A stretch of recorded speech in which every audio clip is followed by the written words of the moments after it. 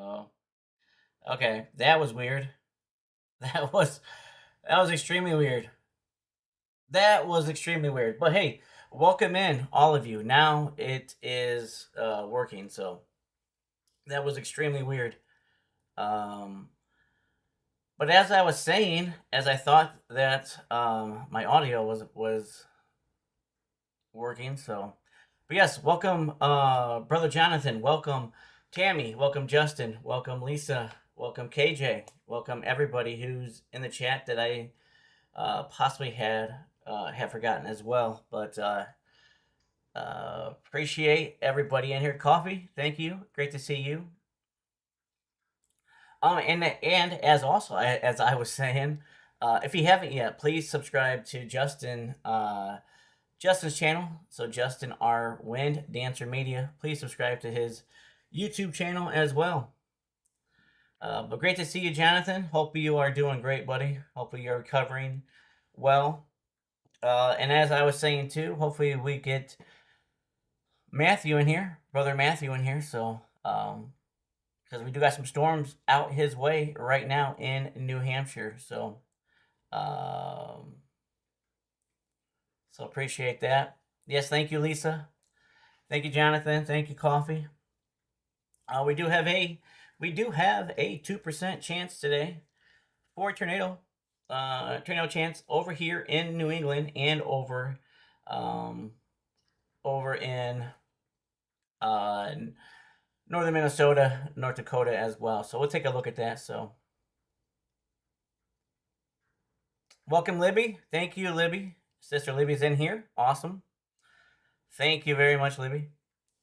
You're welcome. You're welcome, Justin. Yeah, again, if you guys haven't yet, please please subscribe to Justin there. Again, that's Justin R. Wind Dancer Media. So welcome in, Matthew. We got brother Matthew in here. I was just talking about you, buddy, because if you look, right, we got some storms out your way right now up here in New Hampshire. So there's a 2% chance for a tornado up here in right around this area, pretty close to this area here. So hope you guys are all having a great Monday. It is Monday, if I am not mistaken. So hope you all are having a great one. Hopefully, you all are having a great time, having a great day.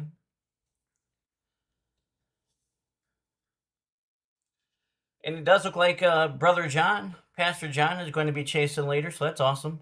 Looking forward to seeing that as well. So looking forward um, to seeing him.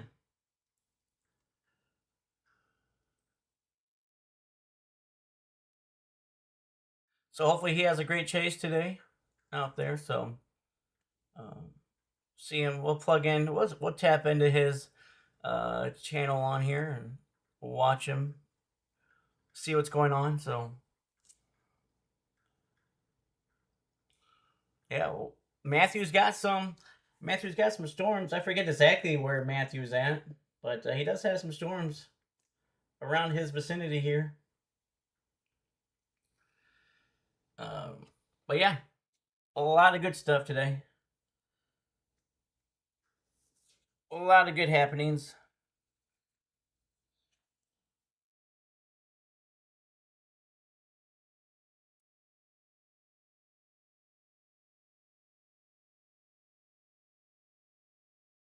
But yeah, again, thank you all for being in here. Appreciate that very, very much.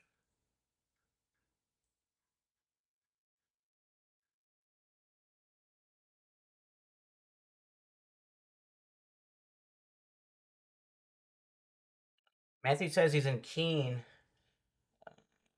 Let's take a look here then.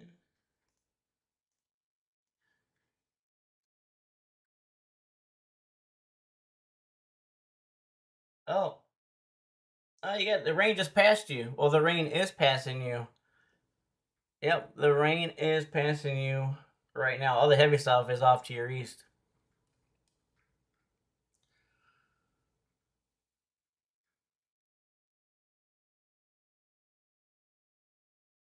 Awesome, Libby. Say hello to your niece from all of us. Appreciate that. Appreciate all that. Appreciate all of you.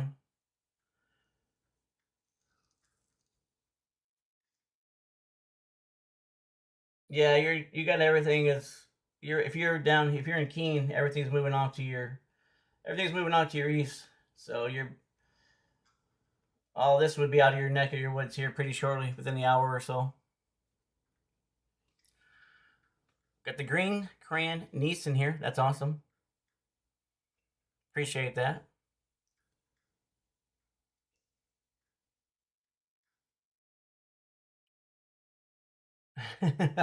Thank you, Libby. Thank you very much.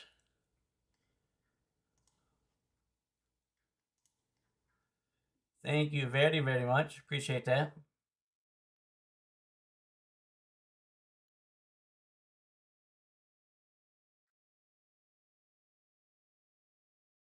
Hope y'all are having a good day. What'd y'all have for lunch? Y'all have a good lunch? Drop what you guys had in the chat. What do you guys have for lunch? Hopefully it was a good lunch.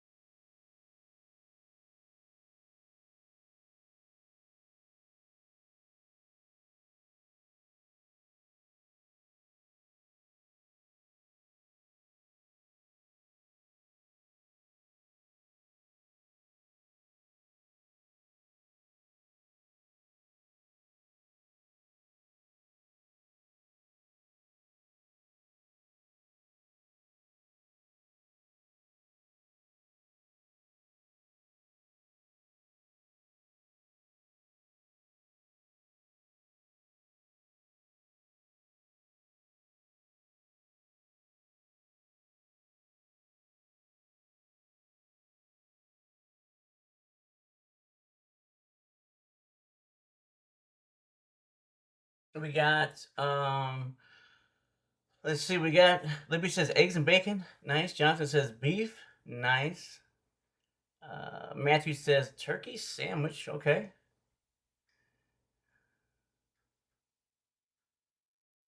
Nice. Tammy says pimento cheese and ham sandwiches and chips. Nice. Thank you, Justin. Thank you, brother Justin, for being in here. Highly appreciate it. Libby's Libby's niece get some W's in there. She has some mac and cheese. You can never go wrong with mac and cheese. That is a kid's favorite, basically. Some W's for the W's for a green crayon niece there with some mac and cheese. But yeah, thanks again, brother Justin. Thank you for being in here. Highly appreciate that.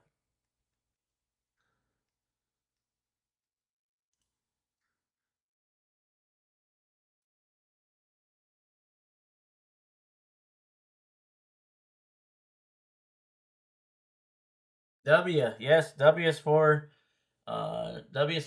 some good old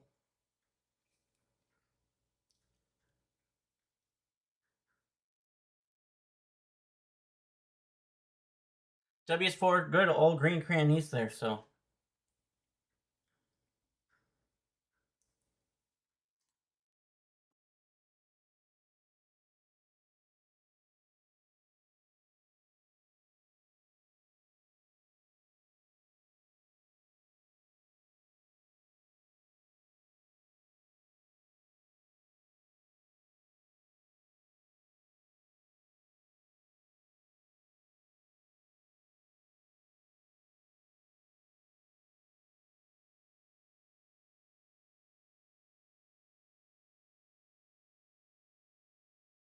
a lot of good stuff here. Hey, before we jump into the weather here, gonna show you guys here one of the tornadoes that got confirmed here on last Monday, when we had that big old huge MCS line come through. Remember, my power went out like, a bunch of times and everything else. So, but nonetheless, I'm going to show you the path of one of these tornadoes here. So, um, so yeah. So some of you guys may have already seen this. Some of you guys might not have. So, but before I jump into this, like always, I want to thank my Lord and Savior very much for all of His love and for all of His mercy and for all of His grace, for allowing all of us to be here, for allowing all of this to happen, for bringing us together in community and in fellowship, and just keeping us all safe and giving us a place where we could, where we can, talk about weather, learn about weather, and just mingle and communicate and be in fellowship with one another. So, so again, like always, all glory and all honor and all praise goes to my Lord and Savior Jesus Christ. And if you do not know Jesus on a personal level, please reach out to me or please reach out to somebody in the chat so we can point you in the right direction. Again, though, it is not us who save you. It is Jesus who saves you. So it is not us. So, but we can help point you in the right direction there. So, and give you encouragement and give you support. But again, it is not us who saves you. We don't have any saving powers. It is the great Lord Jesus Christ who saves you. And so very thankful for His love, for His mercy, and for His grace. Very thankful for Him allowing for all this to happen. So again, without Him, none of this is possible. Again, thank you all for being in here. Highly appreciate it. Thank you to everybody who's watching on Facebook. Thank you to everybody who's watching on Kick. Thank you to everybody who's watching on Twitch and everybody who's watching on YouTube. Very awesome of you guys. If you are new here, I am a digital meteorologist. My name is John, but I go by John Boy. That is my nickname. So welcome to the John Boy Severe Weather Lab Plus Education. Thank you for being here. Not only do you get live severe weather coverage, you also get live weather teachings and weather sessions. So a lot of great fun stuff. Last teaching was on radar 201. So radar part 2 in the radar series. So we got a little bit deeper just a couple days ago. So a lot of fun stuff with that one. So if you haven't yet, please check out any and all of my videos. I appreciate that. So, and if you haven't yet, please please subscribe if you haven't yet. Really appreciate that. Really helps me out a lot. Highly appreciate that. But pushing towards 54, getting close to 5,400 subscribers here on YouTube. So very awesome. Very, very awesome. Before I jump into live coverage, I want to show you this right here.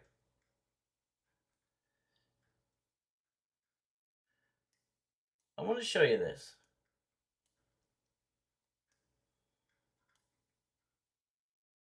So what are we looking at here? We're not looking at a ribbon or looking at what looks maybe like a ribbon, possibly, What we're looking at is an actual track of a tornado. We have an actual track of a tornado. So this thing is very wonky, very, very rare. Now, is it known that tornadoes can and do this? Yes. Is it rare? Yes, absolutely. But there's a reason for this, though. Meteorology-wise, there is a reason why this happened like this. So I will explain that to you. But I want to point out something out to you, how crazy this path was, and why you should always stay in your safe spot until the storm has fully passed you, until it is safe to do so, until the storm has moved out of your area. So this is a good learning tool as to why that is. So, so this is an EF1 tornado from last Monday, so July 27th. here, right down the road from me, actually only a few miles from me. So I'm very close to the spot here. Here in so this is just outside Chicago here. We are looking just basically off to the southwest of Chicago city limits. So this is Cook County. This is where I'm at, just right outside Chicago. But again, this is not too far from me right here, and me and my family. So what are we looking at? Well, remember this line that came through. This was an MCS line that came through, right? So the line that came through was a bow line, right? It started to bow out, and everything else. So what are we looking at? Well, we're looking at this tornado. This tornado plants down right here, just to the west of Country Club Hills. It moves in a normal pattern here. So this is a normal pattern so far. Then we get to Hazelcrest, just to the east of Hazelcrest. And this thing decides to make a loopy-loop. But why? Why did it do that for? Because that's very strange. So imagine if you're up here, right? Imagine if you're up in this neighborhood right here, and typical common sense tells you that there's a tornado on the ground. It is not going to shoot due north. Very rarely will they ever shoot due north. This thing basically shot almost basically due north. So again, it depends on storm motion, but nonetheless, it's not going to, especially if it's headed pretty much due east, it's not going to basically pretty much ever shoot due north unless there's a factor that's into it, a reason that's for that. So if you remember last week, those winds, we're approaching 90 to 100 mile per hour winds, right? So what happened was, and this is really cool. So the tornado plants down like a normal tornado, plants down. Now what happens right here is where it gets pretty wonky and pretty wild.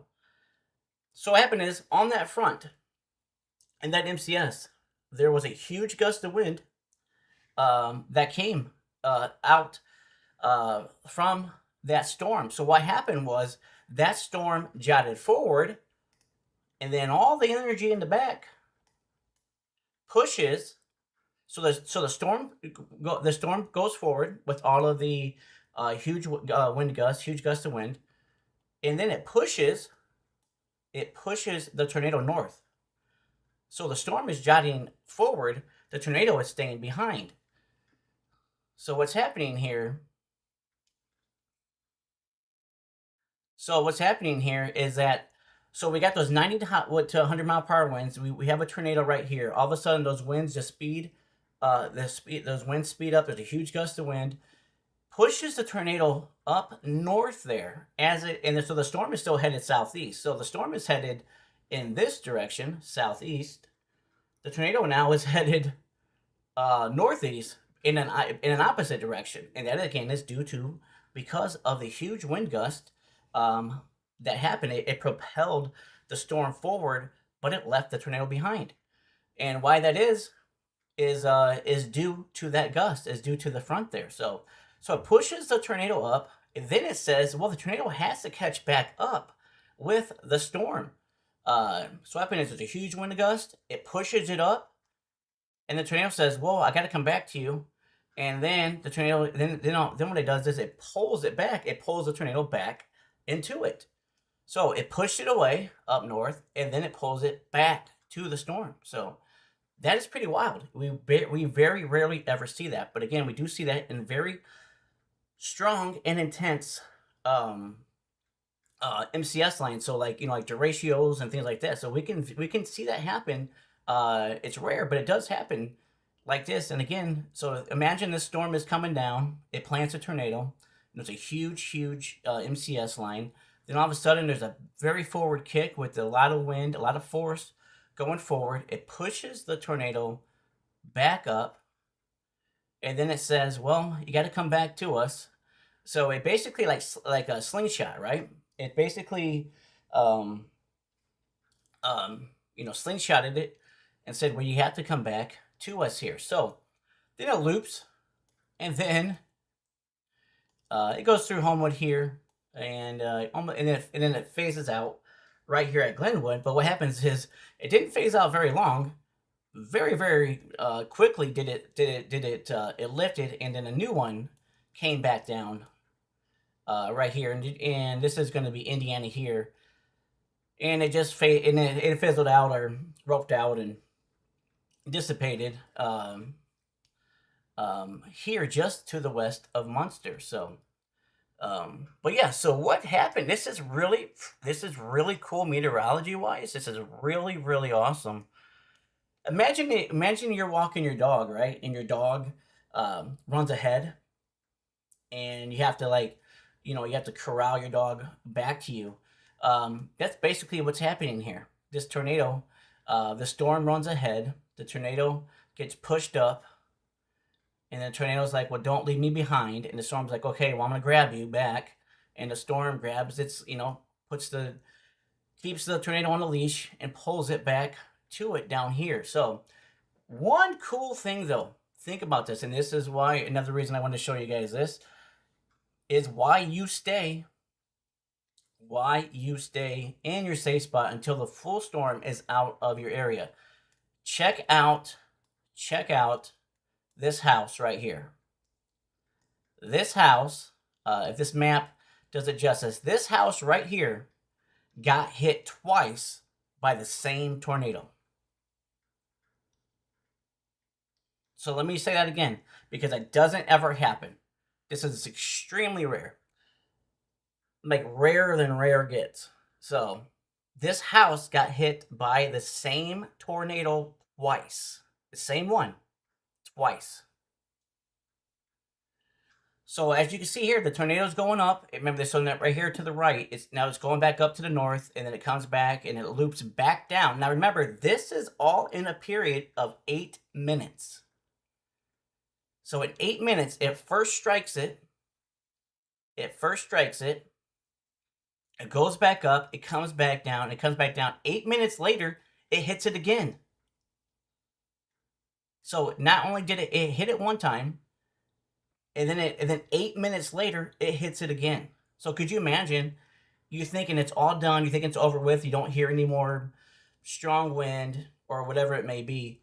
And the next thing you know, the tornado is coming now. It's coming down from the north, headed south towards you. That is why you have to stay in your safe spot. Stay sheltered until that full system is fully out of the area. That is why it's that important for.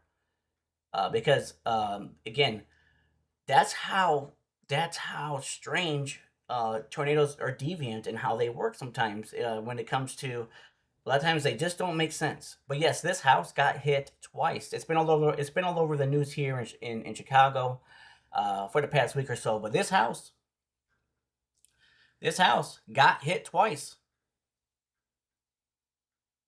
Thankfully, it was only an EF1. Could you imagine if that was like an EF3 or an EF4 or whatever? That would have destroyed the whole. If it didn't destroy it the first time, it would have definitely have destroyed it the second time it came through. And then this house here almost got hit twice. According to the line is just off. So they pretty much went straight through this house. But yeah, this house here got hit twice. Again, it's been all over the news. It's been everywhere. So, but again, that's what happened on last Monday. That is why this happened for. This is why this got shot up north. It had to do a loop and come back to the storm. And the storm yanked it back down. And then it acted like this house owed it money or something. So it was mad at it, like somebody in this house owed the tornado money or something. But because yes, you never see something like this. So this is very cool. Hopefully you guys find it cool. I mean, it's cool because nobody got hurt, nobody got injured, nobody got killed during that process, because it could have been a lot worse. So thankfully it was only an EF1, thankfully. But yeah, pretty cool though. Pretty cool. pretty cool. So yeah, look at it. It comes back down, wraps up, and again, it took 8 minutes. It took 8 minutes for it to come through, come back down, come back. So it hit it twice in a span of 8 minutes.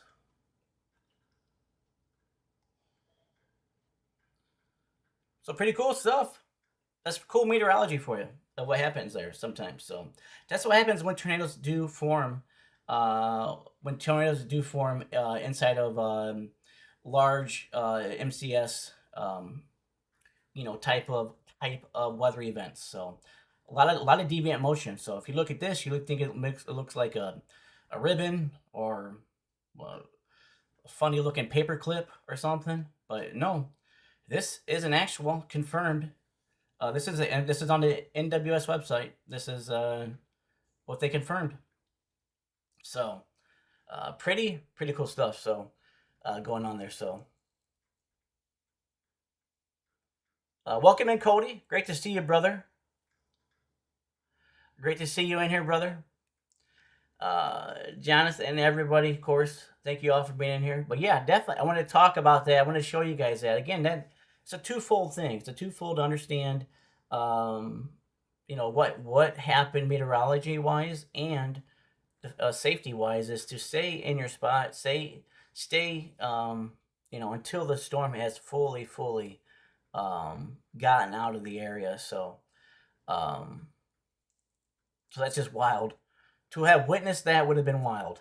That would have been wild that would have been very strange to witness something like that. So, but yes, not too many people can say that their house got hit by the same tornado twice, by the same one.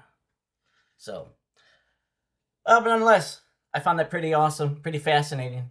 Once I saw that, so really fascinated me. So, uh, but yes, thank you, everybody who's in here. Tammy, thank you again, everybody who's in here. Hope you guys find this as fascinating as I do because that is really wild. And the fact that it happened, really close to me is something pretty wild as well. So, if you understand, here's Chicago, right? So Chicago's right here. This is a little suburb down here, just to the southwest. So basically, almost due south. But Chicago city limits are actually right up in right up around this section because Chicago city limits go way down here though.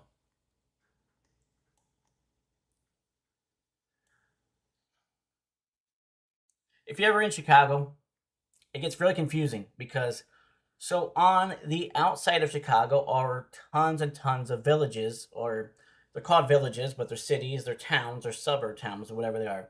So obviously they all have a name. But then when you get into the city of Chicago, when you get into um, the city limits, all of the neighborhoods in Chicago have names as well. So a lot of times, if you're in Chicago and you're talking to people, they will be talking to you, and then they'll start talking to you about maybe a suburb town or a village, and then they might start talking about a neighborhood in Chicago, and it gets very hard to decipher and understand what the heck sometimes people are talking about. So it's like, but that's how it is around Chicago. So all the neighborhoods are named, and then obviously all of the villages are named around it as well. So just something to point out there. Sometimes it can be very, very confusing. But nonetheless, yes, this is this is pretty cool what happened here though. So looking like a ribbon, like a weird looking paperclip, whatever else too. So, but yes, cool stuff there's going on there. So, but Tammy, I think I saw earlier while I was talking. But yes, you can use any type of videos you want. I think you're talking to me, maybe not. I don't know. Um, but yeah, if you want, you can use any of my videos you need or want to use. Absolutely.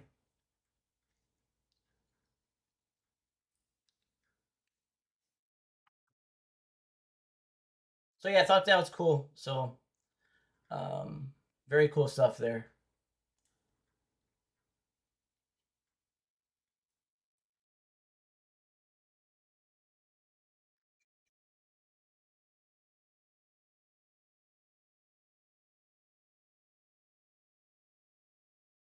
All right, let's go full screen. It's just all of this is just about out of Matthew's area.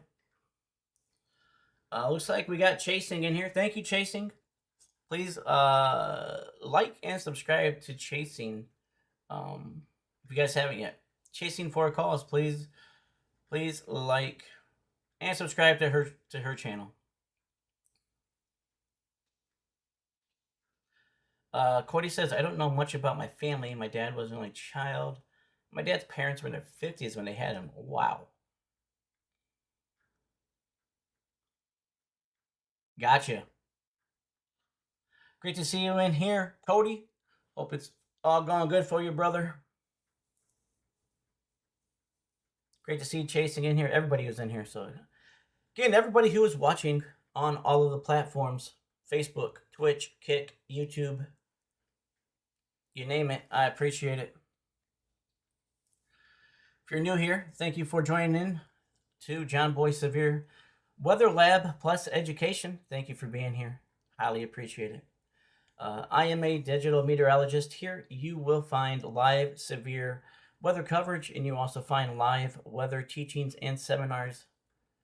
So lots of great stuff. Win-win for you guys, a win-win for me. So if you want to nerd out and have fun, nerding out over weather and everything else, please stay, please join, please chat, please like, please subscribe, follow, whatever else that's called on those other different platforms. So appreciate that. So, but I am using Weatherfront today. So just so you guys know that, I am using Weatherfront, and it is out on the beta app. Is out on Android. So I did download it a few days ago.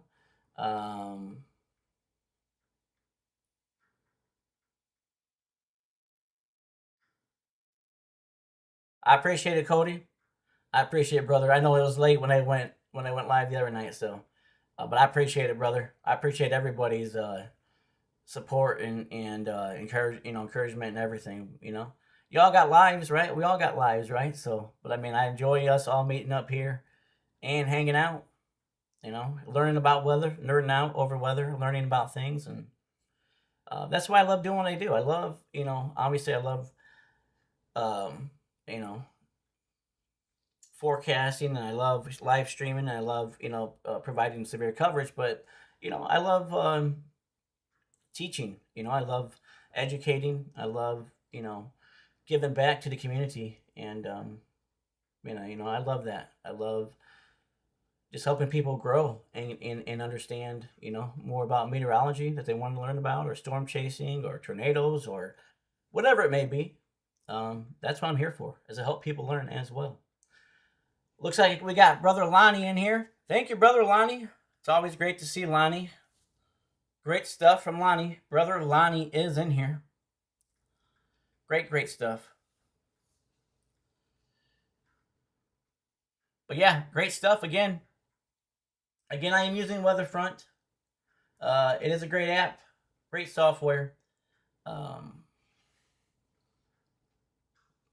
So again, yes, it is out on Android. Like I said, the beta app is out now. So if you haven't yet, if you do have Android, I highly recommend that you go pick it up and download it off Android. So again, it is the beta version. It's still in work, but it works very very good. So yes, and like Cody just pointed out, is a great linear mode right here. Yes. So yes, this is linear. It's all in a straight line here. So yes, very good point out. This is just past Brother Matthew now. Brother Matthew's over here in Keene. So thankfully, we don't have any tornado warnings. We don't have anything like that. We'll go over and take a look real quick at the alerts, and we actually don't have any severe thunderstorm warnings right now. We did just have a few just a couple minutes ago. Those have since been allowed to expire. So a lot of great stuff. Lots and lots of great stuff here. So again, I am using Weatherfront. I do use WeatherWise a lot also too. Just all depends usually on the day. When I just say, hey, whatever I want to use, I want to use it. So, but I highly recommend both the apps. I recommend um, whatever. I recommend whatever app you find that that helps you the best. Utilize that app and continue to use that app. So wherever you get the best information from, that's the one you should be rocking with. So, but again, I love Weatherfront. I love Weatherwise too. They both are very easy to use, easy to set up, easy to use the tools that I love to use them for. So, um, thank you, KJ. Look at that, chasing. You got a new subscriber in KJ. So thank you, KJ, for subbing. So a lot of great stuff there. So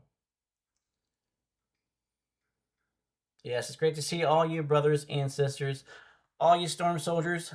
Great to see all of you here. So again, like always, if you ever have any questions, comments, concerns, let me know in the chat, and I'll do my best to get to them. If I miss it the first time, just ring my bell again and ask again. So appreciate that. So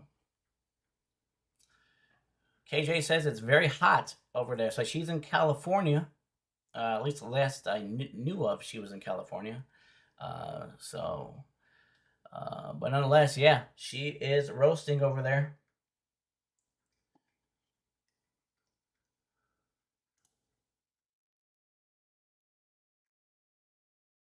We can fly there real quick.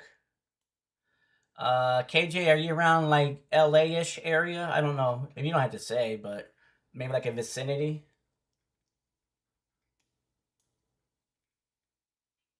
Either way, if she's around LA, yeah, it's approaching 100 degrees out, just a little bit further off. Obviously, away from the coast. The coast is always going to be cooler, especially if the winds, especially if it's west winds, right? So coming out of the west here, so and blowing east.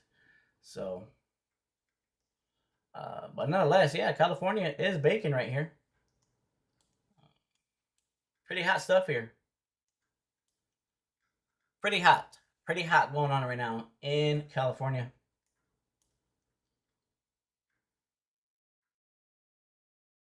Tammy says 97, which is extremely hot, but no humidity. No humidity. That's a good thing, but still 97 degrees is still 97 degrees. But as we know, when it's humid, it is even worse when the heat index is up. Oh man, does it make it worse? Feels like you cannot get the sweat off you, right? So it feels like you can't, you just can't relax. Your body is like constantly trying to cool down, and it's hard to cool down. So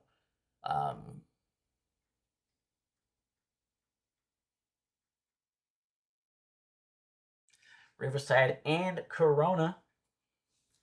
Thank you. Thank you very much, KJ. But yeah, so it's very hot over here. Very, very hot over here. So we got Riverside right around this area. Yeah. Let's just call that 97-ish, almost 100 degrees. So,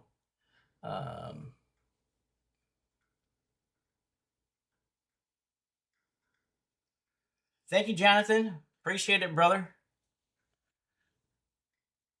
Much love to you, buddy. Hope we see you here back on here shortly here. So much love, brother. Yeah, looks like it's very hot over in KJ's neck of the woods. So Tammy says it's supposed to be 101 degrees tomorrow. Still no humidity, but as we know, it is still hot. So very hot. So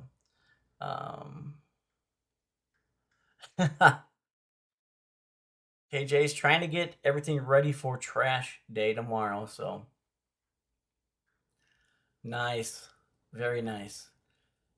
Yeah, it is nice when it is nice when there isn't any humidity, but when the relative humidity is up, you know, 80%, 90%. I mean, you're talking just sticky, right? It just sticks to you, and it's hard for the sweat to, our sweat to evaporate. That's why it feels hotter compared to a dry heat versus what we call wet heat, right? So wet heat is the humidity, right? So um, it just our bodies don't like it.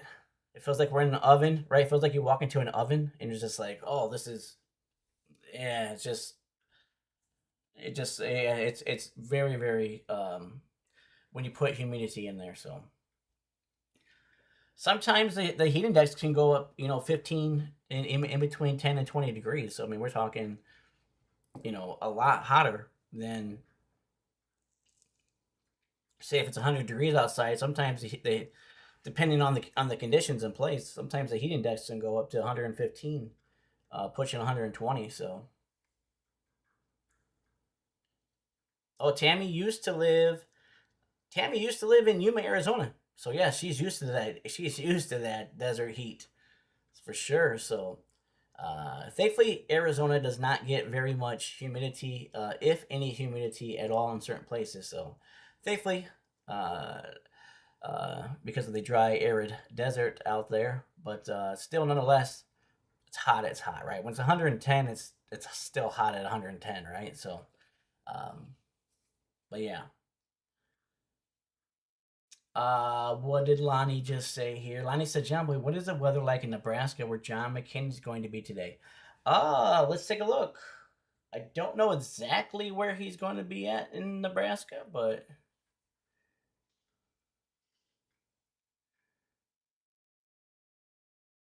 for sure, yeah. KJ's talking about the dew point. So yeah, so dew point. Um,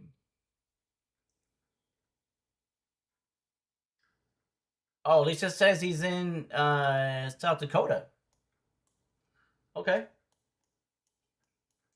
Well, that's where we're about to look at, anyways, because that is where the main threat is today. So, um, and we're definitely going to need this radar site if it's showing it's down. And it's showing this one down too. That's not good.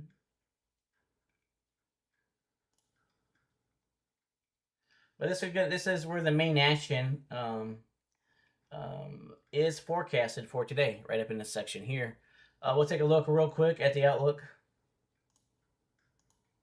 Again, right here. So the outlook here, this is what this has been pretty much pinpointed for the past couple of days here. It hasn't really changed that much, just a little bit slightly, but nothing too dramatically.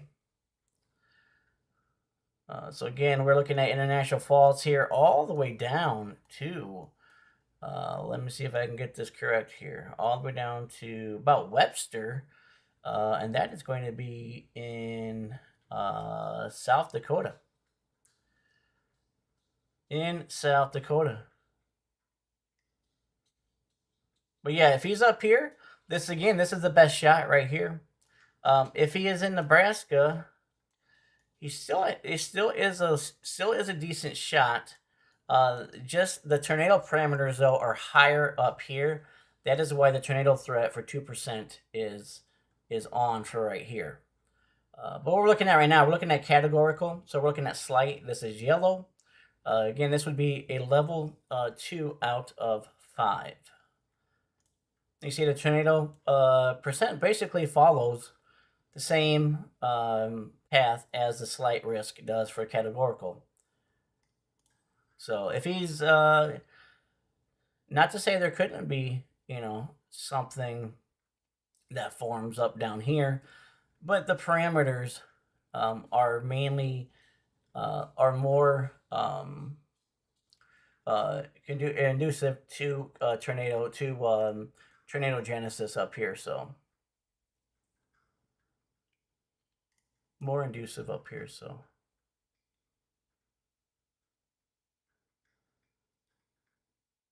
we got 2% here, and we also have right here in Maddie's neck of the wood. in Matthew's world over here, 2% as well. So 2% here for New England as well. Anywhere up from basically Norwich, New London, Connecticut, all the way up north, all the way up into pretty much southwestern Maine. So Phillips, Farmington, areas in Maine. So this is a pretty decent stretch here of a 2% chance for a tornado over here as well.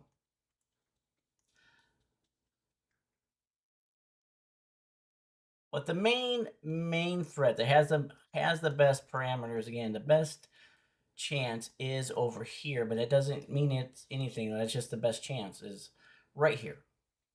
Northern Minnesota into very southeastern North Dakota, and northeastern South Dakota.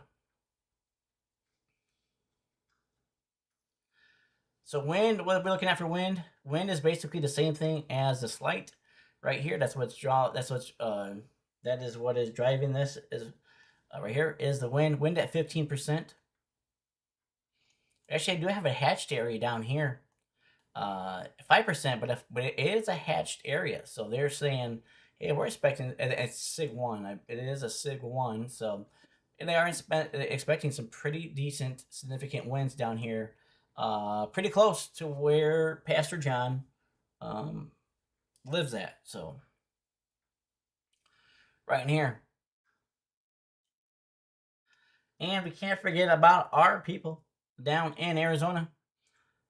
Arizona also too does have a wind threat and a wind or a hatched area down here as well. So right around the Tucson area, just south of Phoenix. So we'll jump back in here. Now we'll look at the hail. Hail threat again. It's up here. It is up here again. So again, this is the area right now that's primed for the most severe weather today.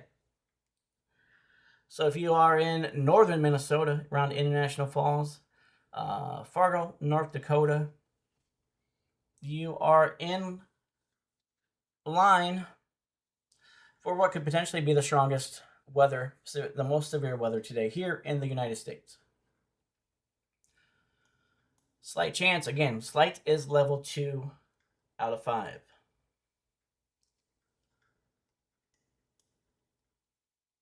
But yeah, so it depends on, yeah, like Tammy says here, yeah, that's what's happening down in Arizona. Yes, is monsoon season. Tammy would know that firsthand from living in Yuma, Arizona. She would be experiencing that every summer. So,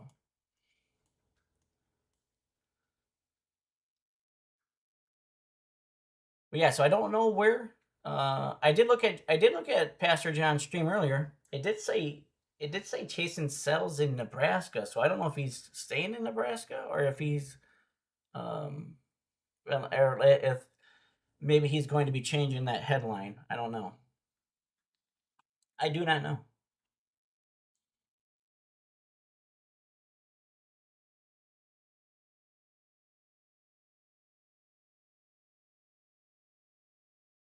Hiawatha, Kansas for Thursday? Yeah, let me do that real quick.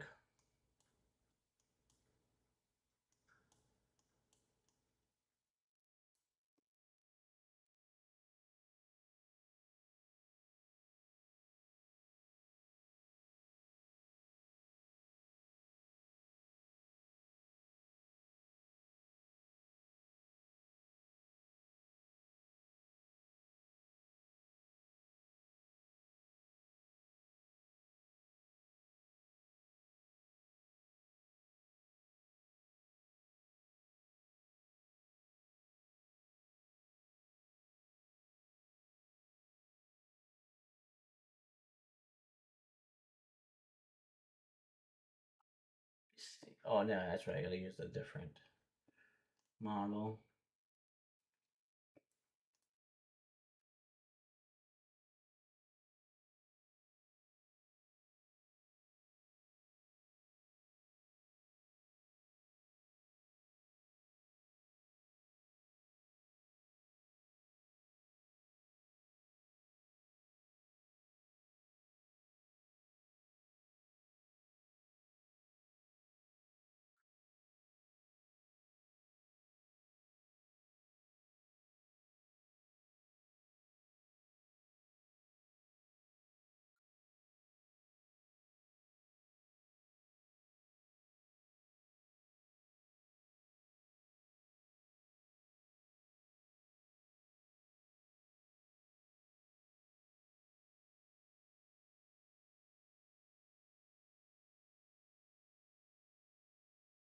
You said Thursday? Let me run Thursday here. Thursday. Here's Hiawatha right here. So if we go and look at right now,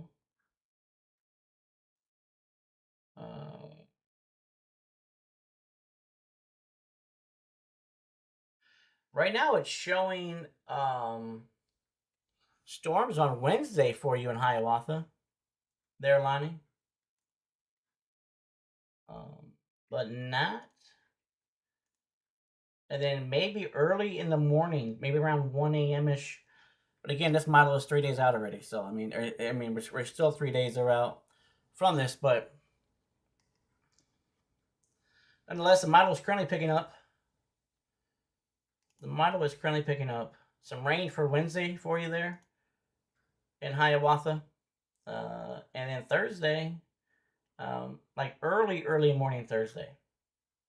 But then keep going throughout the day on Thursday. It's not showing any more rain. So for you there. So you're welcome. You're welcome.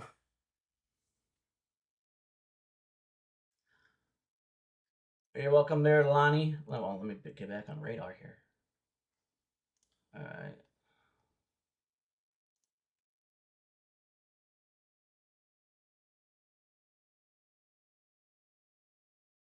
See if we have anybody. Do I have?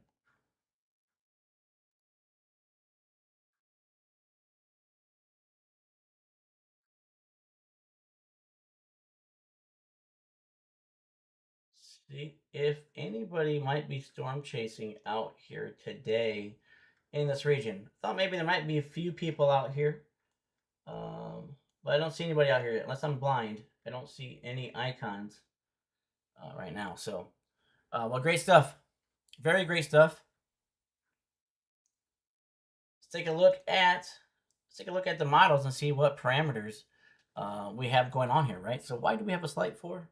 Why do we have a 2% tornado chance? Well, let's take a look at what we're seeing here. So actually, it's the wrong one there. Let's go to here.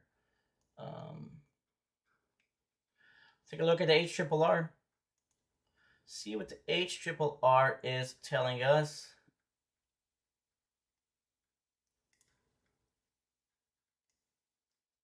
This is going to be for it's going to be for convection here. It's going to be for this is going to be for rain and hail and stuff here. So let's take a look at this area right here.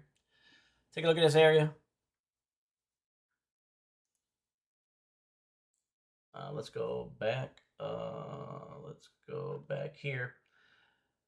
So right now it's about 3 p.m. So again, this is about where it's at. So go plus an hour.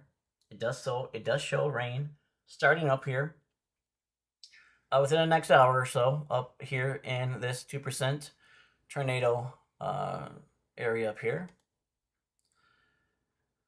Still some more storms at 5 p.m. 6 p.m. 7 p.m. is when they're forecasting a few stronger storms right here. 8 p.m. 9 p.m. 10 p.m. So it keeps going through the night here because we do have a cold front here. So that's what the HRRR is showing right now. We're up there in the 2% tornado risk area right here, up in northern Minnesota, all the way down to Fargo, North Dakota as well. But if we take that off, we look at let's look at mixed layer cape. Mixed layer cape. I gotta change the time here. So 4 p.m. So we don't have very much cape here. But again, we don't need. So we do have. It's calling for a little bit of instability, more instability around here. Around Fargo, actually, like right over Fargo.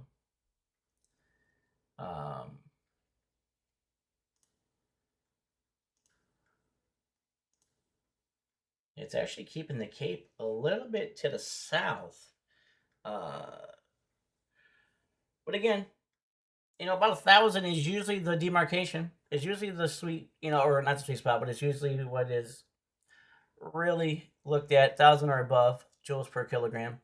But tornadoes can happen underneath 1,000 joules per kilogram. But 1,000 is usually what is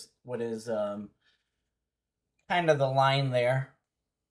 But nonetheless, so we don't have any off the chart Cape values, nothing like that. That is not off the chart at all. So if we go up and we look at SRH here. Okay, so this is showing. Okay. So for SRH for 0 to 1 kilometer, we're looking at 100. 100 is the number that we're really looking for there. So this is storm relative helicity. So we're talking about spin here. This is rotation.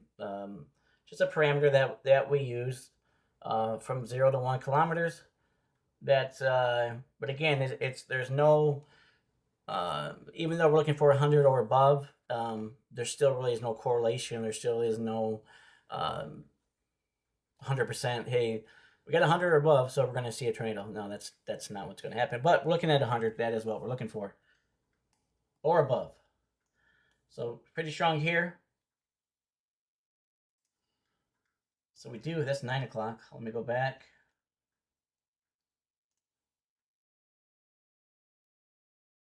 So yeah, not showing. Show a little bit down here. So again, this is going to be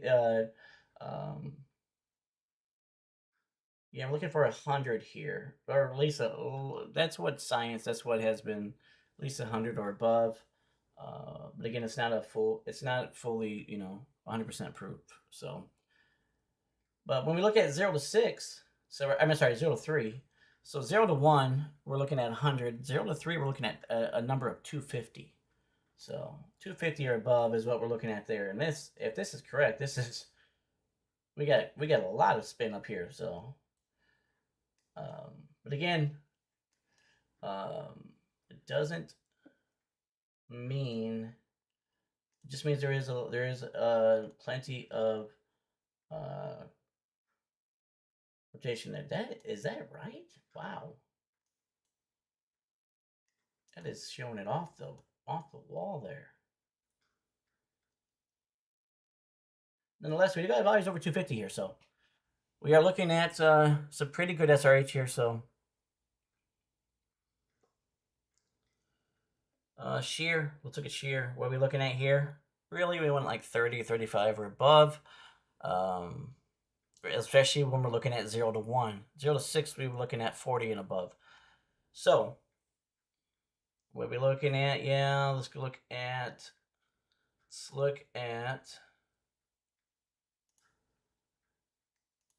so where really the shear is at here. So, we're really looking for the wind shear here.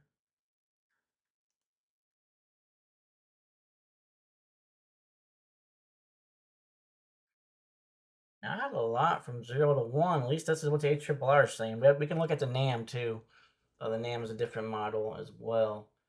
We look at the shear 0 to 6. Now we're looking at really what we need is 40 plus, and this is showing it off the pretty good here from the 0 to 6 kilometer range. So again, 40 is really what is really indicating strong rotation. So we got some pretty. If ARRR is nailing it, this is showing some pretty good, actually really good wind shear. Highly favorable for tornadic development.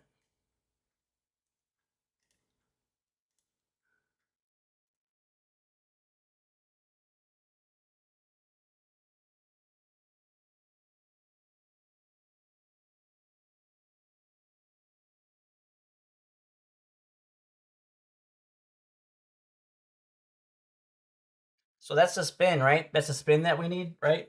So remember the SLIM model, SLIM method, SLIM acronym, right? So we need spin, we need lift, we need instability, and we need moisture. So Spin, right? That's going to be the shear. It's going to be our SRH values. That's going to be the shear values that we're just looking at here. So we do have shear in place, at least according to the HRRR here.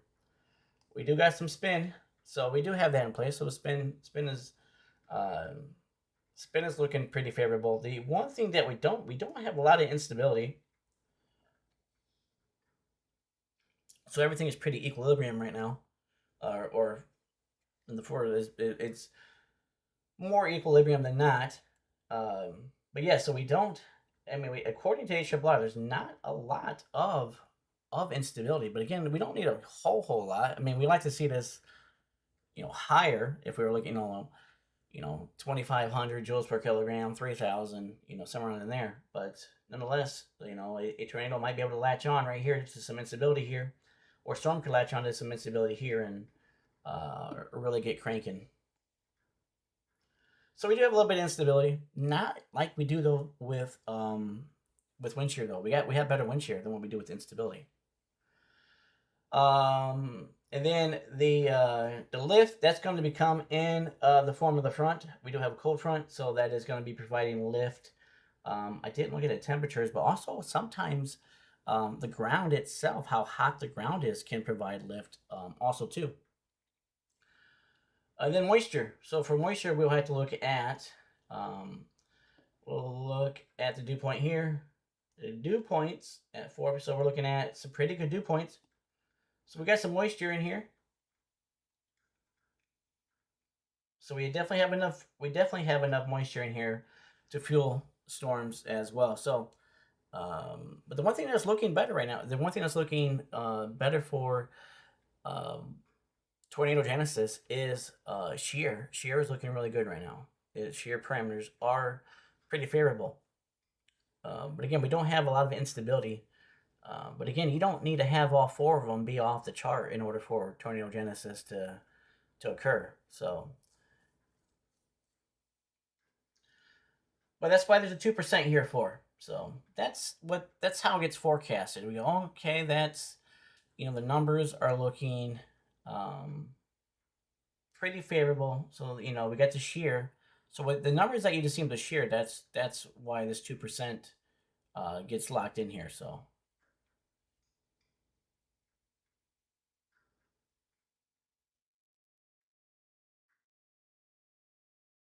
Let's take a look at the jet stream winds. Jet stream's right around 250, so it's pretty close. So we have, we got about, what is that, 48 miles per hour? Okay. No, that's not picking that up correctly.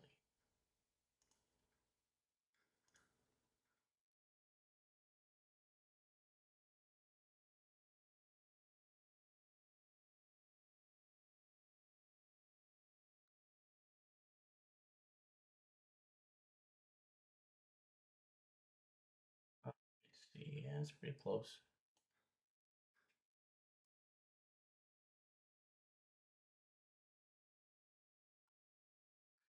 Let me see what the let's see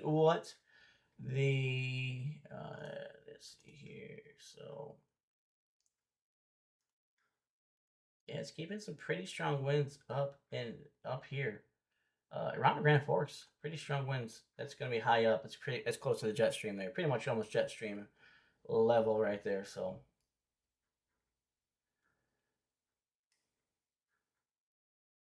If you don't know about millibars, so for millibars, right? If you ever look at a map and it says millibars on it, it'll say 200, 300, 500, whatever. The higher you go up in number, right? So a number, like the larger the number gets, the closer it is to the surface. So 925 millibars is pretty close to the surface. The surface is roughly 1,000 millibars, 1,013 millibars. So again, if you're looking at millibars, if you ever want to look at a wind map, the larger number means closer to the ground, means closer to the surface. So right now, wind speeds here at around the 925 millibar mark. again, we can see are a lot calmer than they are up at the 200 millibar mark. So again, um, this is really high up in the atmosphere here, 200 millibars.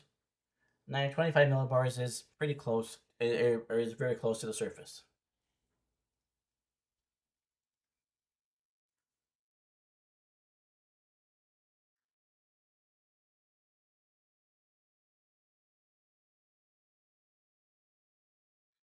We can look at lapse rates. So, if you ever heard of lapse rates before, lapse rates is the temperature change as we keep going up in the atmosphere here. Um,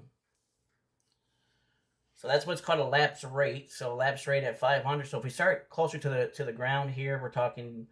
I'm just going to use let's use Ashland as a center point here. In Ashland, so again, if we're looking at the temperature um, at the 925 millibar mark, which is just not too far off from the surface, it's at 24 degrees. We go up a little higher in the atmosphere. It's at 20. Go up higher again. It drops down to 12 degrees. We go up higher again. It drops down to negative 10 degrees. So again, um, those are lapse rates. So sometimes you hear people talk about steep lapse rates and lapse rates. That's just looking to really see how much, how quickly temperature is decreasing the higher you go up in the atmosphere. So if it's happening real quick, like if it happens real fast over a short amount of time, that's when you get a steep. Let's call it steep lapse rates. So that's what lapse rates are. That's how we look at what's called lapse rates. I've heard it. You guys probably heard it many times on, again, many times on maybe some people's streams, some storm chasers, things like that. So, but again, all that's doing is it's a temperature changing with altitude. And the faster it changes, or the quicker it changes with altitude, it's steep. It's called steep lapse rates. So a lot of times that can be indicating so some another parameter for tornado genesis as well with some steep lapse rates. So, but that's what lapse rates are. That's what lapse rates are. You're just changing temperature with altitude, and the faster you change, temperature with altitude, steep. Steep. The word steep gets used. So steep lapse rates. And remember, shear is just changing wind as you get higher in altitude as well. So it's changing the wind speeds and direction of wind as well. So that is what shear is. That is what wind shear is. So again, it's changing wind with height. So I don't see anything off the parameter, like anything off the super. I don't see anything super. I wouldn't even use the word steep. Just looking at this right here. So, but nonetheless, so we do have a little bit of temperature change there going on.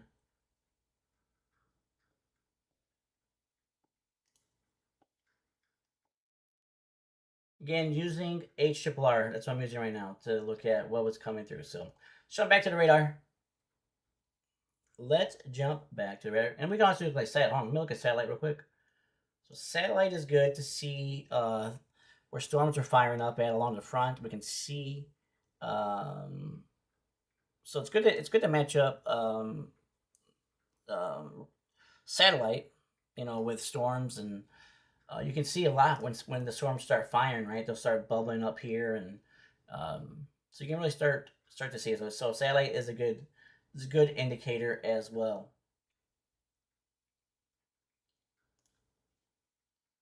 Put it into motion.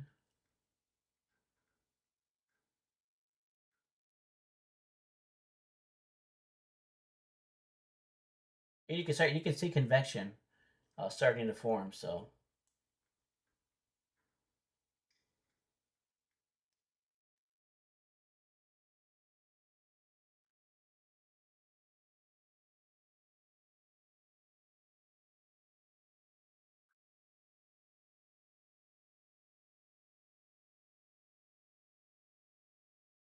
go look back at Maddie's way. Let's go look back at Maddie's. See if Maddie has anything going on over in his neck of the woods.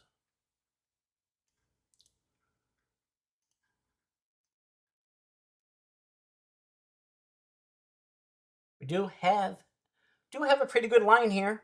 Nothing severe, thankfully.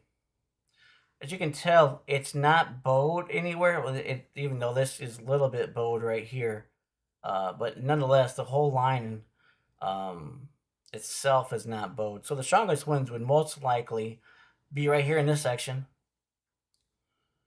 We can take a look at velocity to see what velocity is saying on it. Again, we have to see where we have to make sure that we're looking and know where the radar site is. So where's the radar site from here?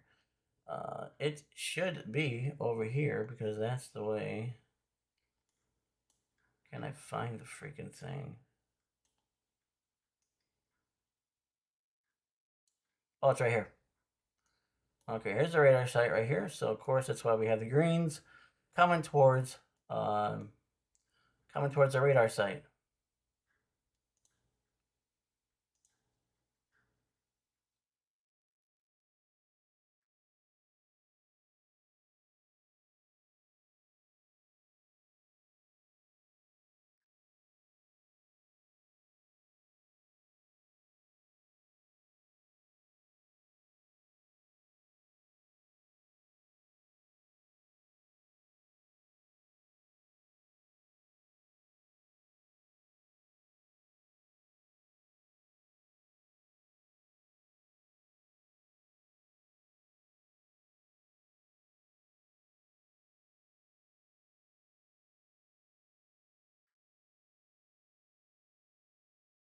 But yeah, thankfully nothing severe over here in Maddie's world.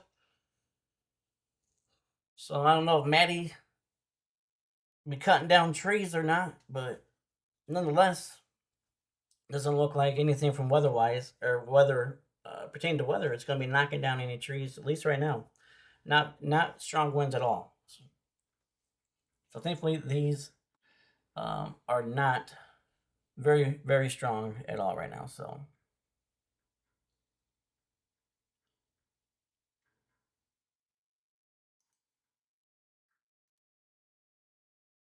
Yep, Maddie says he's in the clear. Yep.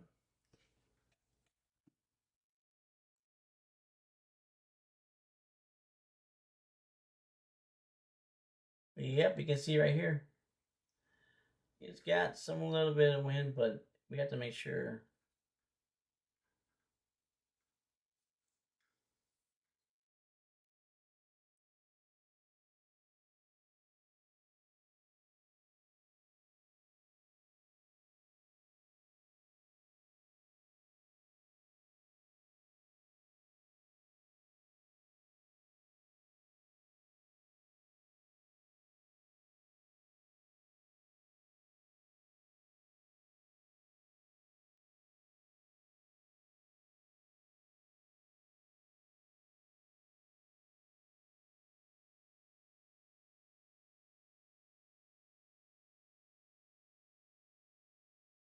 Oh yeah, this line is getting pretty much falling apart. You might see you might hear a couple of rumble. You might see a few flashes of lightning here. I don't even see it. This isn't a lightning maker or anything at all, but you might get a few flashes of lightning, and hear a few rumbles of thunder. Over here in it is now in Maine here.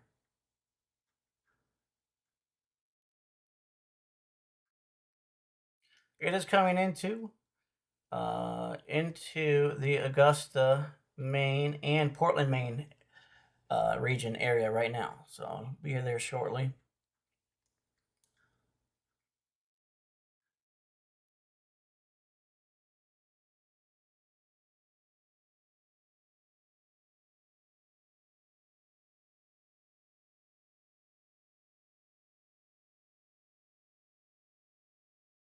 Zero ISO dot right here.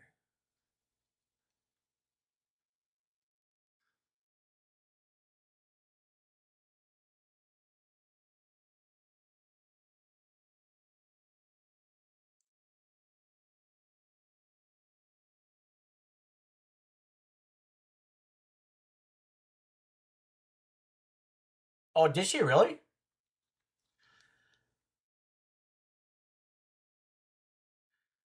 Did she really, Maddie?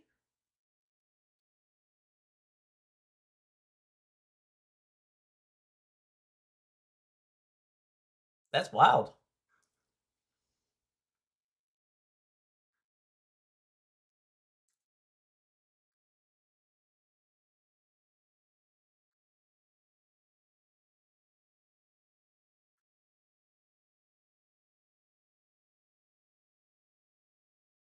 Oh wow. I don't know where she's at in Maine. I know she's in Maine. I don't know what city she's in though.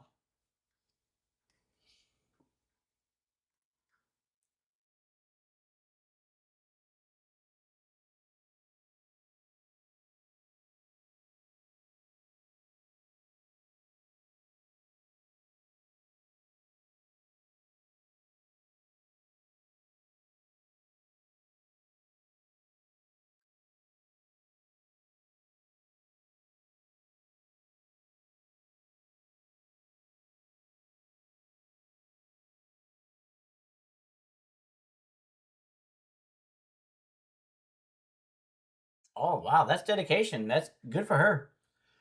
Good on her for that. That's awesome.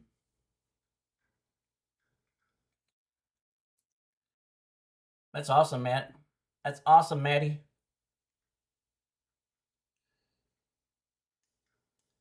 Let's jump out. If you're just tuning in, thank you for tuning in to John Boy Severe Weather Lab Plus Education.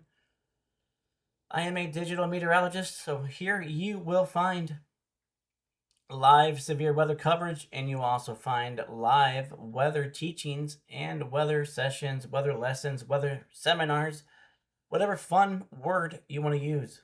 But we have a lot of fun here. We show a lot of love to one another, show a lot of support to one another, a lot of encouragement.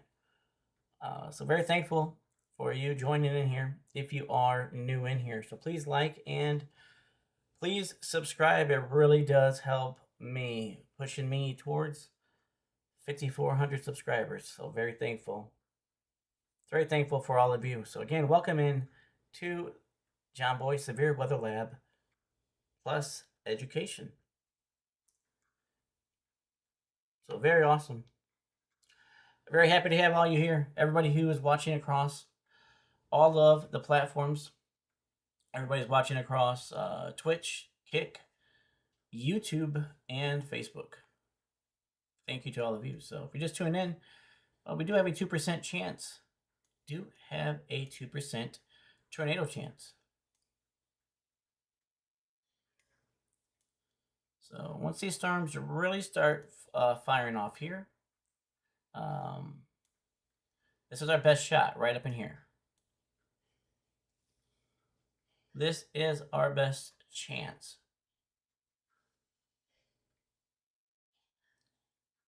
Again, if you're new here, please like and please subscribe.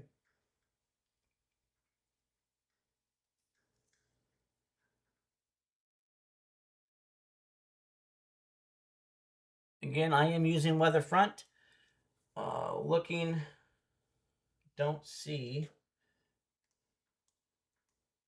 unless I'm blind, I don't see actually any live storm chaser. Oh, wait. Oh.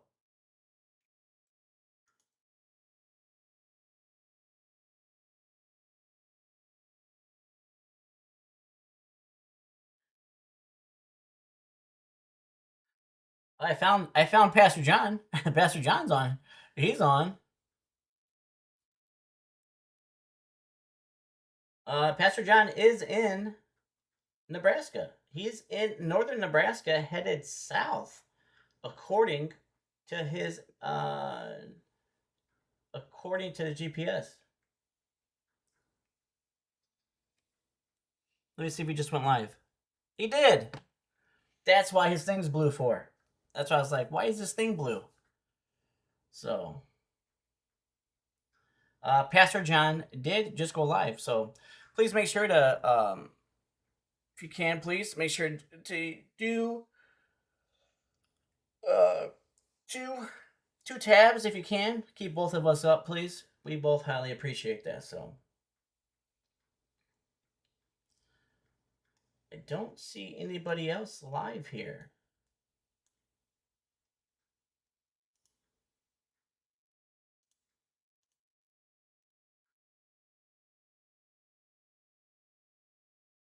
Thought maybe Tornado Pagey might be out here.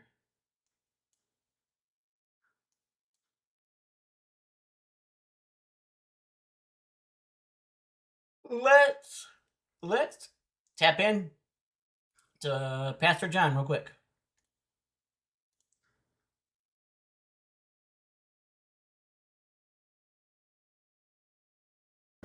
And out of Nebraska, and I'm in Nebraska, chasing today,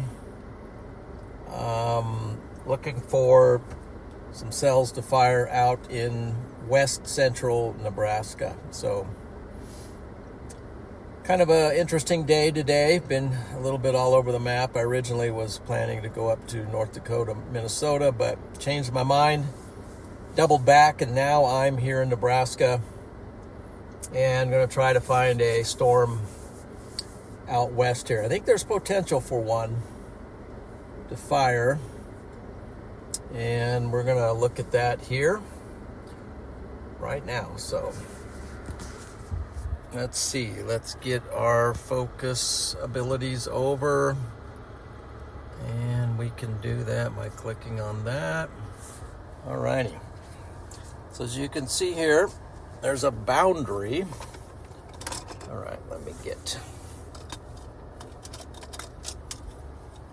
some specs here so I can see what's going on. So there's a boundary out there, and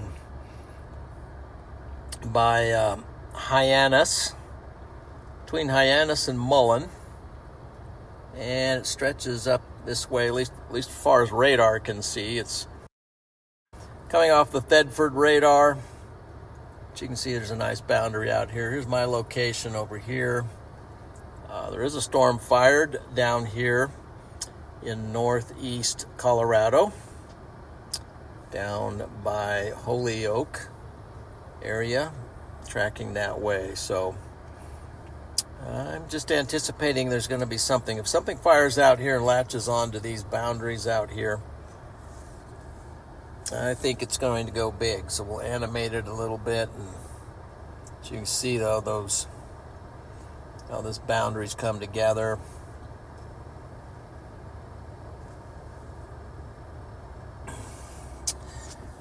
Forming a boundary, and it's rolling south a little bit. And if there's a cold front associated with that, it's not doing a whole lot, because back here it's 80. Affected it a little, maybe it's 80, 83 there. Over here it's 90, 91. And then let's see, we'll stop that. By the way, we're using the weather front radar app here. And I want to give a shout out sponsoring this chase. And you too can have the Weather Front app as well. There's links in the description of this stream, and you can get that on your phone or tablet, iPad, different devices. But it's a great app. Works really smooth, really well. And then you can track me on this. It has storm chasers. So you can always know when I'm chasing, you can always know my location. You can follow along on the map. It's a free app. You can download that. So, I encourage you to get that. Right now I'm trying to decide on two possible routes here. And one is to take this over to Ainsworth, down to Brewster, over here, and head out that way. There's no direct route out here in western Nebraska. The other route is that I come up here like this and come down here like that, or come out like this and come down here like that. So There's this big open space in here that's really hard to work with. There are some roads here and there, but it's not highway roads. So the question is, if you go down here and the storm fires, if you go down here and the storm fires up here, then you wished you would have gone the other way, and vice versa. So it's a guessing game at this point. Now I'm going to clear that out. And let's just take a quick peek at our satellite to see if it's going to give us any clues. Here we see this storm down here in Colorado. And maybe some stuff in the middle. So maybe up here, somewhere up among this kind of a mixture of clouds and cumulus and boundary and all kinds of stuff going on up here. So yeah, that's just one of the reasons why I haven't moved for a little bit, just trying to figure out where this is actually going to go. But so welcome in, everybody. Hope you're doing well. Getting a start into August here. Some of you might be getting ready for school. Maybe you have some kids that are getting ready for school to start. Maybe you are getting ready for school to start.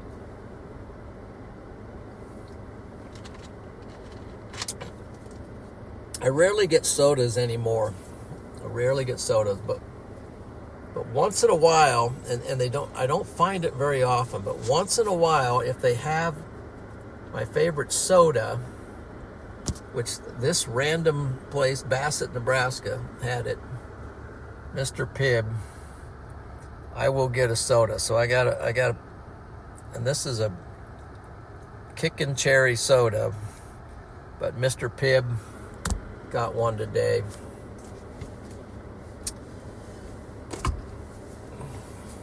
Never know what you're going to find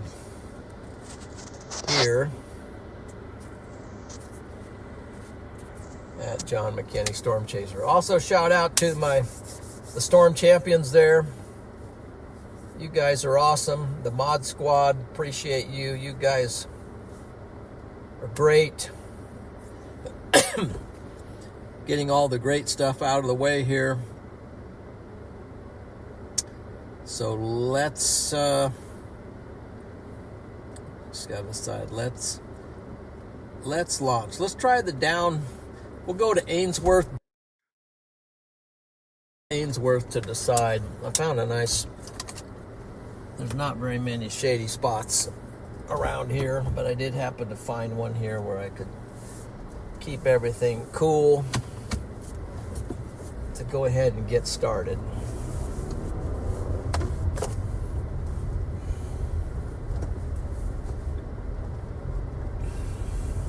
Otherwise, everything's pretty baked.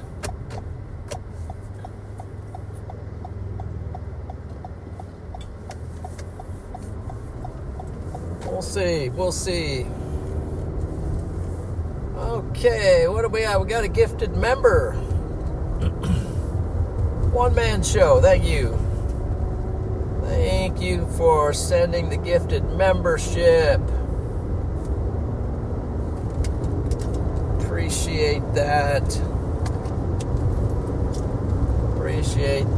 So One Man Show sent a gifted membership, and Mimi White is a new Storm Champion. Welcome, Storm Champion Mimi White. By the way, it's August, so if you are a Storm Champion, you always get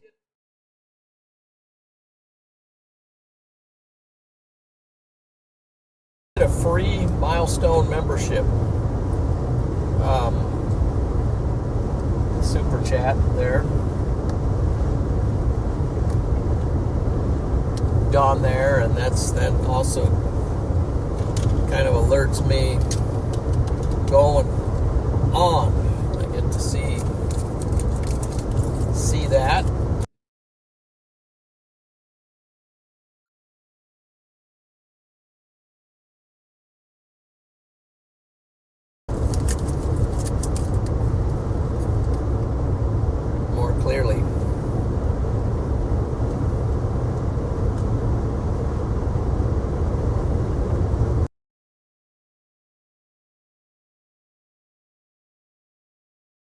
All right, if you're just tuning in, we are taking a live look at storm chaser John McKinney. He is on his way to Ainsworth. Um, if you were following along with me, what I was doing there was I was forecasting. What um, what the parameters look like for where he's chasing at. So the area here.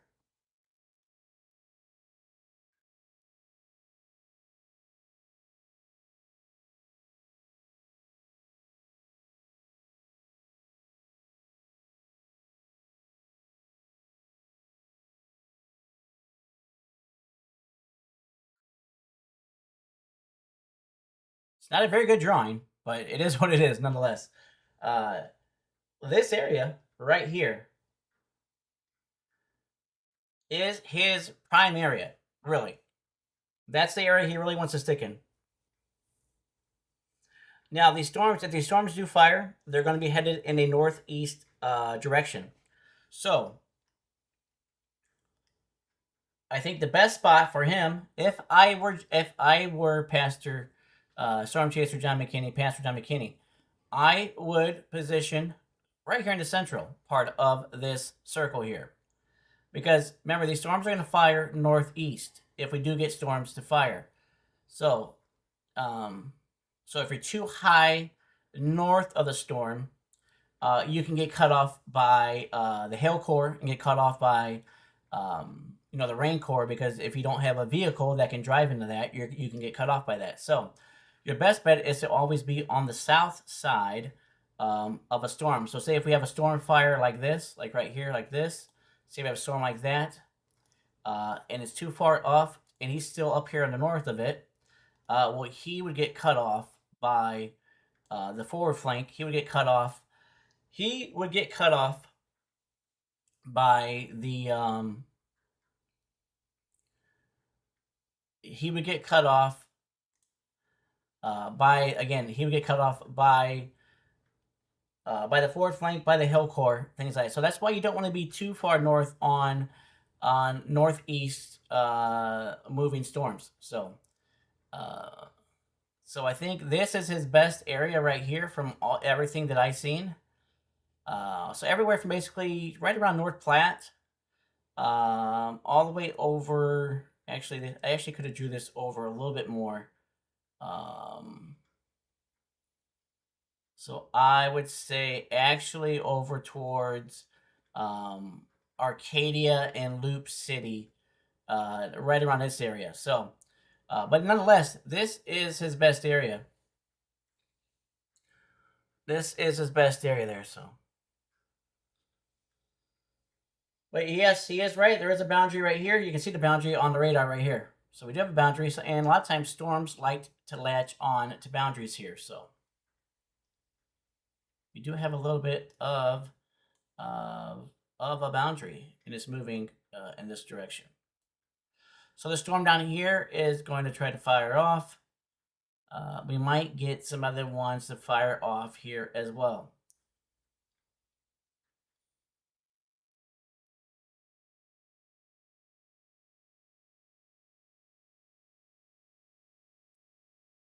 So I would, if I were him, if I were Pastor John, I would settle down right around this section here in Dunning, Arnold, Brewsterish type area. Maybe a little bit off to the east as well. Maybe close to Broken Bow as well. Because the further we go into the night, this circle is actually going to push over off to the east. So, but again, right now, his best chance right now is basically about what I circled there. So,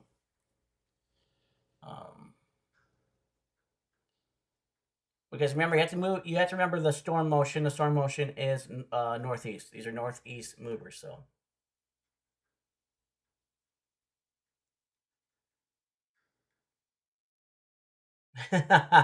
Yes. Thank you, KJ. Appreciate that. Thank you very much. Thank you very much. So, if you guys are just tuning in, we are taking a live look at Storm Chaser, John McKinney. He is in getting towards Ainsworth, Nebraska here. Going to be following these storms as they potentially do start to fire off of this boundary here. So,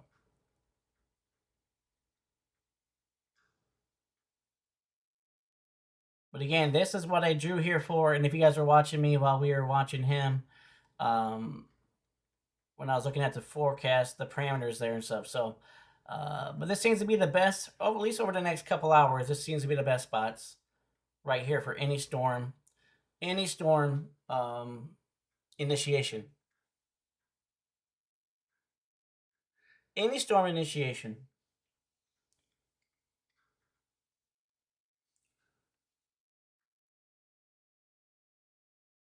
Any storm initiation of where Pastor John is at would be right here in this section.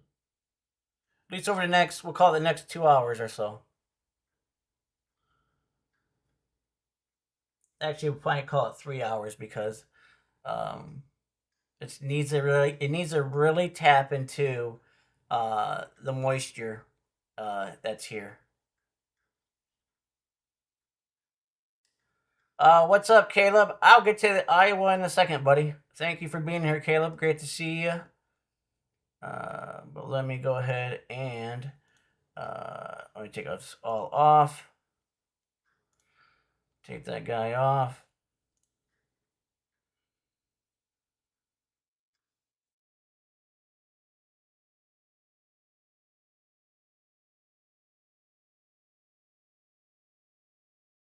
Let me go look at observations right now. So that's back at 3 o'clock. Dew points. Still, yeah, dew points are still good here. So I got some good dew points here. This is taken from 3 o'clock, so just like an hour and 19 minutes ago. So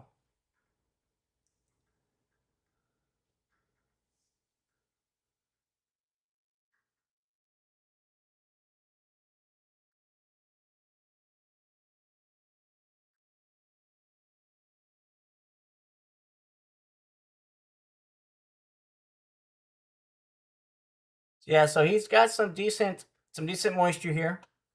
60s are always really good. You technically even the 50s. 50s are really good, but once you start getting 60s and 70s, then it's such saturated. Yeah, you got pretty much all the moisture you could want to tap into.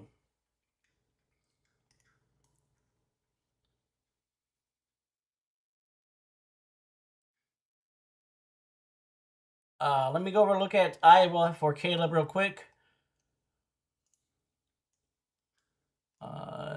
Again, and then we will jump back in and take a look at Pastor John's live stream here. So, how if I can see the map? There we go.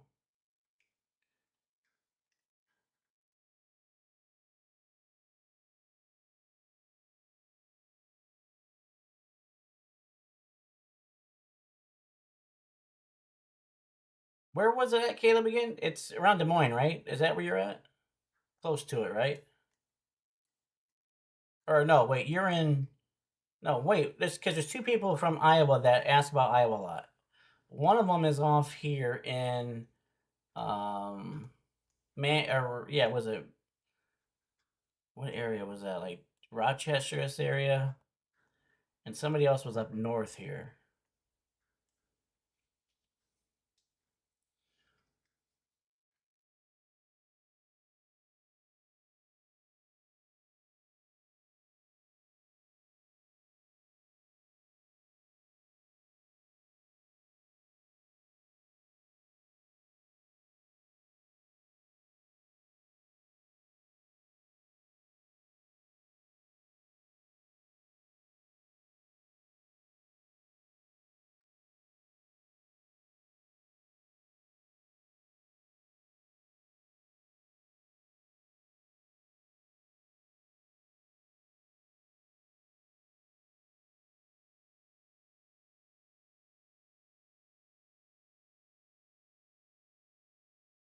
Great to see you. Great to see you, Weather Girl. Weather Girl's in here. Thank you very much, Weather Girl. Always great to see you. Always great to see you in here. Appreciate it. Yes, and amen, Coffee. That's awesome. Awesome to hear. Awesome to hear. It's great news. Amen to that, brother. Let me take a look here at. Let me scroll down to.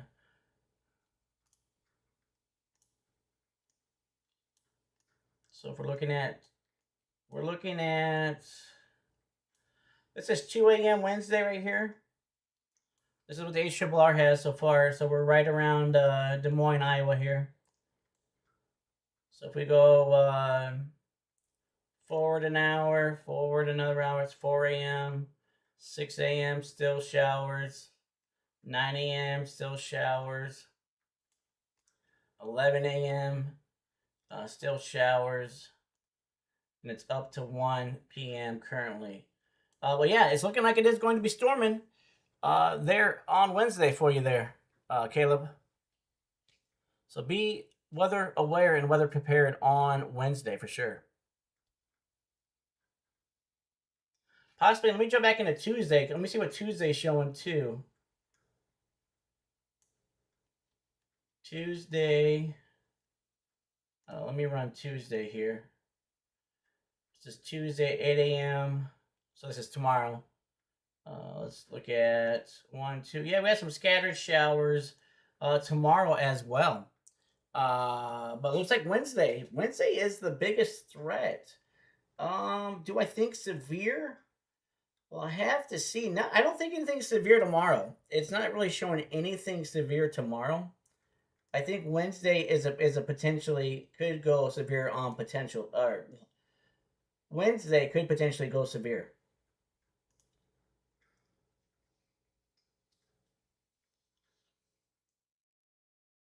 We'll have to see how the how the storm mode goes and how it um, how they initiate. But yeah, right now the HRRR is showing some pretty good storms on Wednesday. I don't know about bad. Again, we'll have to wait till tomorrow to give a better indication of how it's looking. But right now, it's not looking like uh, super bad or anything. So, but let me go. Let me check out the NAM. Actually, let me check out. I'll use the NAM, then I'll go to the RRFS. Check that out.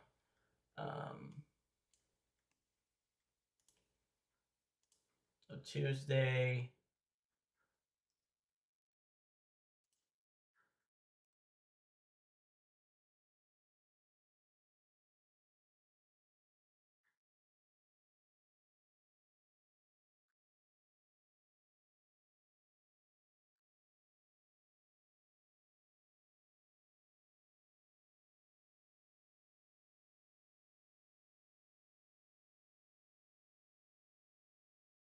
Let me take a look at the RRFS.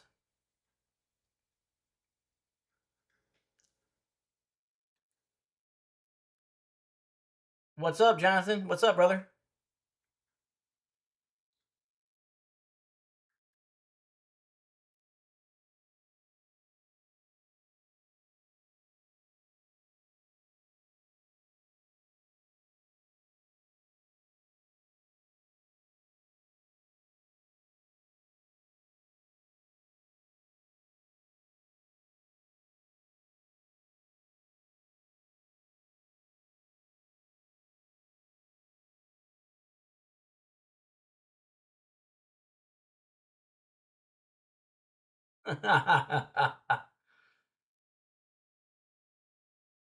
Good one.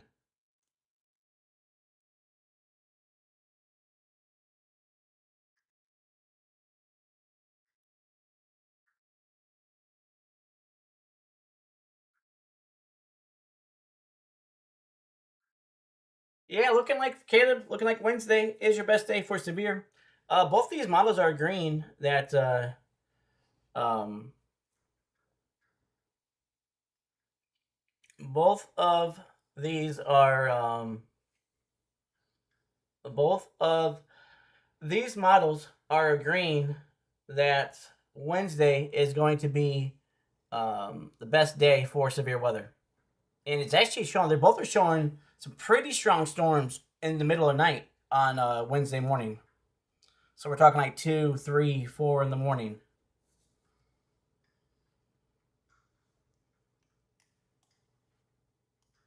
So again, be weather aware and weather prepared.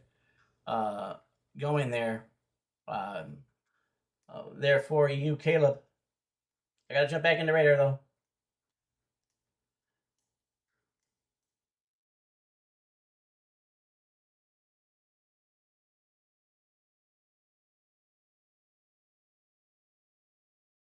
Again, if you're just tuning in, thank you for joining John Boy Severe Weather Lab Plus Education. Thank you for being here. I am a digital meteorologist, so thank you for being here. Thank you for trusting me to provide you with trusted, honest, accurate, trustworthy, and transparent live severe weather coverage.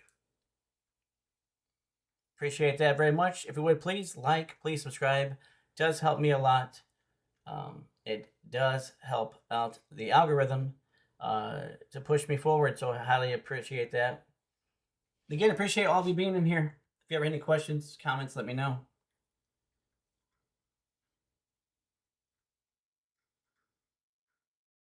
Yes, welcome in Pussyfoot Productions. Thank you for being in here. Appreciate that. Thank you. And no, we are not looking at last year's radar. No, we are looking at radar, future radar, for Tuesday and Wednesday in Iowa.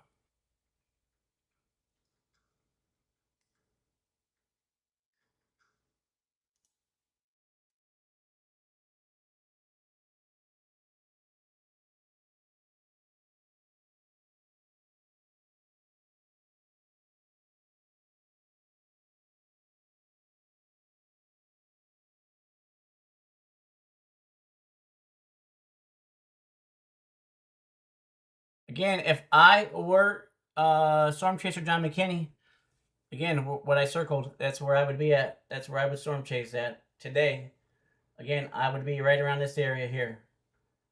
This is where I would go set up at, right in here. Probably Broken Bow. Broken Bow, actually, it looks like a really good play. That's what it looks like to me. Especially since we have northeast moving storms.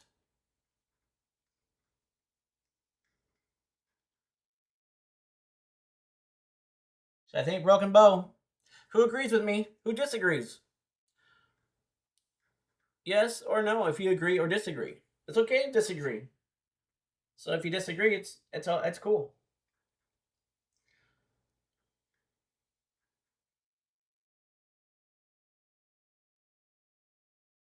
Yes, I do. Coffee. Thank you, brother. Yes, I do. Um, yes, I do plan on chasing storms. Um, that is my goal. It is one of the goals. My main love though, is to provide coverage and educate all of you and keep everybody safe. But yes, another goal, another love of mine too, though, is a storm chase as well. So that is a goal. That is a goal.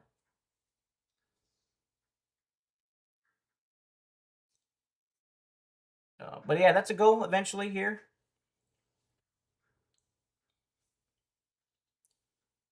Another goal too is to tour,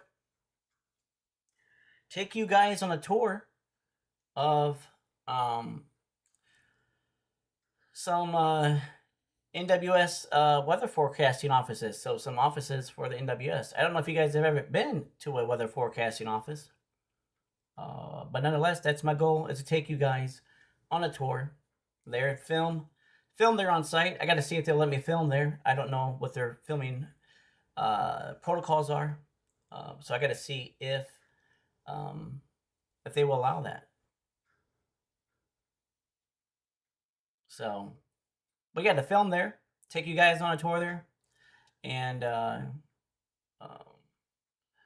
see if they will allow filming. Awesome, Tammy. Appreciate that.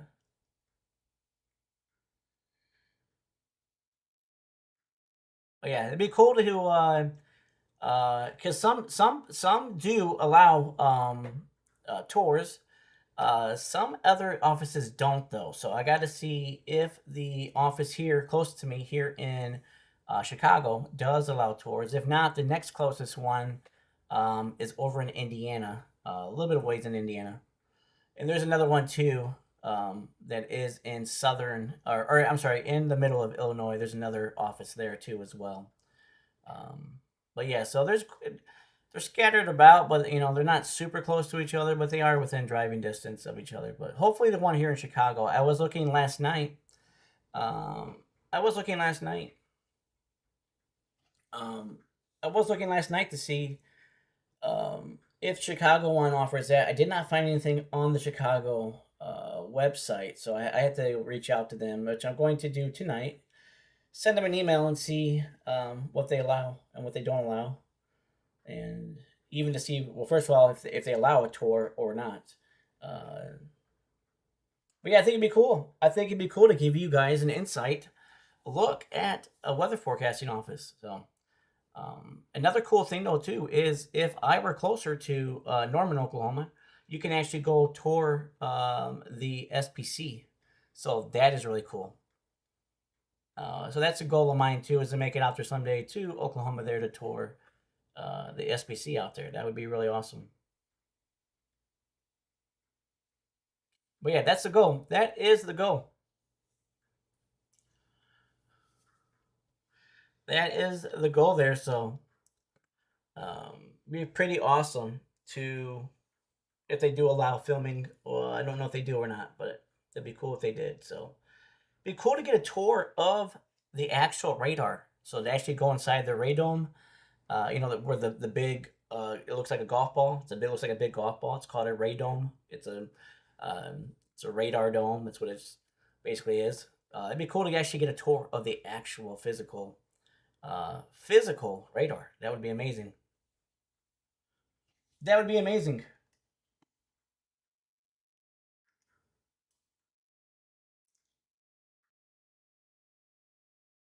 Nice, Tammy.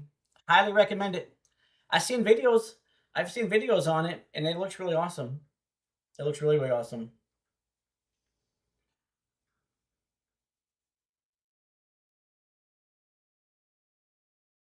I definitely, from just the videos I seen, it looks very awesome. So I would highly recommend checking it out, um, and doing that. So you would actually be surprised that um, each office usually only employs roughly about little more than 10 forecasters. So we're talking, I think sometimes it's like 12 to 14 forecasters.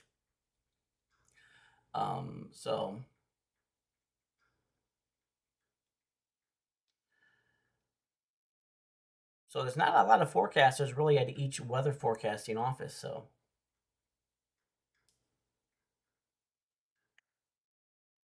and they do work, and they are obviously employed. Obviously the staff. Each weather forecasting office is staffed 24/7, 365. So usually if it's lit up in red, it means it's not working. It means that it's the scan is not working properly. So it means it's down.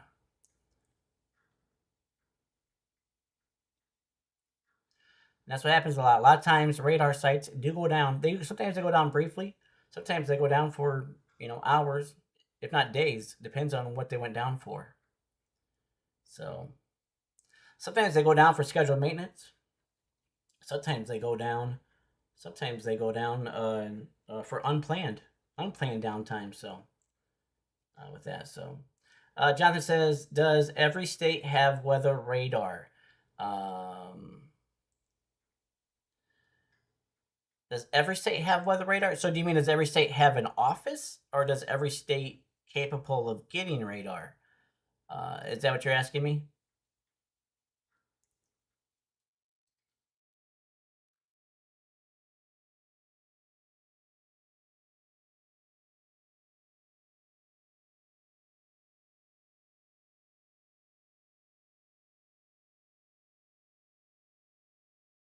An office. Okay, yes, office. Let's check because so sometimes they are. Well, I mean, not sometimes. So,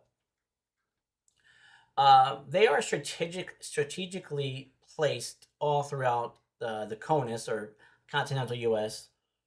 and the U.S. as well. So up in Alaska, they're and Hawaii, U.S. territories as well. So Puerto Rico has a radar site. Guam has a radar site. So if it's a territory of us, I do believe that they have radar sites or have at least one radar site there, even if it's a territory, not if it's considered a state or not. So, but nonetheless, so strategically placed. The only spot I think that might not have one is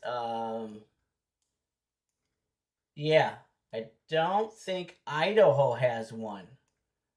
And that is oh no, they do. They got two of them. I'm sorry, down here on the bottom here. So, um,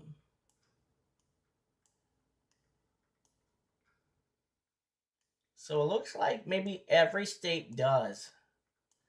The only time it might not happen is because when they're so close in proximity. So like we'd have to see, we'd have to see like if Rhode Island has one because I've never ever clicked on a Rhode Island uh, before, so I don't know if Rhode Island has one or not.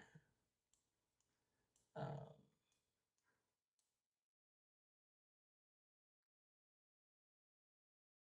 is this what is this considered here? That's Massachusetts.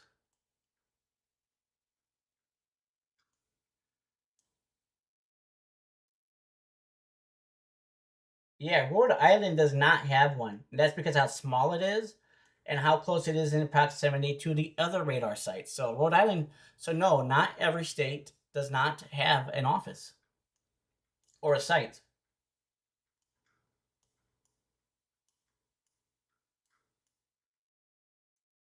At least I don't see one here in Rhode Island. Somebody point me out. Somebody keep me honest though, but I don't see it.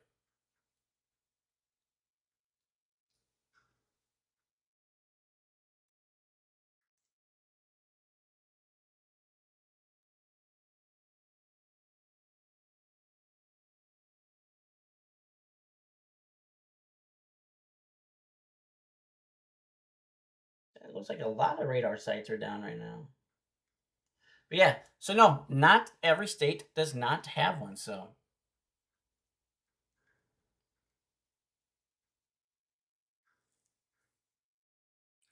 and again, it all depends. It all depends on proximity, right? Because the radar site technically can see out technically about 200 and I think it's according to the new updated it's about 280 miles out, but that's like as far as it can see now. But to see really well, you have to come inside that 280 mark. So we're talking like 220. Uh, really start getting a good image to come through. So and even that at 220 miles away is still an image that is still seeing it from so far away. So so again, so if we have if they're again that's how they're strategically placed. Um, there's 160 of them throughout the whole United States.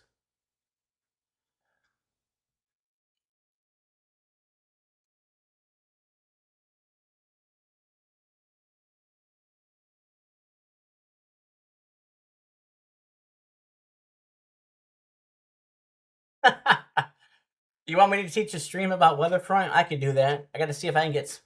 I got to see if I can get sponsored by them. If they want to partner, so I can teach their app to people. Jonathan says, John Boy, what did you think of our radar array in the picture? You talking about the picture on YouTube you sent me? If so, that was pretty gnarly. I didn't get a chance to Google it yet to like fully look into it, but that was pretty cool though, seeing all those radars just sitting there. Yeah, that was pretty wild. So, but yeah, I had to I definitely have to Google that and look into that because I'm not familiar with that uh, until you told me about that. So I don't know if it's the app or if it's just this but it's stream, but I will click back into him. So, uh, but yes, if you're new here, thank you for joining in. Appreciate you being here. We're waiting for storms to really start firing off here.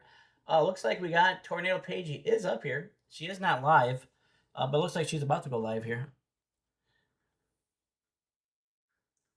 But yeah, yeah, I think we need to do a campaign. I think we need to do a campaign to get Weatherfront on board here. So be a good partnership. So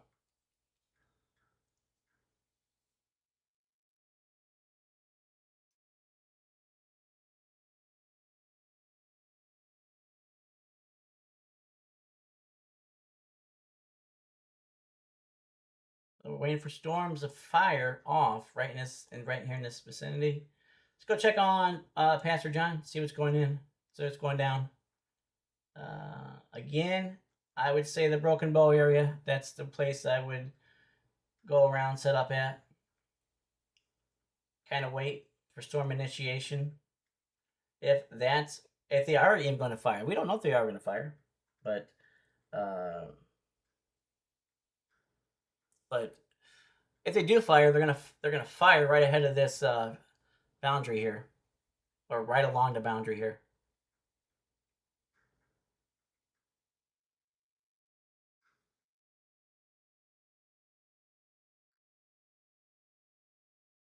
Looks like he is moving south.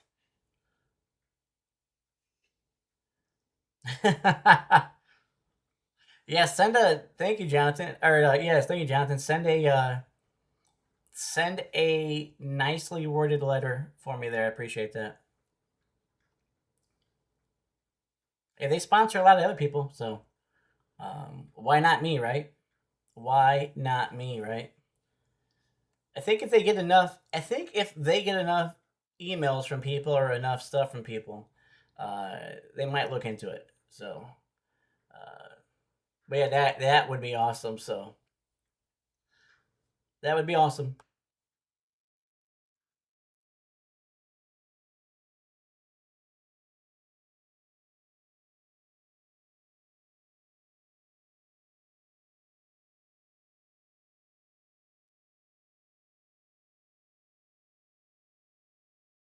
Yeah. So, but that would be awesome though.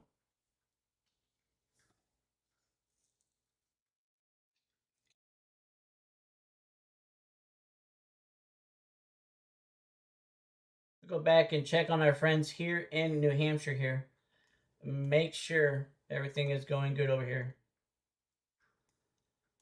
We currently still do have a line. Thankfully, it is a weak line of a little bit of heavy rain here, but nonetheless, nothing that is severe. So if you are in uh, New England or Maine area, if you're basically in Maine, all of the you're getting all of the rain basically here in Maine right now. There is a little bit of rain back off to the west here north in Berlin, New Hampshire, as well here. Littleton, Lisbon, Benton. But thankfully, there is nothing severe over here at all.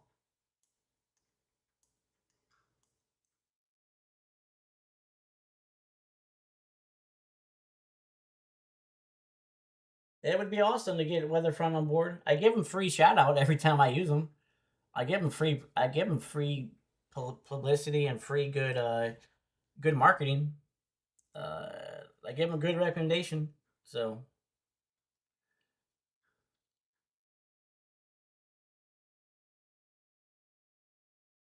uh, Caleb says, Brother John, where are the storms starting to fire into a line? I don't I don't see any right now that are the only ones that may fire off are this is north the very far north east Colorado right here. This is Holyoke. I think it's called Holyoke or Holyoke. I think that's what it's called. This is in very far northeast Colorado, just to the west of the border of Nebraska.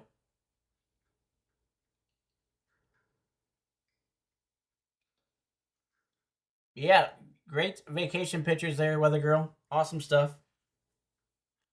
If you guys haven't yet, check out her vacation pictures there in Discord. If you guys haven't yet, please join Discord.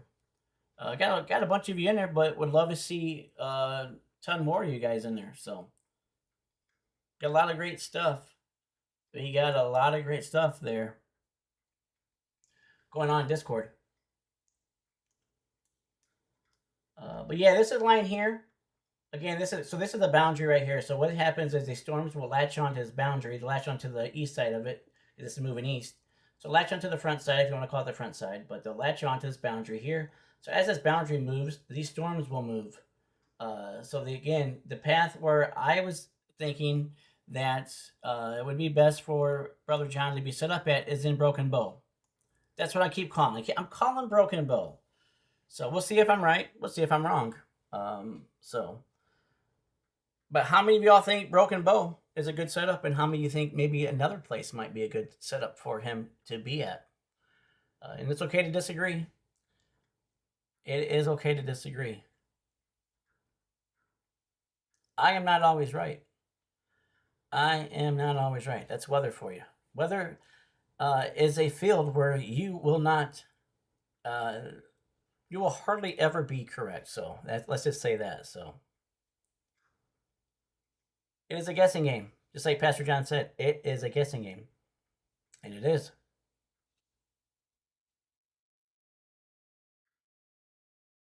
Welcome back in, Lonnie. Thank you, Brother Lonnie, for being in here. For just tuning in, please like, please subscribe. Thank you for watching on all of the platforms.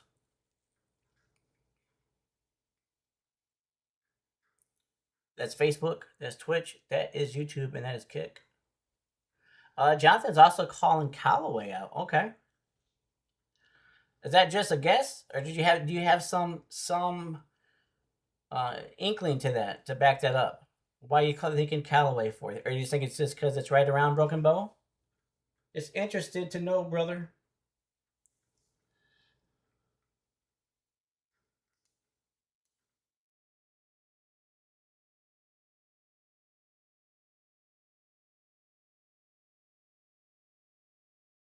But Callaway could be it for sure. It's right down the road from Broken Bow, so.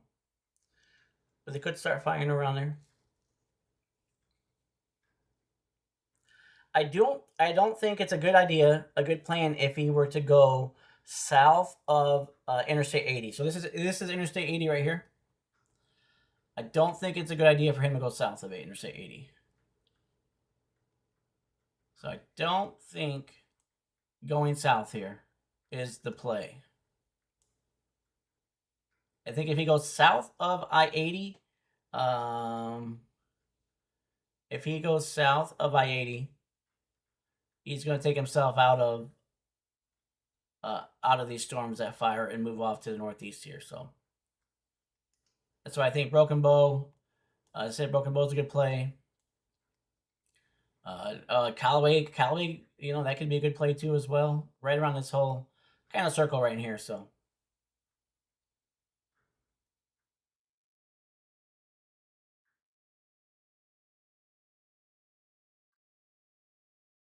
Well, let's tap back in. Let's tap back in too. Before we do, thank you, Weather Girl. If you guys did not know, radar is an acronym. It stands for radio detection and ranging. So where do we get the R, the A, the D, the A, and the R? That is the RA in radio, then the D in detection, and then the A in and the R in ranging. That's where we get the letters R, A, D, A, R. So it's radio detection and ranging. So thank you, Weather Girl, for that. Thank you so much.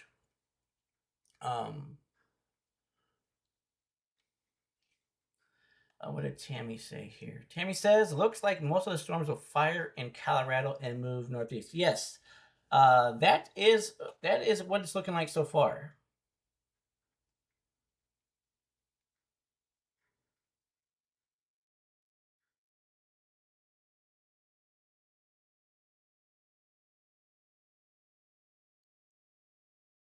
I appreciate that, dude. That's a high compliment, man. I appreciate that very much, Maddie. Highly, highly appreciate that, brother.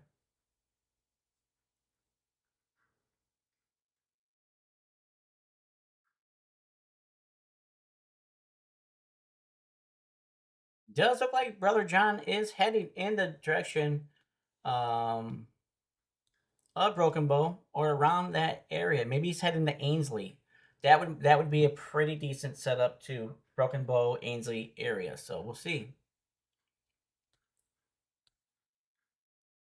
But I appreciate Maddie. Appreciate the high confidence there.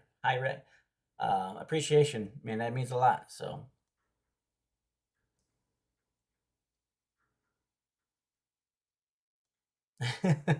Coffee says, one day I will live somewhere where it's 70 to 80 degrees every day. So nice, nice, nice.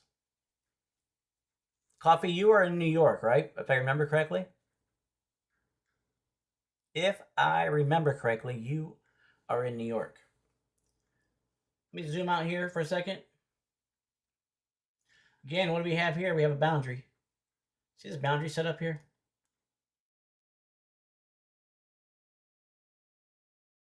So these storms are going to ride the boundary.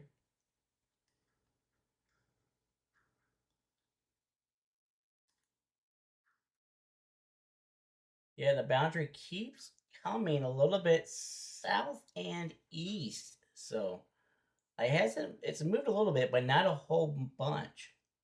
But nonetheless, it should be enough to push these storms out. And let me get my handy dandy drawer out since I'm so good at drawing. And no, I'm not. Like I am like one of the worst drawers ever. Like I cannot draw at all. So um, I'm an artist when it comes to music and guitar and stuff like that. But when it comes to actually like drawing, I can make some pretty cool stick figures. But besides that, please don't ever ask me to draw you anything because it will not look like what you asked me to draw. So, but to say the least, I cannot draw at all. Like I know what I'm good at, and I know what I'm not good at, and I'm not good at drawing. But again, I can make some pretty gnarly stick figures. Some pretty gnarly stick figures. Um, when it comes to that, but nonetheless, I'm not good at drawing. So when it comes to that, but I get my handy dandy drawer out, and so these storms are gonna be headed off, firing off like this in this general direction. And other ones will start firing off and headed up like this. So again, that is if they start firing off, that is a general path that they will go.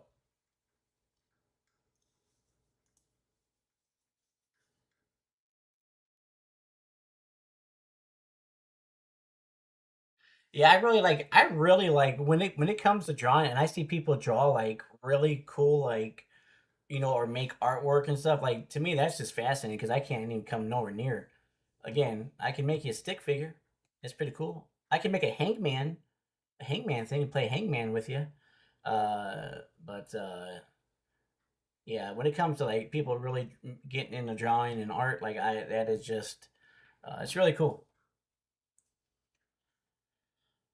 Jonathan says, are there broken arrows from Broken Bow? Probably. Um probably. Probably a lot. That's probably how. That's probably how the bow got broken. They probably kept shooting too many arrows.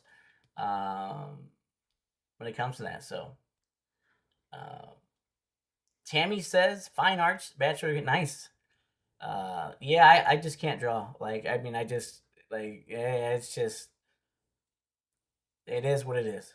I know my um my weakness. So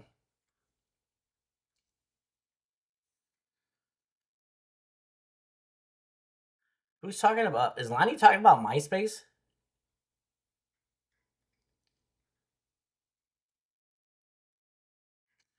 I don't know. I don't know how old you guys. Maybe for some of you younger folks in here, you might not know what MySpace is or was. Um, but MySpace was actually bigger than Facebook uh, back in the day. And then once Facebook really came on the scene, um, then it kicked MySpace's butt, and MySpace um, started to dwindle. But if you go back to '05, you look around to '05, '06, a little bit '07, maybe possibly into a little bit of '08 as well. MySpace was the number one social media platform. And yes, I did have a MySpace, just in case anybody's wondering. I did have a MySpace. But then once Facebook really started taking off, MySpace, uh, everybody forgot about MySpace and went to Facebook. I had both though. I had both of them. Um, but MySpace got bogged down. MySpace got bogged down by you could like put like music on your profiles. You could put like background things on your profile. So it really got cluttered. Like when you go look at somebody's profile or page, it got really cluttered um, on that. So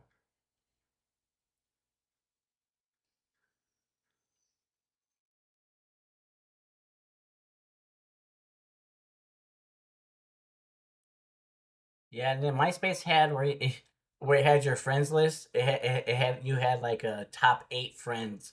Like that's what it would always show on your friends. You could rearrange all your friends, but it'd be your top 8 friends. And Tom, the guy, I think he was like a co-creator or one of the founders of the company. His name was Tom, so everybody was friends with Tom on Facebook. So yes, if you don't know about Facebook, look it up. I'm sorry, not Facebook. Sorry, MySpace. If you do not know about MySpace, look it up. That's yeah. So if you're wondering what MySpace is or was, um it was the number one social media platform. It was Facebook before Facebook was Facebook.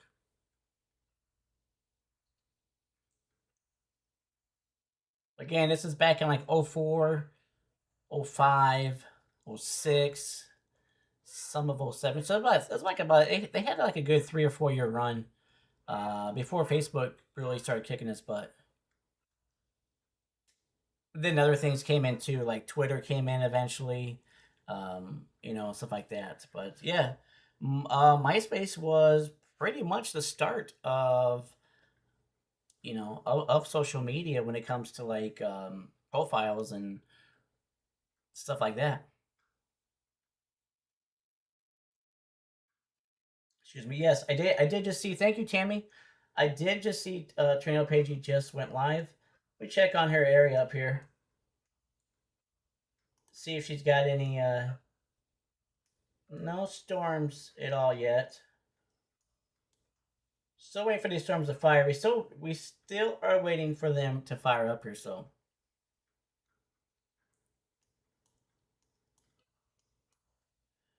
let's see where Pastor John. He looks like he is headed towards Broken Bow.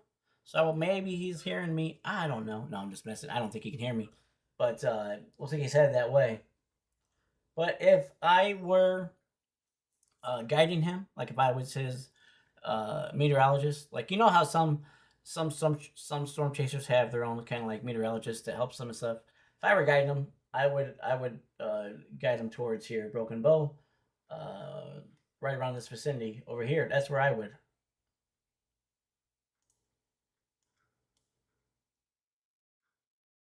Does not mean though. It does not mean that we're gonna get anything to fire off though. Does not mean anything. It does not mean anything. If you guys haven't yet, please subscribe to Tornado Pagey as well. her and Bryce have a lot of great content. So yeah, so please subscribe to Tornado Pagey as well. So yes, Tammy says give the storms time to cook. Yeah. The one here in Colorado, it really seems to kind of be fizzling out here. There's not much to it here at all. Let me see. Yeah, it's not much to it at all. We really needed to get its act together here to really start moving off here to the northeast.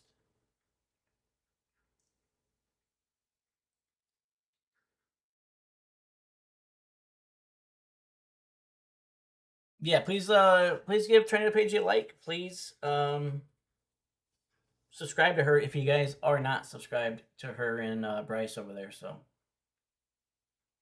let's go take a look up here up at her again, her and Bryce.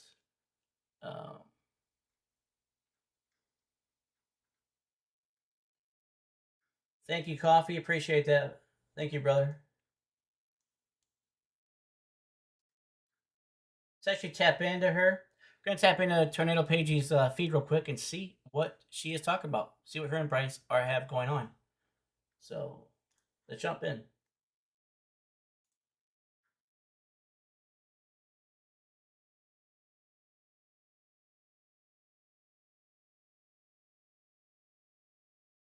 Up here on the good old Weatherfront app that is available now. Android, iOS, and desktop. Link is in the description below. And the best part about this, not just that it's the best weather app on the market, it is free. 100% free. But as you can see, we do have a slight risk in place today from southeastern North Dakota, northeastern South Dakota, through the Northwoods of Minnesota. You can see we're sitting right here. We're sitting near Clearbrook, Minnesota. Fargo is included in this. Fergus Falls, Bemidji, International Falls is included in this slight risk as well. We do have a tornado risk today, a 2% tornado risk. Goes all the way from Fargo, Fergus Falls, up to Bemidji, International Falls, into southern Ontario as well. Could see some rippers up that way north of the international border here in just a little bit. We do also have a 15% wind risk today across that slight risk area. Bemidji being in the center of that, International Falls.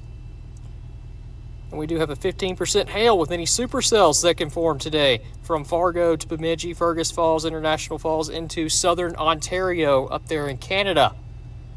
So yeah, we could even have some Canadian storms later today. But what we were talking about, pull up the satellite here, you can see it very, very well. The cold front. You can see these wind barbs in North Dakota. They are out of the north, out of the northwest. And then you can look over here in Minnesota. These wind barbs are out of the southeast, the south, and even the east up this way in this little pocket of clearing that we are sitting in. Going to have to focus on this pocket of clearing. Really got to work this pocket this afternoon and this evening ahead of this cold front.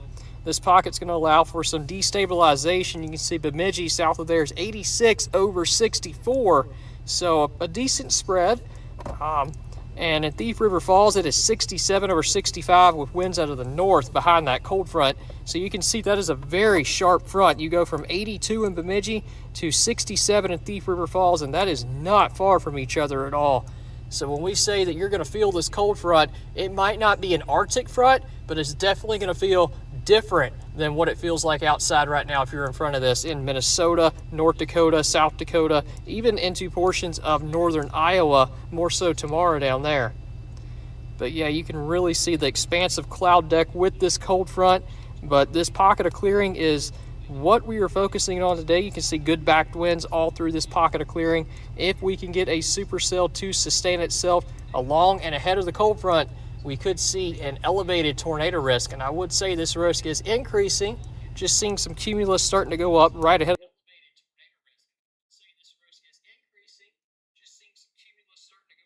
of the front. Just west of us, Fosston. Might even have a little blip right there. Let's flip on the radar and see if we have a blip. Yeah, we do. That might be behind the front, though. The fertile one? Yeah. It is behind the front. I just looked at you can see if you replay the velocity You can see the front coming through. Yeah, you can see the front going through fertile and then it firing off the back of the front.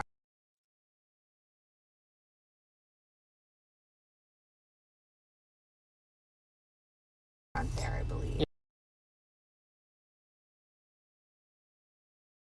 All right. So looks like Bryce and Paigey are getting set up. But again, yes, everything that Bryce was talking about. So yes, we do have the cold front. We can see it on satellite here. Right here. This is what we call the clear slot. So we have the cold front here. We have the clear slot right here.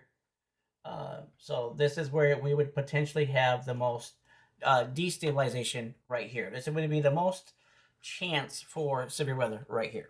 I'm sorry, that would be our greatest chance for severe weather right in here. And as you can see, satellite, it's got a little bit, maybe a little bit of things trying to pop off here. But nonetheless, yes, we do have a cold front draped right here, right around Fargo. Actually, I think it's actually back here a little bit more towards Harvey and Bismarck. So, when it comes to that, but thank you, Tammy. Thank you, Tammy, for letting them know. Thank you for jumping over there. Appreciate that. I'll pull them back up again here in a little bit. Once we get some, we should get a mesoscale discussion coming out here within probably, I'd say, within the next hour or so. If everything is going according to how the HRRR is looking, we should get a mesoscale discussion coming out here pretty, I'd say, within the next hour or so. So let's take a look at what the HRRR is actually showing. So we'll see what if the HRRR is still agreeing with a lot of what it was agreeing with earlier. So we'll take a look.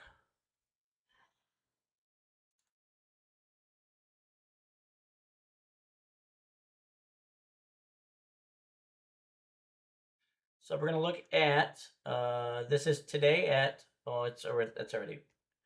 If we look at 5 p.m., this is what the HRRR is sticking out here. So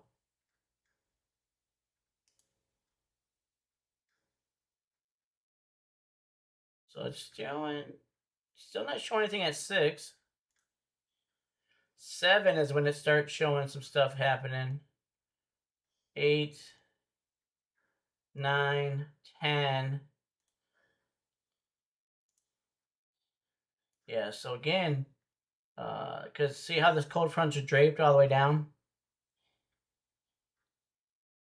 You can actually see it here very clearly, so.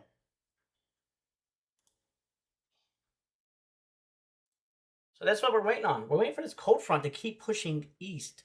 The further it pushes east, then the quicker we can get storms to fire up.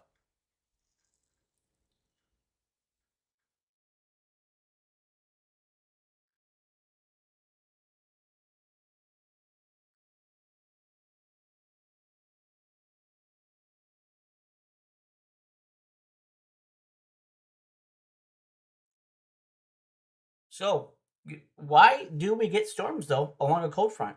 Well, great question, right?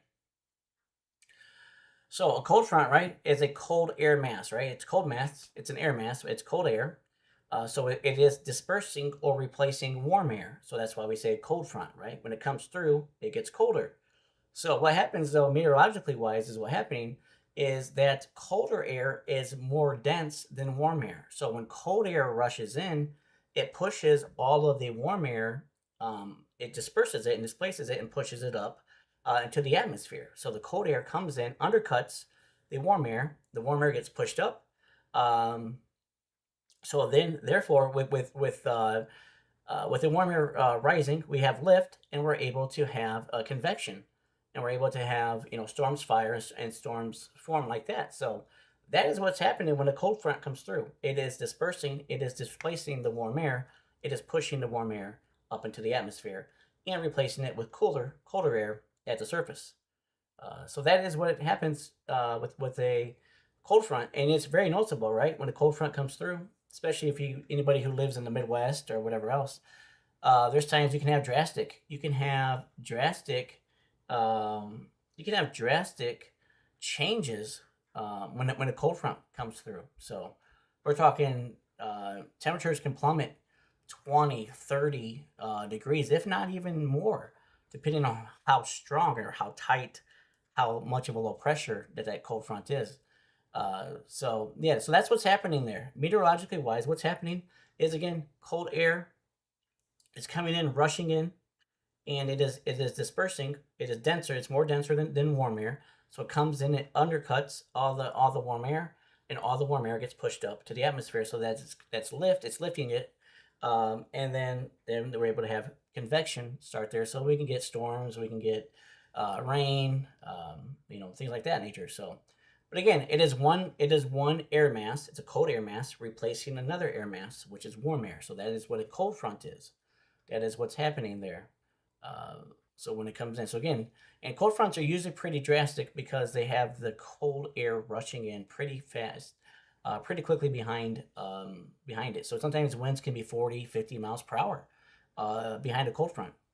Again, it all depends on how strong how low of a pressure that system is, because that's what it is. It's a low pressure system. From so that is what's happening there. So that is why we see convection out in front of a cold front, and see drastic changes in temperature.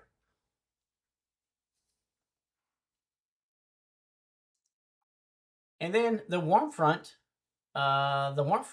is the opposite, right? So a warm front, usually found on the northeast side of the cold front. The warm front is doing the opposite. So when a warm front comes through, it makes temperatures warmer. It's displacing cooler air or colder air. But we can still get convection with a warm front as well. Um, so so a lot of times storms like to ride the cold front. Or sorry, they like to ride the warm front right behind the warm front, in between the cold front and the warm front. They like to ride right in between those two. So, uh, so say it's like 50 degrees outside, and then maybe a warm front comes through. It'll jump it up to 60, 70 or something. Um, and then with a couple hours later, the cold front will come through, and it'll drop you right back down to 50 or 40 degrees. So that is so that's a warm front. A warm front is dispersing cooler air. That is what a warm front is doing when it comes to that. So again, what did Jonathan says? Jonathan said, "Where do cold fronts come from?" So we have these extratropical low pressure systems. That's where the cold fronts come from. They come from these low pressure systems, what we call extratropical um, low pressure systems. Um, so again, the systems that we see here in the United States are called extratropical, which means they do not have anything to do with the tropics. It means that it's a low pressure system that has nothing to do with the tropics, which means it has nothing to do with warm water or anything like that. So it's called extratropical. So the storms that we see here, like this low pressure system that we see spinning here, it's extratropical low pressure system, and it draped with a cold front. So that's where cold fronts come from. They come from the extratropical systems.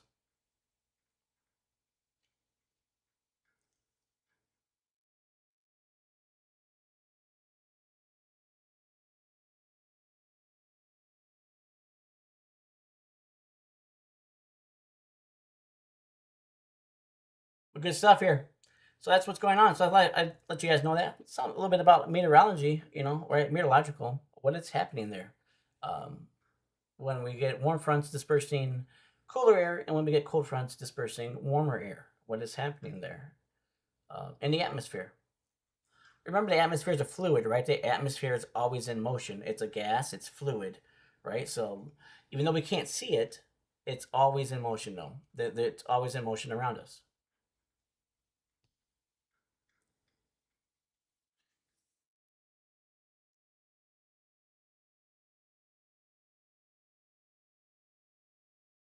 let's jump into let's see. Oh, so he's Brother John is actually headed off towards looks like he's headed towards North Platte area. So uh since these guys are being a little stubborn back here, these storms are haven't moved very much at all here. So we'll have to see if they get moving.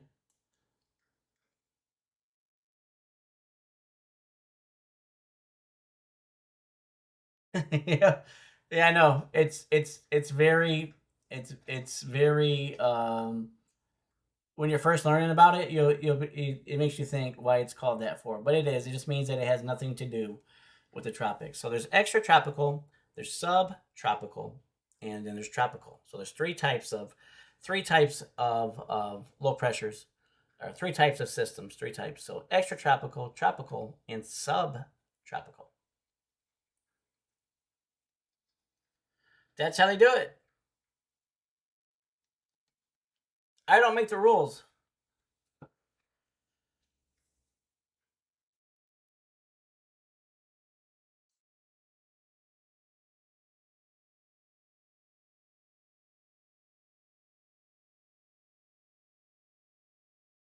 It can be for sure. It can definitely be a mind bender for sure. So.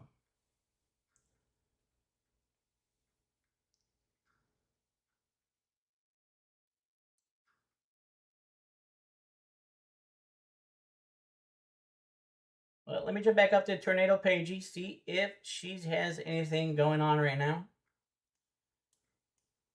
Yep. Oh, look. Did I call it or not? I called it. I said within the hour. It actually came within a couple minutes, but I said, yeah, they're probably going to put a mesoscale discussion out within the next hour, and they did. So we called it here together. W's for everybody. W's for everybody in the chat. We called this mesoscale discussion together. So what are you looking for? They're looking at 55 to 70 miles per hour wind, hail 1 inch to 1 3/4 inch of hail, and EF1 intensity, so tornado intensity up to EF1. That's what they're calling for.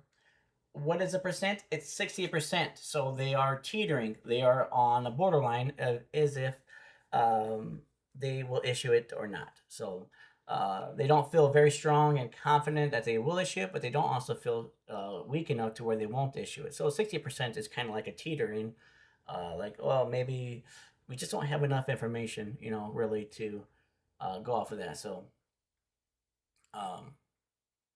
but 60%, we'll wait and see. It's still good. It is still a good chance, but it's not 80 and it's not 95. So 60 and 40. 60 and 40, again, if you heard me say before, 60% and 40% are your, they can go, either way, really. So again, teetering on if they do issue it or not. So we'll have to wait and see how storms start firing off here.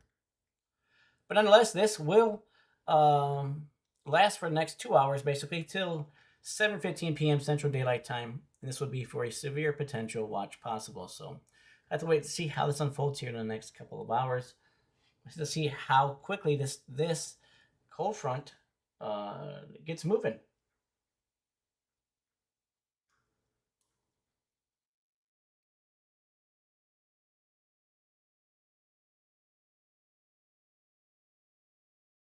So good stuff there. We called it together there. So great job, guys. We called that out. We said, hey, they're probably going to put it out here within the next hour, and they did. So see if we have any storm initiation going on. We do have a little. I gotta look where it is. Okay, here's the.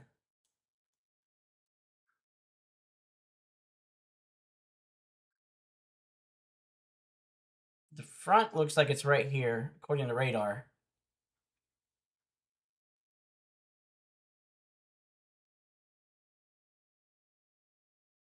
This is a decent. It's a little bit there, so not bad, but.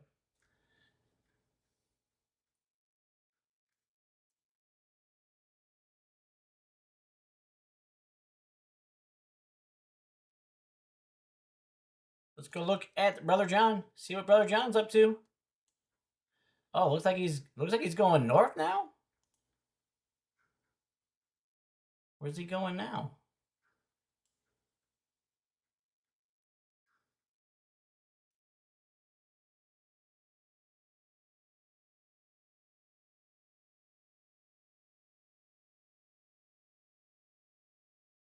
Let's step in to Brother John and see what's going on.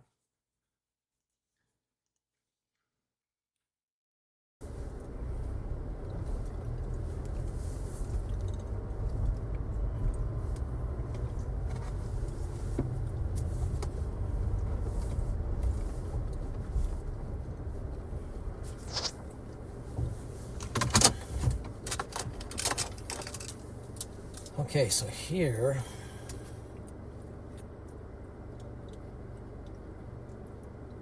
I think we are going to go to not a lot of great options here, but we're going to go towards Thetford.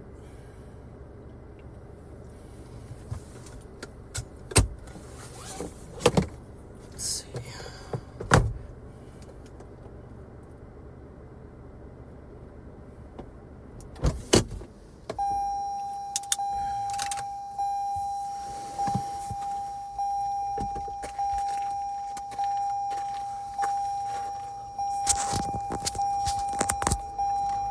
Doorbell.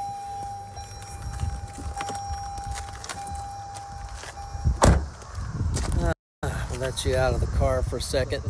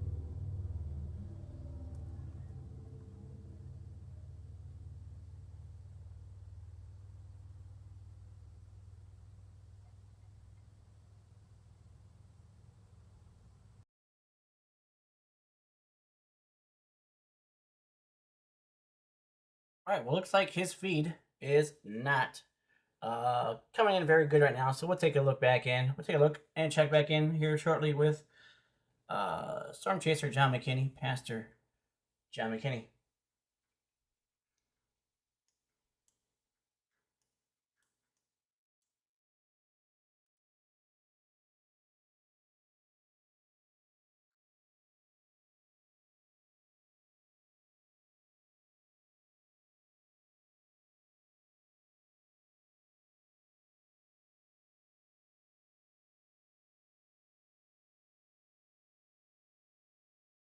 Let's check in with Tornado Pagey, see what's going on with them. Chance of a weather watch being issued in that blue area right there that you're seeing on the screen. Yeah, and look at the echo tops on that storm that is in front, like Fargo. You know how part of it.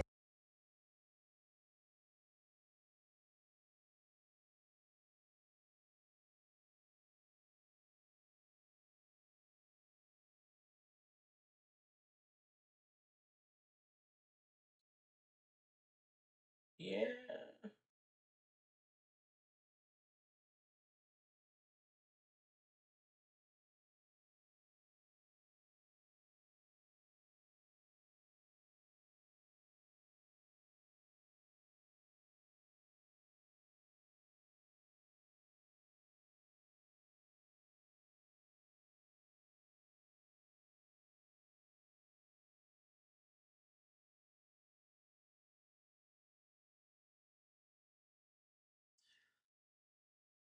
Yeah, these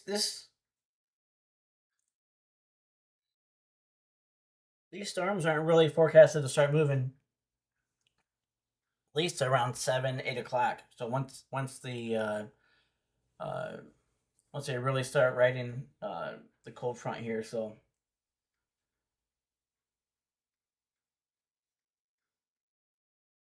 but that's the forecast. We'll see. It's their storms, so they do what they want. They don't care about a forecast. They do not care. Let's check back in with Tornado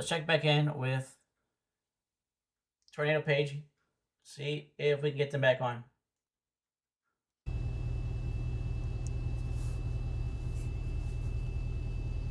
You can see that on the wind barbs too. But yeah, look back here in North Dakota, how chilly it is behind this front. A lot of areas reading 60s, lower to mid 60s. Grand Forks 63. Jonathan, my brother, thank you for being in here, man. I highly appreciate it. Appreciate it, brother. Hopefully you are getting better. Continue to get better, buddy. Let us know if you need anything in Discord. Let us know. So, again, God bless you, brother. Thank you for always being a huge supporter and a huge encourager. Highly appreciate that. Thank you.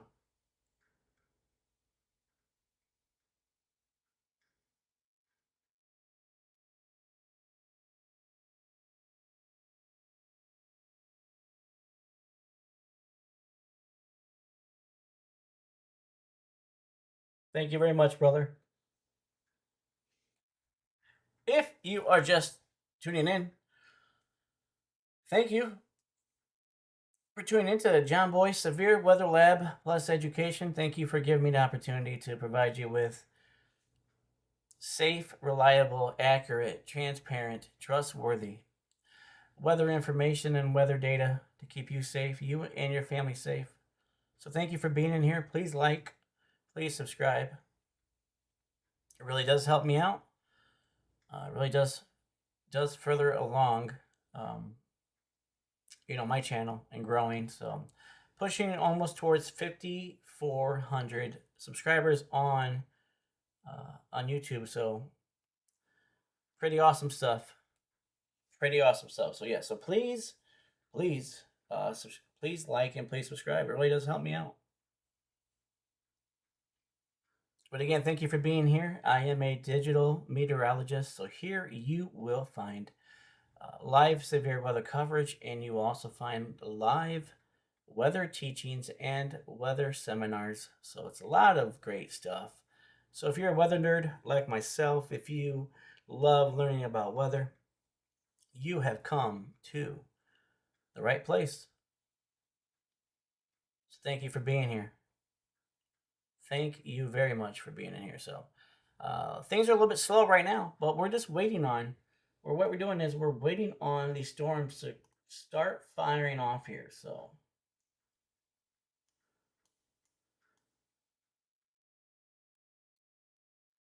absolutely, yeah, absolutely.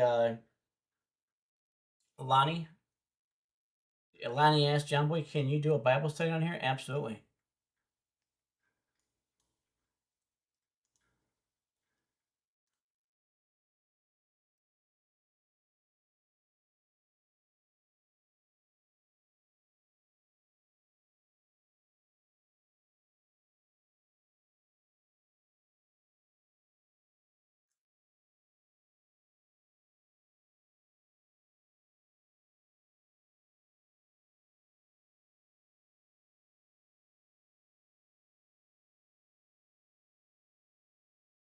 But thank you all for being in here still.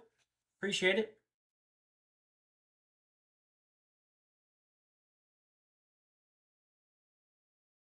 What are y'all having for dinner? Well, let me know in the comments what you're having for dinner. For supper, for dinner, for whatever.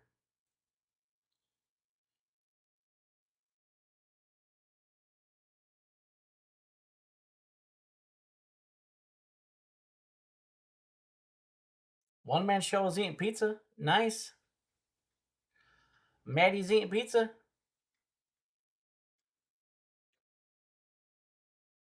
Maddie is eating pizza.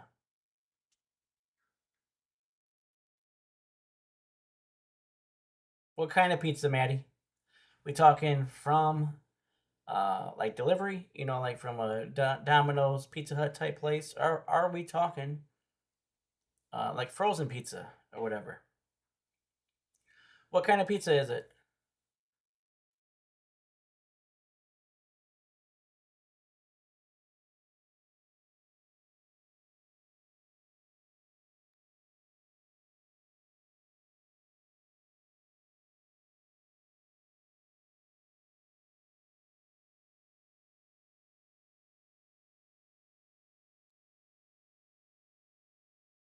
Tammy's having chicken strips, mashed potatoes, cream gravy, and corn. Oh, nice. Nice. Great job, Tammy. Maddie's having Maddie is having pepperoni and hamburger. Wow, okay.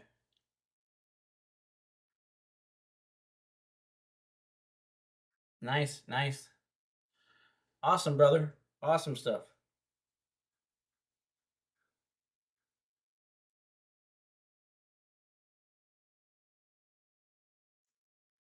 Awesome, awesome stuff.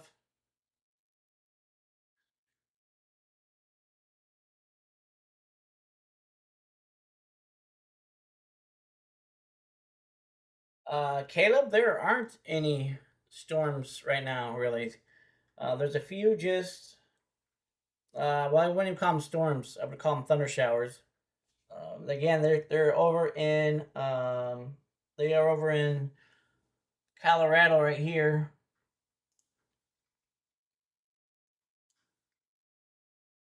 Only a few though, just some little bitty guys. And then our most main spot right now, we don't have anything severe. Right here up in Minnesota. Up in Minnesota. So not a whole lot going on right now. Jonathan says. Oh wow. Welcome back, Cody. Appreciate you, brother. Appreciate you being back in here. Highly appreciate it, buddy. Everybody, welcome Cody back in. Well, yeah, we don't have any storms right now.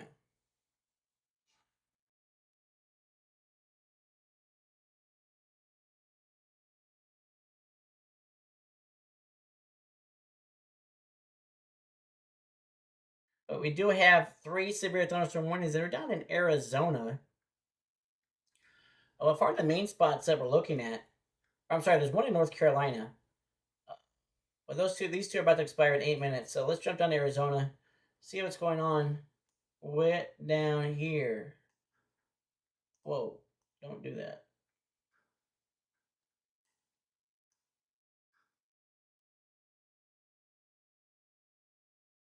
Way, way, way down here.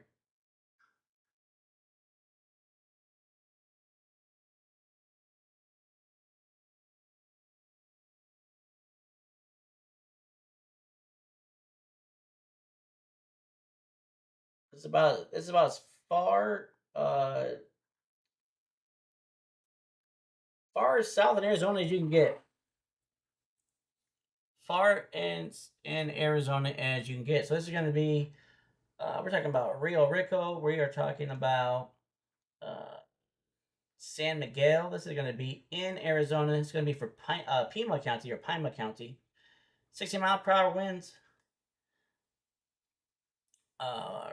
And less than 1 inch of hail. So jump over to North Carolina. North Carolina, what do we have here? We have 60-mile-per-hour winds and 3/4 of an inch of hail. So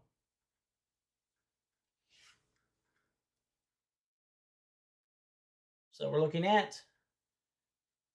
are looking at, again, for North Carolina, this is going to be for Scotland County, Hope County, Robeson County, and Marlborough County in North Carolina.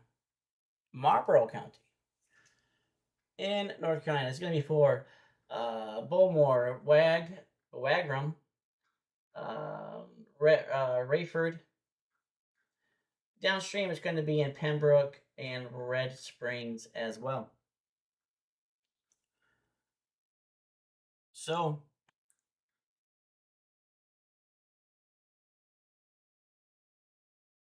when we look at down here, close to Fayetteville here, so just to southwest of Fayetteville. So again, this is a severe thunderstorm warning that will last for another 5 minutes here. So this would be allowed to expire at 5:45 p.m. Central Daylight Time, 6:45 p.m. Eastern Daylight Time. So again, we got 2. This is not even popping up. It's not even showing me on the radar. So I can't even look at what it is. But nonetheless, so down here in Arizona, Santa Cruz County here in Arizona, 60-mile-per-hour winds, less than an inch of hail. So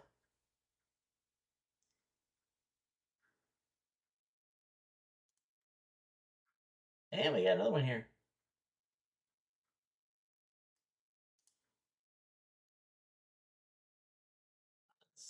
It's the same county. I guess it is the same county. Okay, it is. All right, this is going to be for northern Pima County. This is going to be just to the north east of Tucson. It's going to be Willow Canyon, Tangue Verde. Do have a new severe thunderstorm warning for 60-mile-per-hour winds and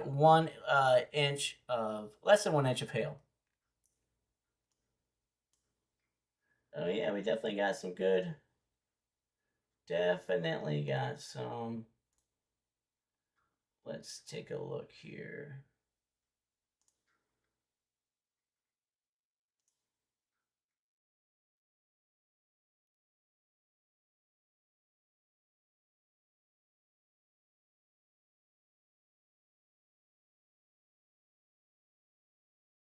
Okay, I don't know what this radar site's not showing me anything.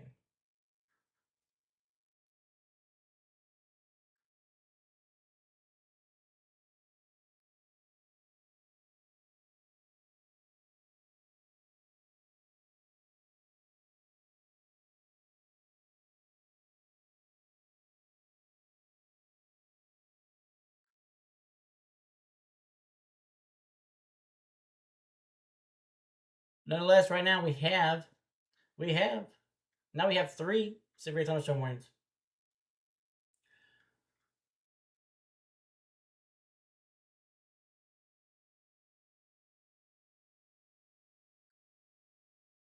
And this is due to monsoons. To the monsoon. Let's check in with where's Pastor John going? He's headed right for the boundary. Let's take a look at Pastor John real quick. Well, hold on. We just got a new one. New severe thunderstorm warning for Graham and Cochise counties in Arizona. 60-mile-per-hour winds and 1-inch hail. So let's see if this is picking it better up on velocity, because the other velocity, that was not picking up anything.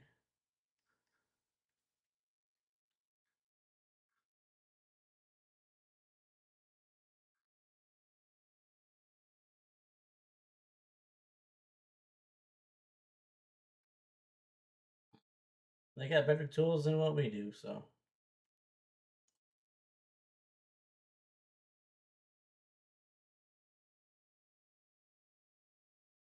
Unless if you're just tuning in, we currently do have 4 severe thunderstorm warnings. 2 of them are about to expire in 1 minute.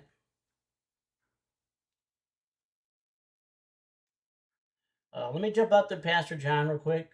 Storm Chaser John McKinney. I'm gonna tap into his feed real quick. Looks like he's headed towards, he's headed off towards the west now.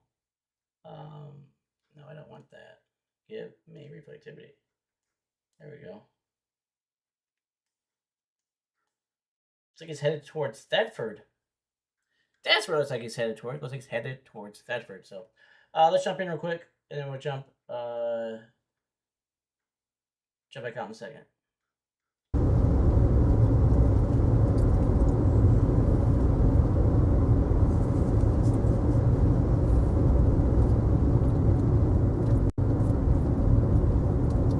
This is Halsey, Nebraska.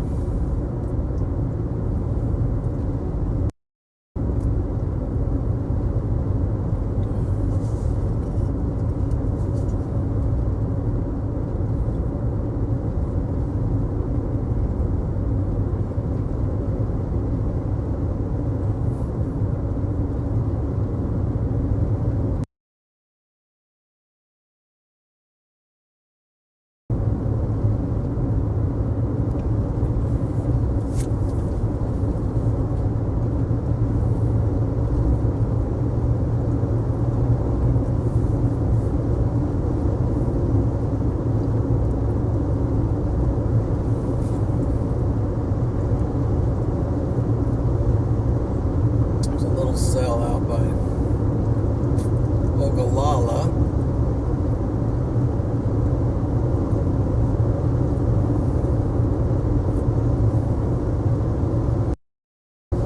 So I think Thetford is where I'm going to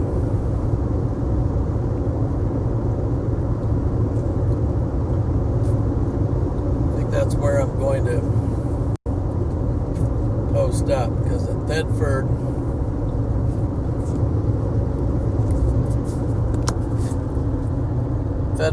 there's a T there of highway, so I can go north, south, east, west at Thetford, right where the radar is. So, and then we got the boundary just off to the west. I might roll on past, go on out to that boundary, just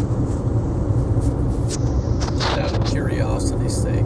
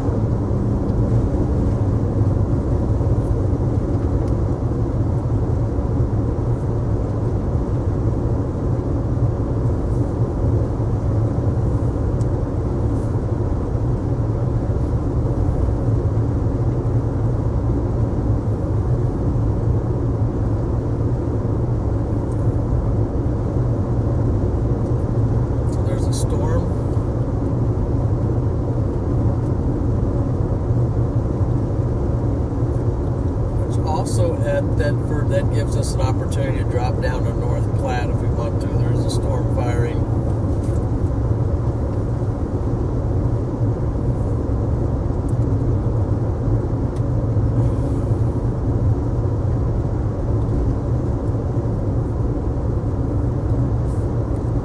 There's a storm that's fired down here by Ogallala that's tracking towards North Platte, which is to our south, but we could get that. We'd have to go up to Thedford and come down for that storm if that was a storm that we.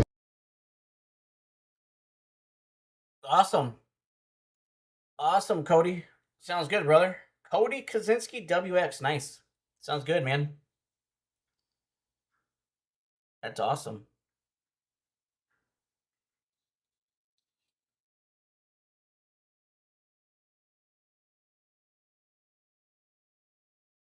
Great stuff there. So, Cody, I think I did see something. You mentioned something about monsoon there when I was um, going through the severe thunderstorms there. So basically, what a monsoon is, high level, just really easy or simplistic. What a monsoon is a changing of the wind. So normally for Arizona, so what happens is that in the summertime, the land is hotter than the water. The land is warmer than the water. Well, monsoon winds always blow from colder to warmer. So that's what happens. That's why Arizona gets so much rainfall, because the winds shift and they are blowing. So we're blowing from cold. We're blowing colder air from the sea or from the ocean over to hot air. So that's what causes the moisture. That's what causes moisture, and that's what causes a lot of monsoon rains. So again, it is a shift in wind, and what's causing it is heat and cool. So in the wintertime, the ocean is usually will be warmer than the land, but in the summertime, the land is warmer than the ocean. So, and the winds always blow from coldest to warmest for monsoons. So again, it just means from a high level, it just means a shift in wind, a change in wind, and it means, but that's what's going on from a meteorological side, and that's what brings the rains. So again, the land has to do with the monsoons. The land being hot, being warmer. But yeah, that's what it is. From a high level, monsoon just means a shift, a change in wind from where winds normally come out of. So that's just from a high level to let you know that. So, but again, that's why Arizona gets the monsoons rains all the time in the summertime, because the land there in Arizona heats up in the summertime. It becomes warmer than the sea. It becomes warmer than the bodies of water around it. And then when the winds change, the winds blow off of the ocean, off of the body of water, and that's what creates the rain. That's what creates a lot of flash flooding. A lot of things. Arizona does get a lot of flash flooding every year. So.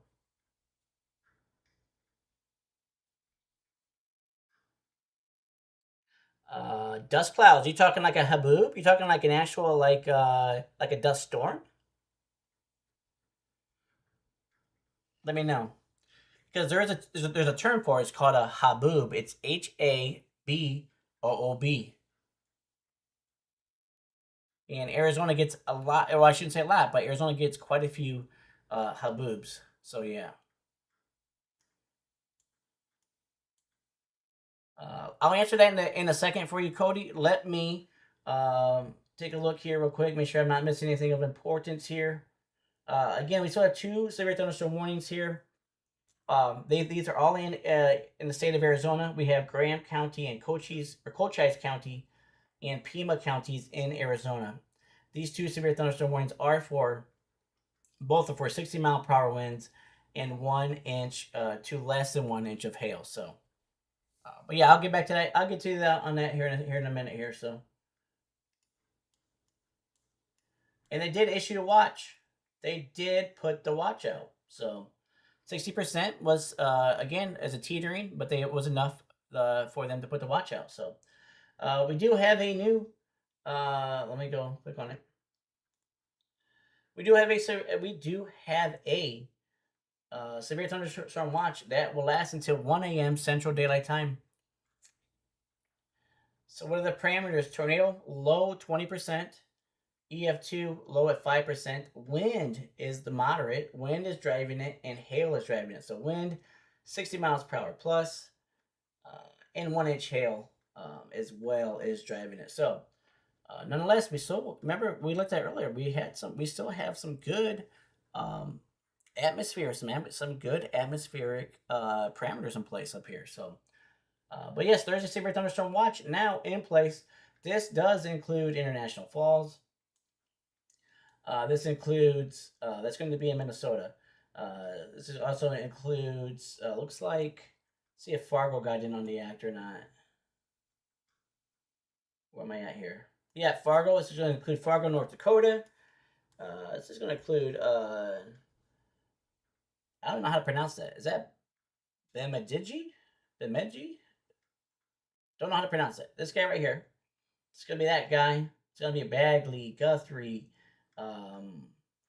Arago, Evergreen. So if you're in pretty much the northern west or northwestern part of Minnesota, you are underneath a severe thunderstorm watch. See if I have anything firing off yet. So we do down here. Got a little bit firing off down here, coming in towards Holly, Callaway, and Detroit Lakes. This is going to be in Minnesota.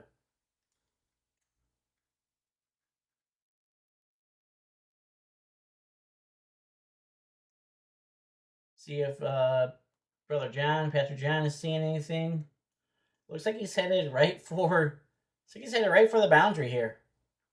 Like he's literally about to drive right into the boundary here.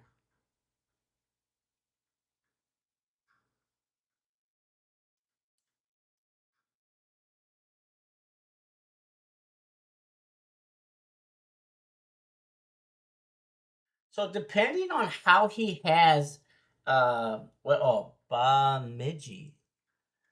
Bemidji. Okay. Nice. Bemidji. Okay, awesome. Thank you, brother. Or is it Bemidji? I don't know. Either way, Bemidji or Bemidji. Appreciate it, Cody. But nonetheless, but what was I gonna say? Yeah, so what we could see here is you see how it's 91 degrees right here. When Brother John gets to this boundary here, and when he gets to the other side of this, we could see depending on how he has his settings in his car, we could see his glass to start fogging up, like his windshield and everything. So going from hotter to colder here. So it's back here. We're talking what 70s up here. So it depends on. But it's possible. It's possible to see that happen in real time.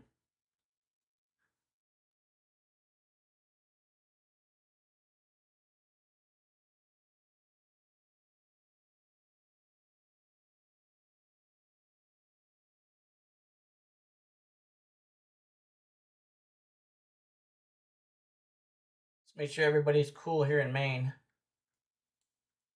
Let's make sure everything is still kosher over here in Maine. Yeah, it's just falling apart. It's just some rain. Nothing to be alarmed about. Nothing severe over here in Maine at all. So again, if you're in Augusta, Dexter, Lincoln, Sherman, you get some heavy. You get a little bit of some good rain, but besides that, nothing on the severe side at all for Maine at all. Who's this? Oh, Ryan Scholl. Okay.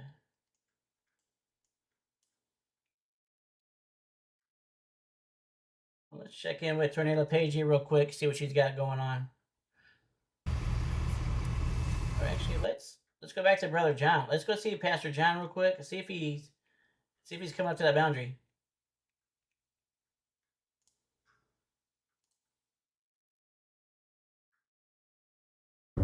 Much needed in this day and age, and on this chase, and in just every aspect of life. We need positivity. Appreciate that, Diana. Appreciate that very much. Thank you for some W's there. Let's get some major W's going for her.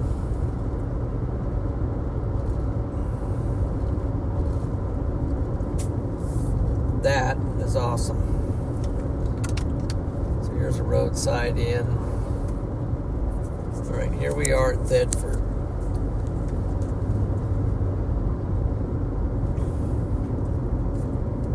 That was a pretty cool. What creek is that? River? What's going on there?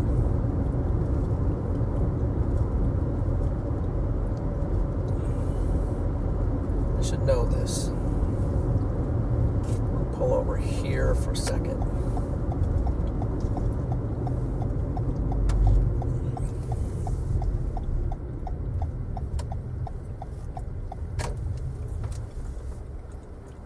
What is that? Let's see, Google Maps.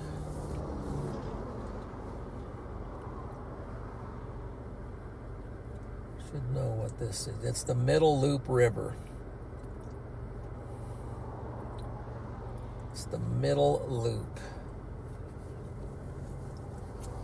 Wow, all of a sudden a whole bunch of vehicles.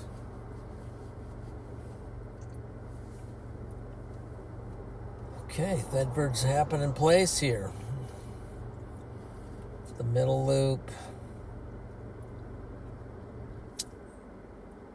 Let's get the radar up for a second. Still got our stout boundary. We can drop down to North Platte if we need to.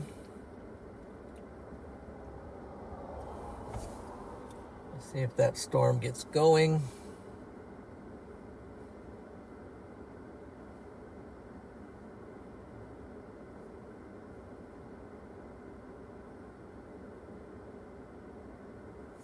How far is that boundary away? Let's go with this. Drive up the road, it's 19 miles, but the boundary is only 11 miles away. All right, we'll check back in with Storm Chaser John McKinney, Pastor John McKinney here shortly again. So, but nonetheless, if you're just tuning in, thank you for tuning in to John Boy Severe Weather Lab Plus Education. Very excited to have you in here. Very thankful to have you in here. Appreciate it very much. Thank you for giving me an opportunity to provide you with trusted, trustworthy, transparent weather coverage and weather data. I highly appreciate that. So again, thank you for being here in the John Boy Severe Weather Lab Plus Education. Highly appreciate it. Highly appreciate all of you. So. But yes, thank you very much. If you haven't yet, please like, please subscribe, please share if you enjoy the content. It really helps me. It really helps push me forward. So again, thank you all for being here. If you have any questions, let me know in the chat. Do my best to answer that. So, yes, it is, Cody. It is very pronounced here. I don't know if he's headed that way or not. But we'll tap back in there here in a little bit. So, but you did ask about Haboob. So basically, what is a Haboob? It is a monstrous dust storm. Huge dust storm. Usually found in Arizona and New Mexico at times, wherever it's very arid and where it's very dry, where it is deserty at, right? So it's usually the 60-60 rule. So it's usually sometimes they can move as fast as 60 miles per hour, and they can be as wide as 60 miles wide. So and they can be thousands of feet up in the air. So we're talking a monster dust storm. That's what it is. It's a monstrous dust storm. So how does it form? Well, two ways it forms. One is by either a passing cold front, or the other one is by a thunderstorm's downdraft, or downburst. So either way, it's formed by wind, and it's formed by colder wind, because when colder wind gets down to the surface, again, colder air is dense. It lifts up the dirt, the sand, whatever it is, the dust, everything else, and that's how it forms. So again, colder air rushing down out of either the cold front or rushing out down from the thunderstorm. So that's how they form. They form off of cold fronts, and they form off of thunderstorms. So again, cold air rushing down to the surface, and then lifting up the dust, and then that starts the haboob. Again, those can be, again, very, very large, very tall, and move very, very quickly. But again, that's why we only see them, though. That's why we only see them in the most deserty places. Again, Arizona gets them quite often. New Mexico can get them. Nevada's, they can get them. Parts of California can get them. It all just depends on, again, just all depends on, how fast that wind is moving there. So yeah, they can. If you're ever watching the videos, I highly suggest watching. There's a bunch of videos on YouTube about haboobs, people, storm chasing them, catching them. And when you see them drive in the middle of them, it's wild. It is wild. So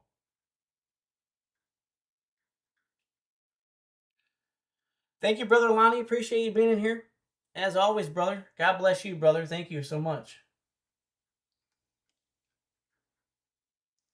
So yeah, if you're just tuning in, we're still waiting on Storms of Fire. Right now, we got Storm Chaser John McKinney, Pastor John McKinney, who is just knocking on the doorstep of this boundary right here.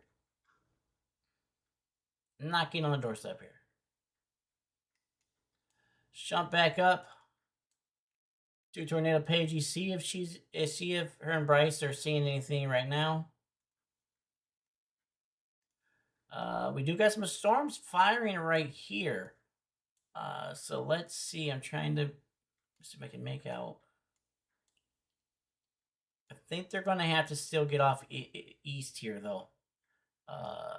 Looks like these storms are firing right on the boundary, or possibly right behind the cold front. Anything behind the cold front is going to be stable. It's not going to be. It's any storm that's going to have to fire. It's going to really be a troublesome storm. It's going to have to fire in front of the cold front or off to the east of the cold front to catch that instability. Everything off to the west of the cold front. Everything behind the cold front will be stable. So yes, thank you very much, Lonnie. Appreciate it, brother. As always, thank you for being in here. I haven't seen Debbie in here yet. Hopefully Debbie. Oh, she might be in Pastor John. She's probably in Pastor John's stream. So I haven't seen Libby. What happened to Libby?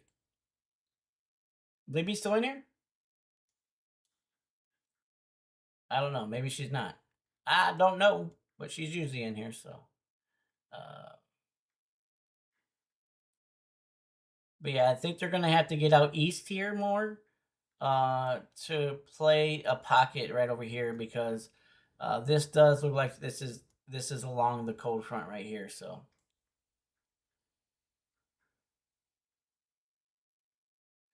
oh, okay. Oh yeah, Gerald. Yes. That's a great storm to learn from, man. A great tornado to learn from there. So that's where the whole dead man walking comes from, and Now, if I remember off the top of my head, I believe that storm actually moved from west to, or I'm sorry, from east to west, if I'm not mistaken, and a little bit south, if I'm not mistaken. It took like a weird path. I could be wrong. I could be thinking of another storm. Uh, but nonetheless, anyways, I do know that's where the Dead Man Walking video comes from. And, but yeah. But yeah, I do think that's the one where it did come. I think it came in like a western, like a southwest movement or something. It was like weird. It was like a total backwards than what it ever should have happened. So it's that's not how storms work. That's not storm behavior. So, but it just goes to show you, right? Storms, although we have we call what we call storm behavior, and they typically um, um, they technically sometimes act certain ways, but at the end of the day, storms are going to do what they want to do. So, oh, great! We got so great to see you. We got Sister Rachel Singleton in here. Thank you, Rachel. Appreciate that so much. God bless you. Hope everything's going good for you. Hope you are having blessed day, blessed month, blessed week. Hopefully you have a lot of blessings your way there. But thank you for being in here, Rachel. It's always good to see Rachel in here. So always great to see Rachel up in here. So very, very awesome. It looks like, is Pastor John heading towards is he headed towards the boundary or not? I don't know, but yes, very good to see Rachel in here. Great to see Rachel. Like always. Again, hopefully everything's going good for you, Rachel. Hopefully everything is going good for you. Thank you for your support and your encouragement. Highly appreciate it. I haven't seen Sonya in a while, so hopefully Sonya will be be in here. I haven't seen her in a little while, so.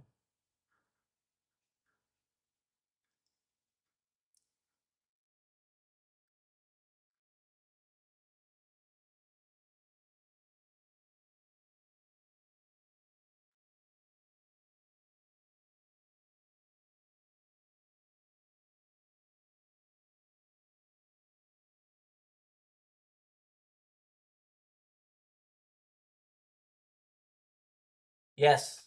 Thank you, Cody, for that. Cody's talking about the Gerald, what he's talking about there. So, yes.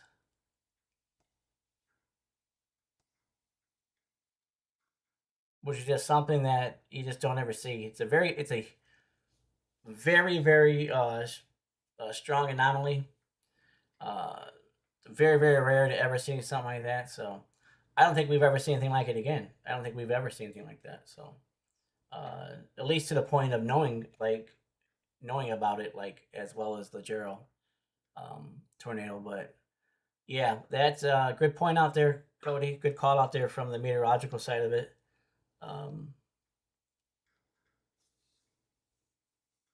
But yeah, you don't see storms go in that direction. So yes, learning is never ending. Correct. And just when you think you might know a little bit about something, something else will come up and you'll go, okay, now I did not know that, so it's, weather will humble you. It will humble you very quickly because, it is, weather does what weather wants to do. So some things we just were like, we couldn't even, there was no way to forecast that coming. There's no way to have seen that coming. So, but things happen, so we learn from it. But yeah, very, very strange. Very, very strange. Kind of like, that was very strange, but, kind of like the, tornado here around Chicago, the Plainfield tornado. Plainfield F5 or EF5 back in, what was that, like August 28th of like 1990 or something like that. 1991 maybe. I think it was like the 28th, so pretty close. But nonetheless, that came out of nowhere, and it didn't even get warned. So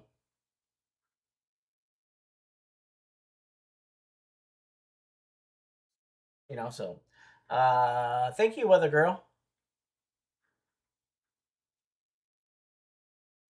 Thank you very much, Weather Girl. Appreciate that. Thank you. Hopefully your back gets feeling better. Um, Everybody get some W's to Weather Girl there. So, um,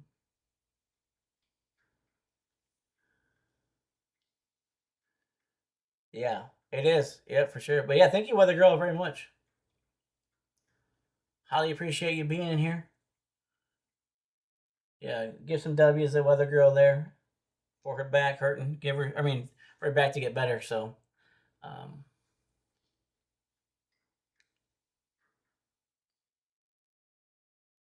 but yeah, thank you, Weather Girl, very much. Yeah, so it's uh, yeah, very rare to have an EF5 in August. Very very rare. So, um, we have actually had two EF5s in December. So that is very strange, right? Two EF5s in December.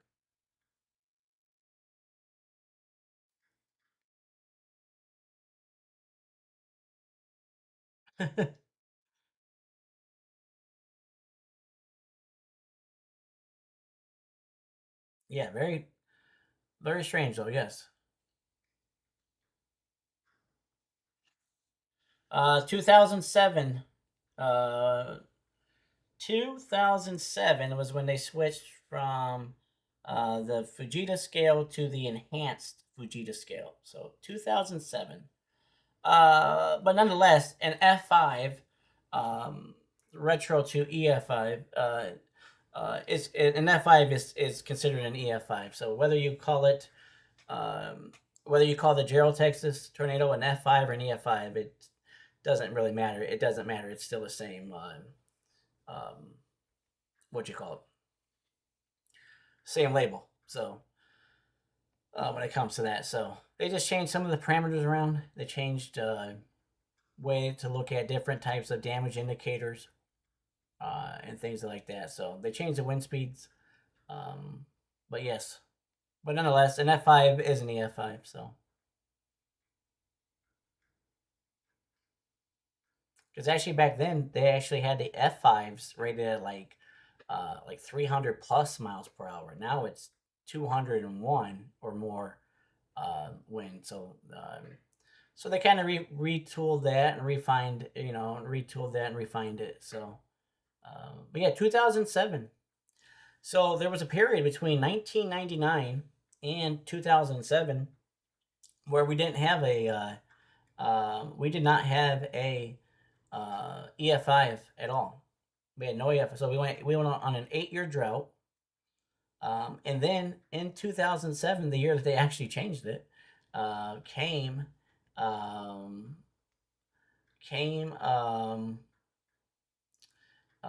the Greensburg, Kansas tornado. So the Greensburg, Kansas tornado is the first ever EF5. Get the first ever EF5 rating. So that is in Greensburg, Kansas. It was in May of 2007.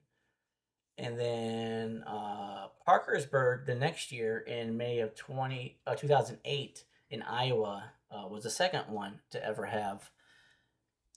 be an EF5 a rating. So again, the first one though, Greensburg, Kansas, in May of 2007. What did Weather Girl say here? Weather Girl says, yep, yeah, they updated the Fujita scale the year after I took my meteorology class in college. Nice. I took my meteor in 06. Nice. Awesome. Awesome, Weather Girl. Awesome. Great stuff. Did you have a lot of fun? Did you have a lot of fun in that class learning, Weather Girl? Because meteorology is awesome. What direction is he? Or is he stopped? Okay, maybe not.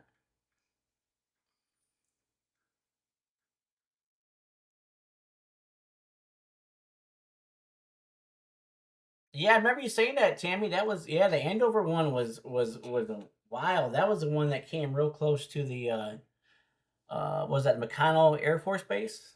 If I'm thinking of the right one, there. So yeah, the Tri-State one was horrible. Yes, absolutely. Yeah, Tri-State one that lives in infamy as being the most destructive when it comes to fatalities, and also the longest tracked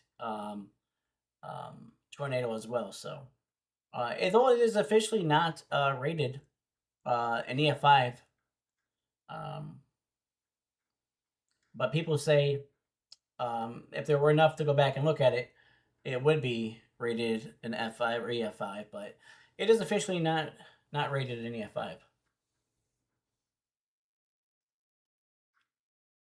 But yeah, longest tornado track, and I do also believe the most fatalities wise, I believe as well. So yeah, that one was pretty nasty there. Tri-State one. 19, I know it's 1925. I can't remember the date, but I do know 1925. So we're talking 101 years ago. But if you're just tuning in, we're just chatting it up right now, waiting for some storms to fire here. Waiting for some storms to fire here, right around where Nebraska and Colorado meet up at. Let's head up to Tornado Pagey, see if she's getting any action up here. Her and Bryce are seeing any storms.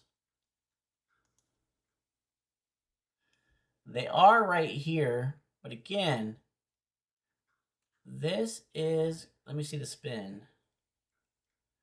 Yeah, this is like right on the line of, this is pretty close to the line, so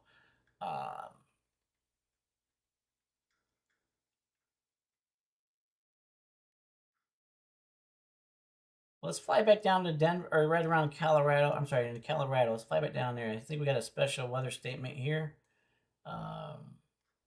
Thank you, Tammy. Yeah, that one there, yeah, McConnell Air Force Base there in Andover. If you guys ever watched that, there was a great video there of the Andover 1991 Andover tornado there in Kansas, as it came very close to hitting. Um, I believe it's like missiles and um, I want to say it was nuclear weapons as well, or possible some sort of nuclear thing as well. But you can see that thing. That thing is monstrous when it comes towards the Air Force Base. That thing is wild. But yeah, definitely would check it out. Check it out. Currently, we have 2 severe thunderstorm warnings. We have one for North Carolina, Johnston, Wayne, and Wilson counties in North Carolina. And we also have severe thunderstorm warnings still in effect for Graham and Cochise County in Arizona. So 2 severe thunderstorm warnings currently.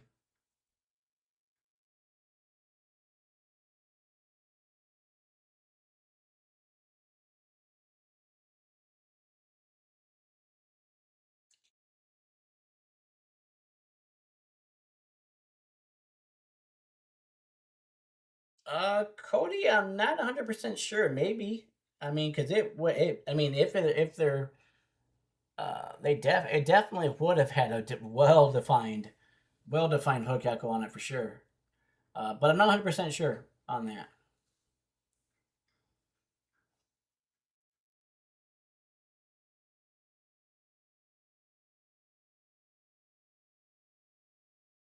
Nice, great job, weather girl. Great job. It's always good to be passionate about weather. Weather is awesome. It's okay to nerd out on weather. It's okay to be, geek out on it and everything. And that's such a lot of great stuff to learn from it, and to continuously learn. There's only so much that school can teach you. I mean, after that, I mean, you learn everything on your own. You really do. Whether that's at work or obviously reading and watching and everything else. But you really There's only so much that school teaches you.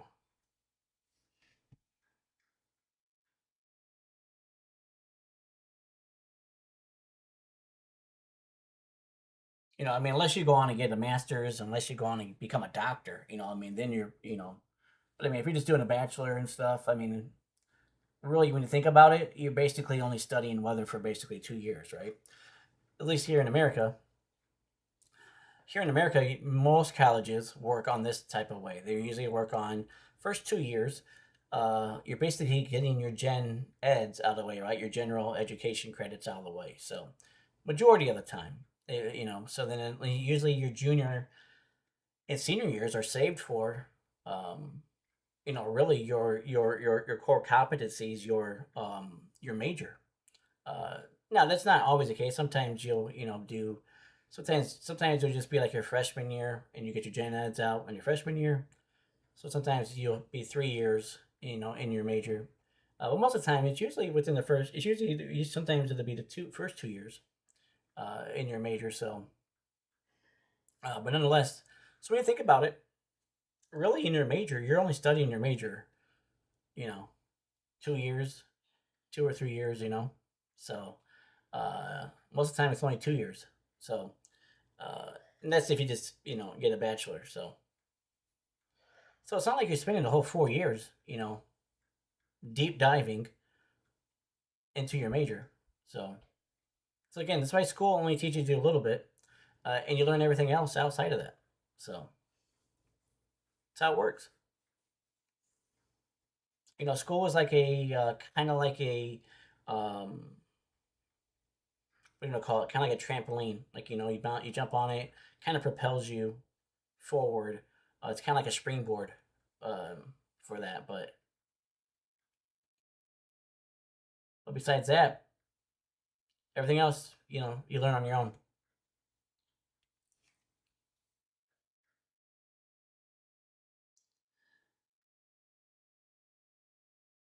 We do now have a new severe thunderstorm warning for Cochise County in Arizona. 60-mile-per-hour winds and 1-inch hail. Maddie says, "Is Caleb still chasing?" I don't know. I haven't seen him for a little bit in here, so.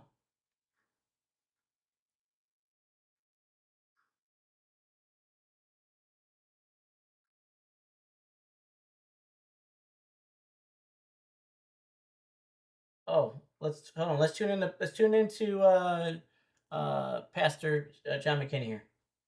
That's going to be maybe, looks like it's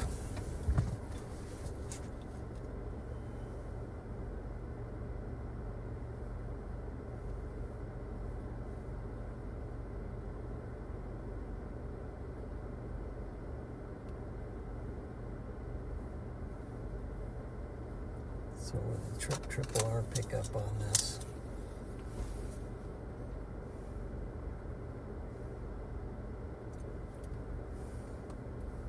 See what current satellite says.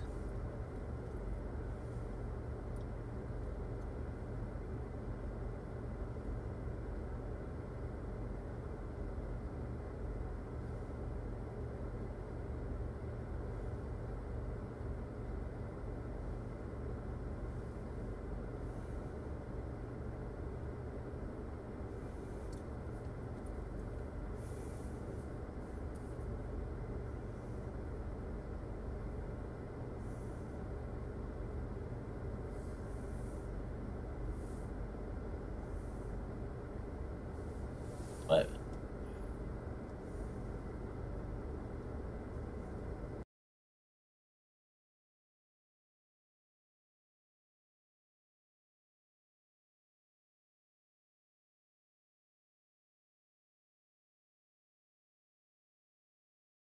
so it looks like Pastor John is right there on the doorstep of this boundary.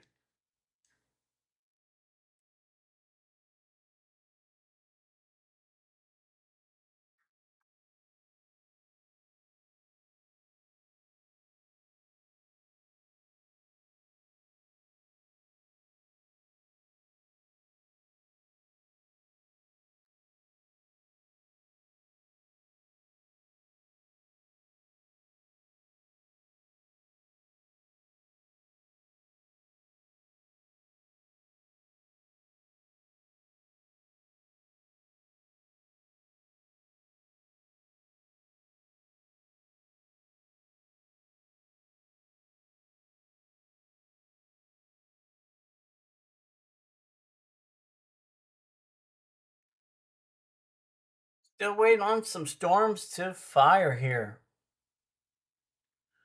And as you see, we now still do have a storm here, a little bit trying to fire here at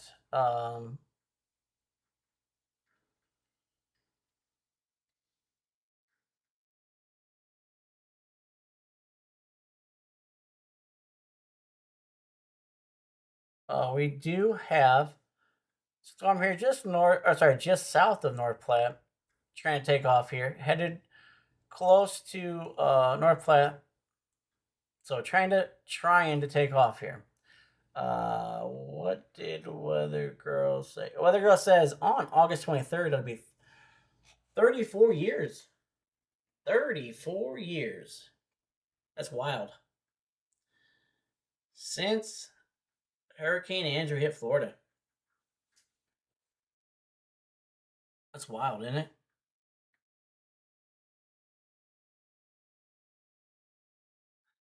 I remember watching the track of the Weather Channel at 8.5 years old. Nice.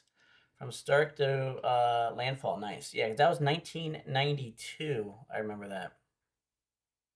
1992. Awesome stuff, Weather Girl. Thank you. Thank you very much. And that Hurricane Andrew, I believe, and somebody keep me honest here, but I believe there have only been three or four. I'm going to say three though.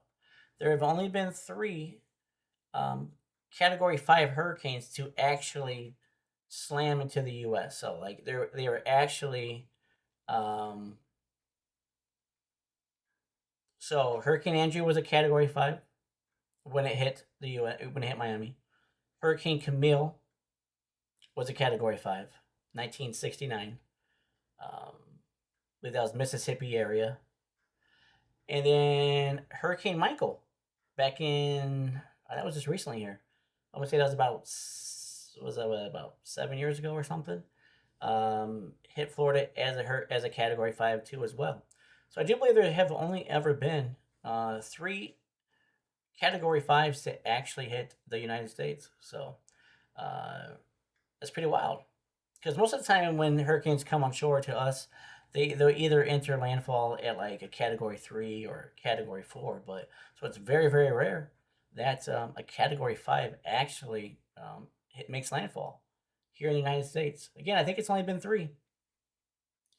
I do know Camille, I do know Michael, and I do know Andrew. Might be four, might be one more I'm missing, but yeah, it's either three or four. Maybe five too. Yeah, it's either way, it's sub 5. But yeah, somebody can look that up. Keep me honest on that, but just off the top of my head, just off the top of my head.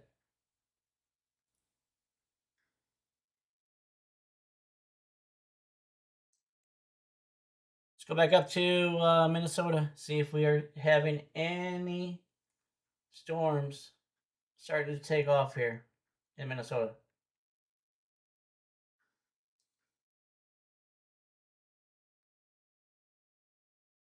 You talking about Melissa? Melissa was Category 5, I believe, when it hit Jamaica last year.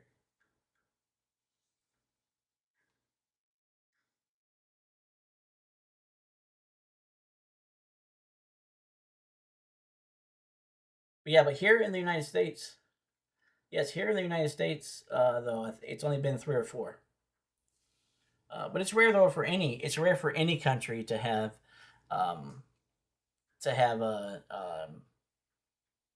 a Category 5 hit it. So very, very rare. Yeah, I believe it was Melissa back in, was it like November of last year or something like that?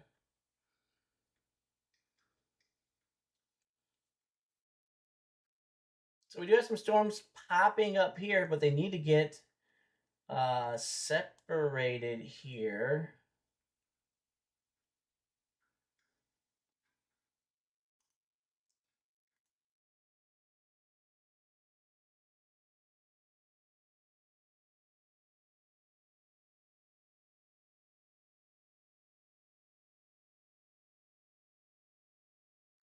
Yeah, we're still waiting on storms here. Yeah, it's pretty wild there. Pretty wild for. I'm pretty sure it was a Category 5 when it made landfall there last year. So, but yeah, that just goes to show you just how rare. Um, what's rare? It's extremely rare, anyways, for a hurricane to even reach Category 5 status. But to maintain that strength and to hit, make a landfall,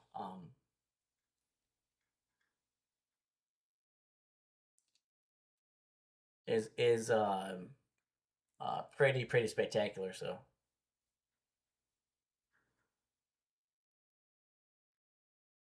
oh, I didn't know that, Maddie. I did not know that, brother.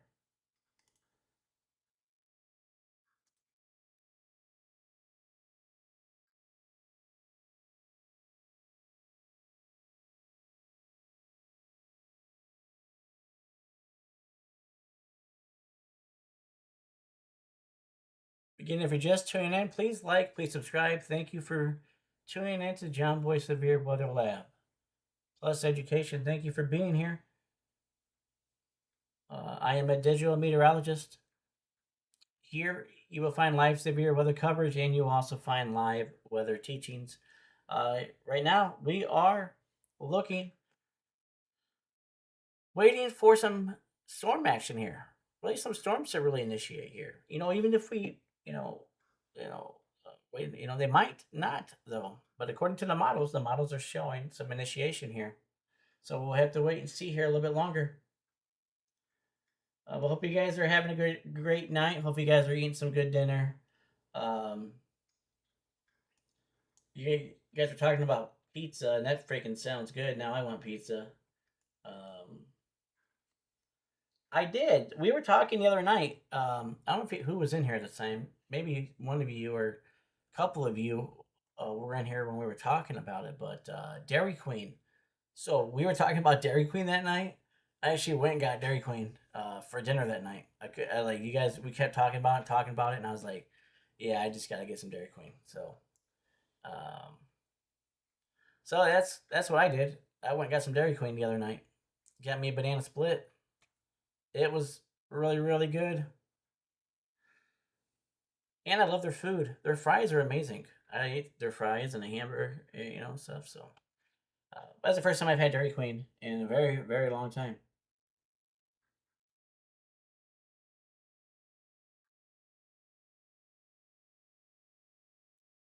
These storms down here are like barely even moving down here. Just south of I-80, you're on North Platte.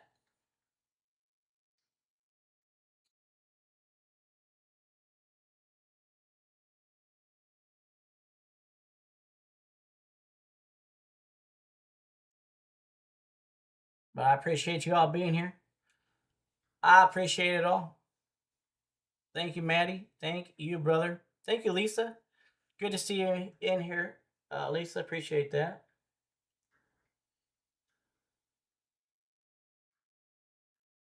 Yeah, you did. Yeah, I remember that. Yes. Yeah, you did. And then I was talking to my wife, and I was like, man, I really gotta get. I was like, I gotta get some Dairy Queen. So, uh, it worked out. So it was all good. It's all good. But thank you to everybody who's currently watching across all the platforms: Facebook, Twitch, YouTube, and Kick. Thank you for being in here. Yes, Lisa, I did get some Dairy Queen the other night when Pastor John got his. The first time I had Dairy Queen in, man, it's been many, many, many years. So, but it was really good. It was really good.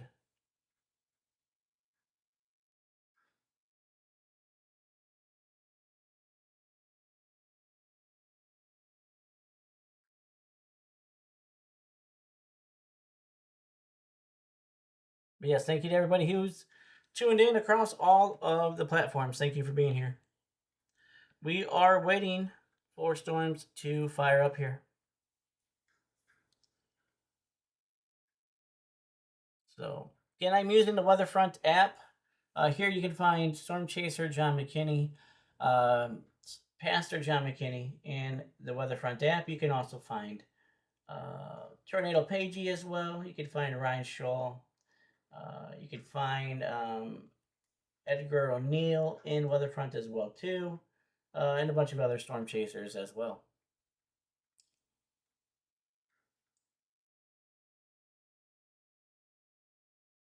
We got some slow initiation going on here. Very slow. Still think Broken Bow, though. I still think Broken Bow is still a good play. As far as seeing the storms come in from the west. So.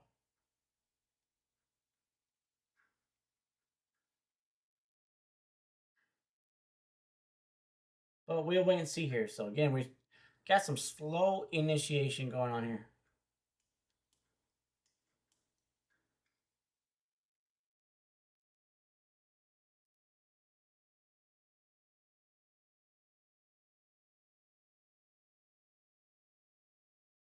Again, let's see what Tornado Pagey is seeing. She should be seeing some rain off to her north and west. Or not.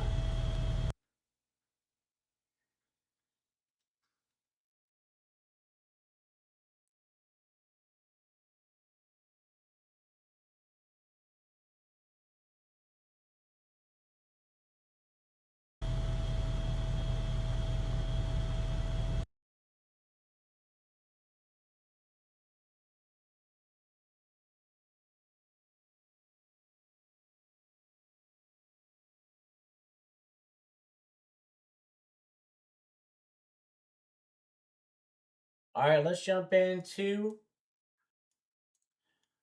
Let's see if we can tap into Pastor John McKinney. Storm Chaser John McKinney. Looks like he's headed down for this cell down here for around North Platte. Looks like where he's headed to.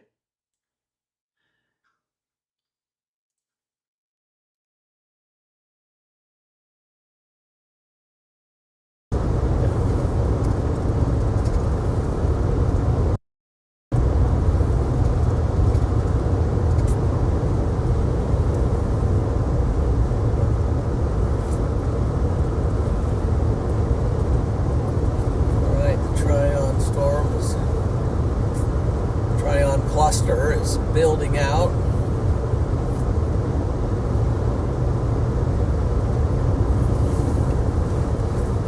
It's building out. It's over here somewhere.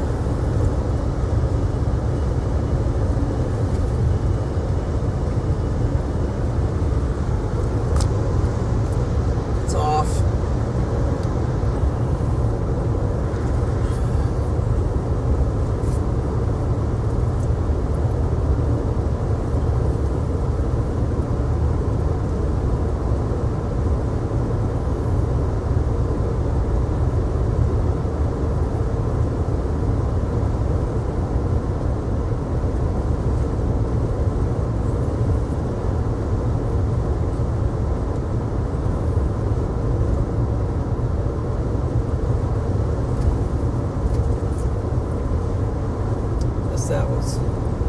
That was Lisa's that said that, trying and trying.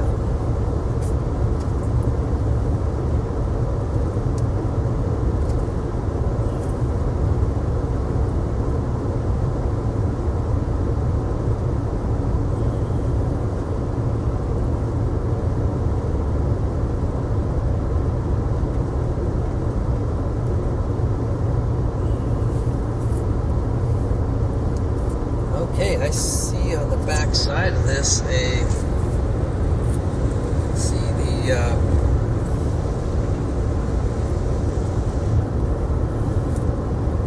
can see the edge of the an updraft just off to the back side. You can see it right in there. You can see the edge of an updraft there. And then we got this with some inflow clouds right there. So this is our is our new deal. We'll see if a little cluster there can come together and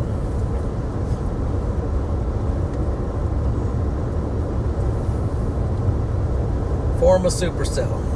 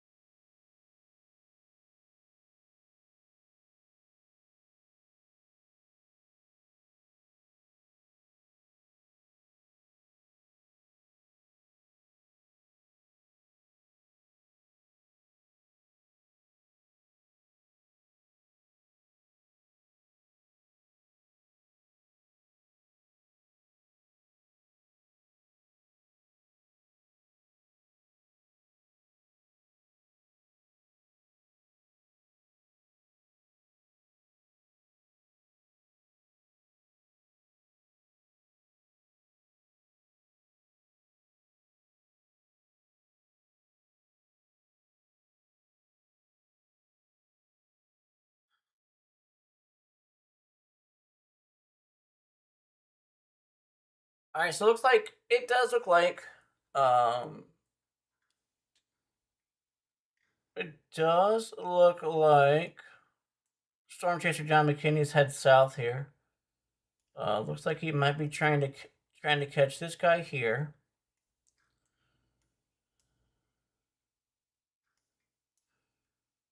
Or possibly going down to the clusters. Either way, we do have a little bit of storms here. Trying to fire. Nothing severe, though, at the moment. So we'll have to wait and see here. Let's go back up to Minnesota. Let's go back up to Minnesota here.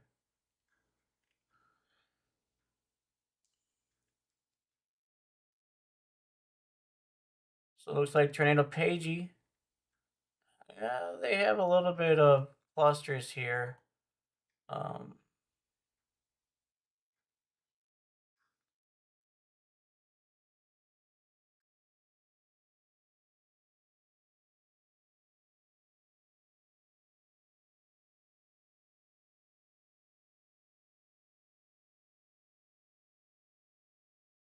But still, nothing severe.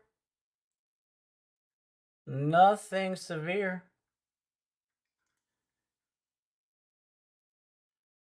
I was gonna say, I thought that.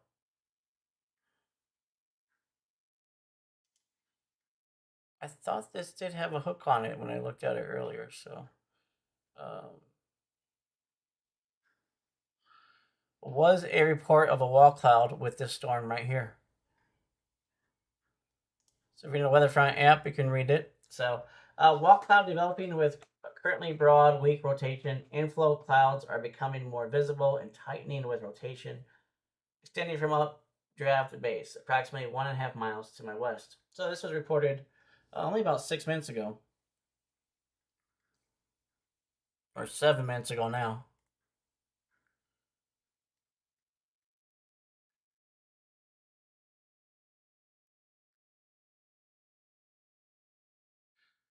All right, so we have to find with them. Okay, where is the radar site at?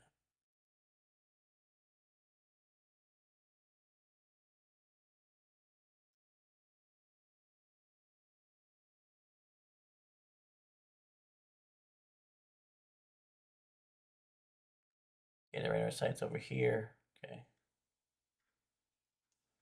So we draw a line.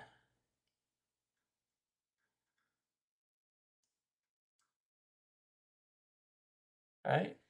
Looks like a little bit of weak rotation right there.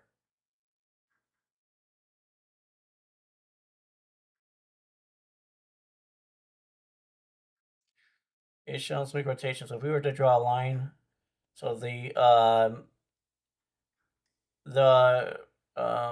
radar sight's back off here to the west. So we got greens coming toward, we got reds going away, so they're kind of wrapping. So a little bit of weak rotation right here.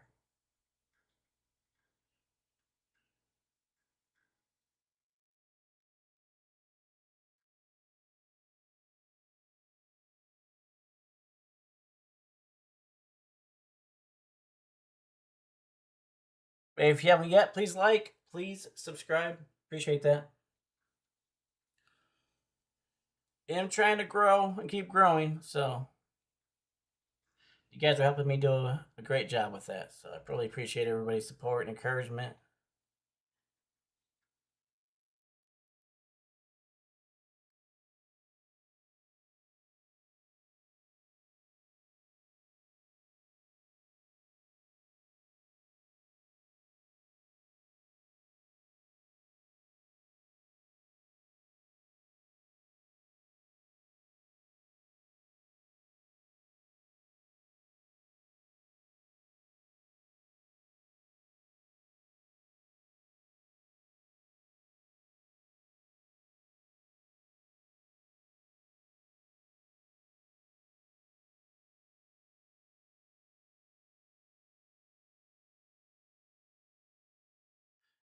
Go down. Let's see what Pastor John is seeing.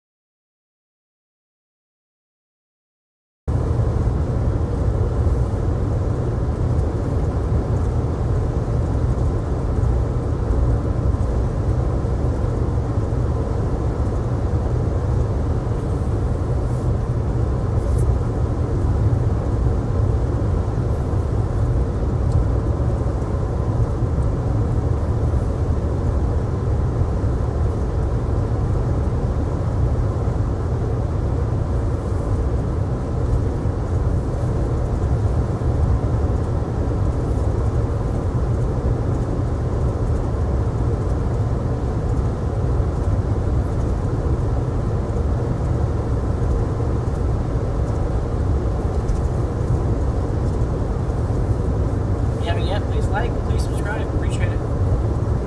Appreciate it if you give the stream a like. Highly, highly appreciate that. Very grateful for it. Grateful for your sub too.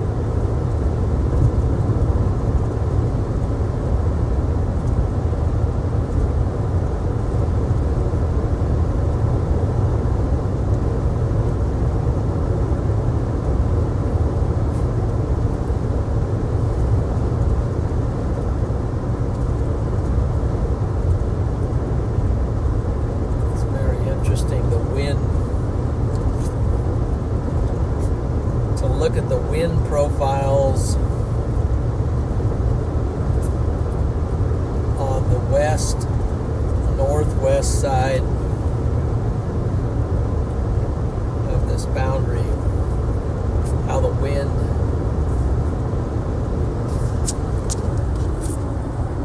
here's that boundary. And look at the wind. Wind is being clocked out behind it. In front of it, not so much.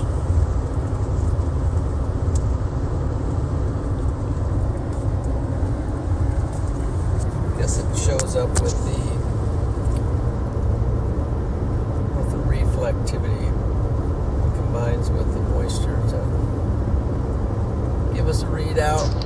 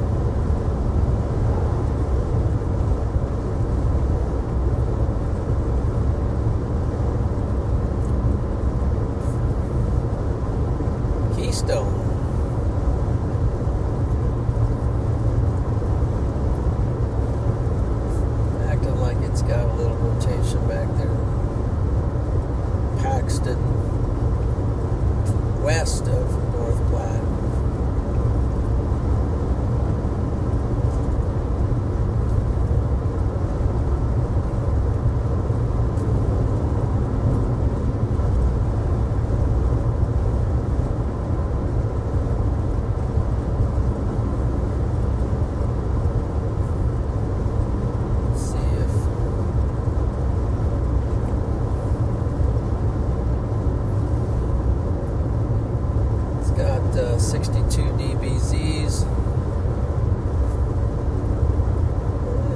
It's got a wind gust of, not quite up there yet, but 40 mile an hour wind gust. Maybe 44, 47.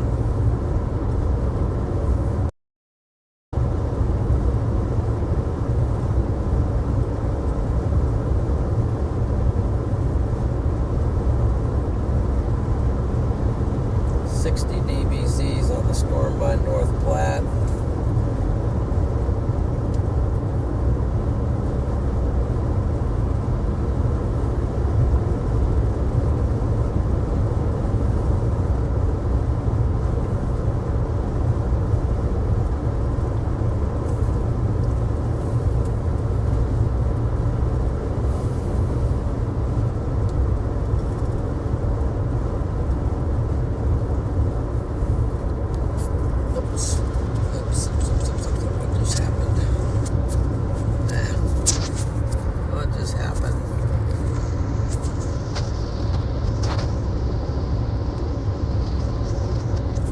Just happened. Just a minute. I'm going to have to close this. I don't know what happened. There.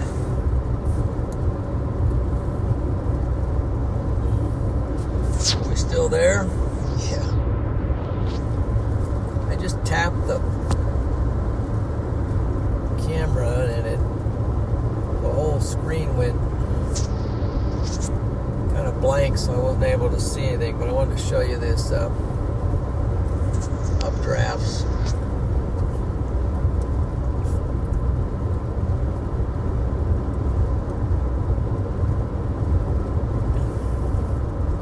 Down there by North Platte.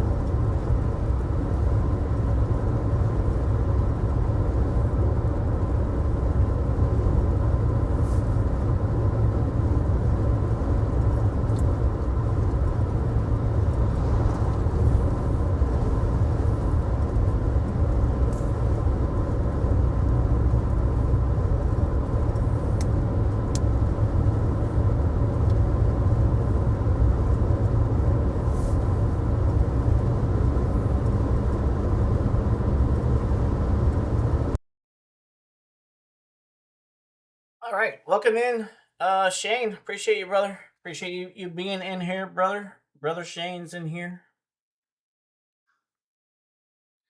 Yeah, I have been live.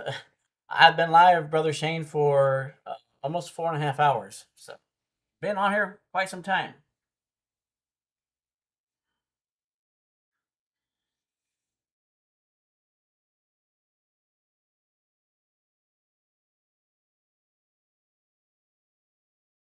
Oh, welcome in, Chasing. Great to see you back in here.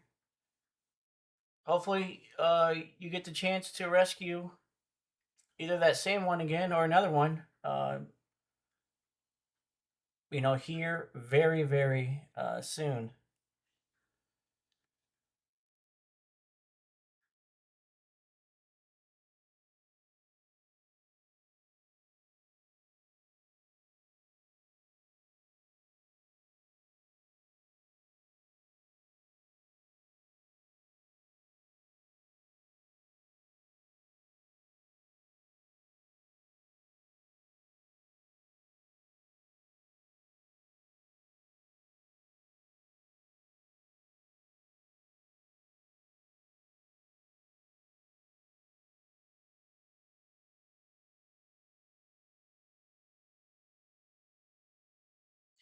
There is some areas of interest back here to me.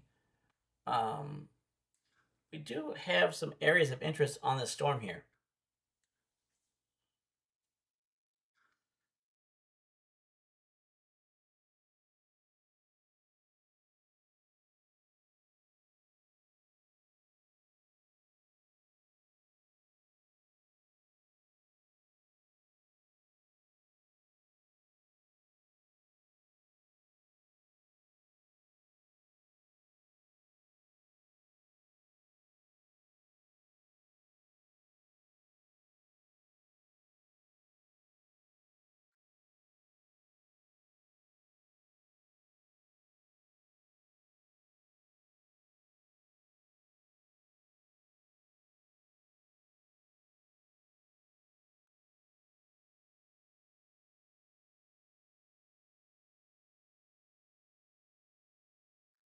That's right. That is correct. Rescuing does come first.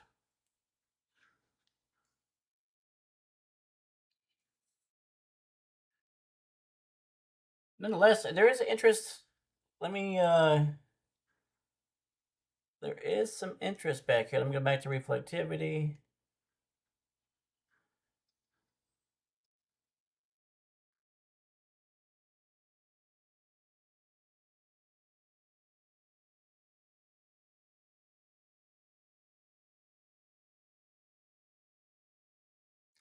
Right here is an area of interest.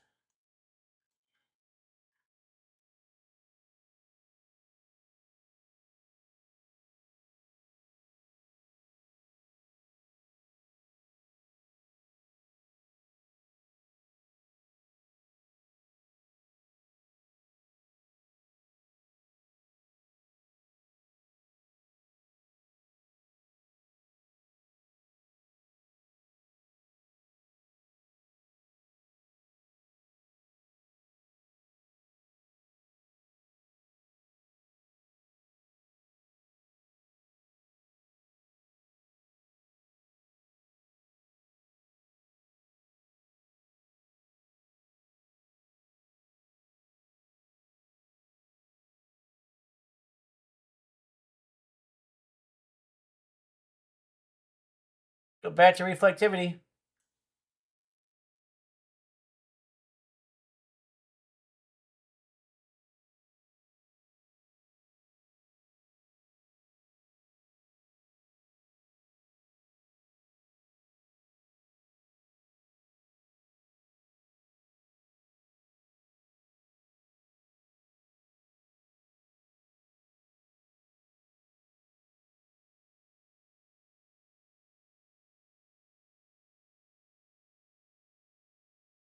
Nothing popping off here in Minnesota yet.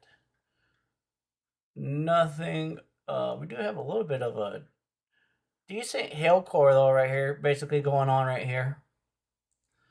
Got about 66, 67, 67, 67 DBZs going on. So 67 basically. And right there it is. I just seen it. Where'd it go at? I had to hit y'all with the 6-7. There it is right there. There it is. There's a 6-7.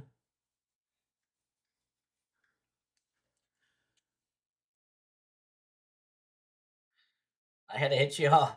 I had to hit y'all with that 6-7 real quick, so.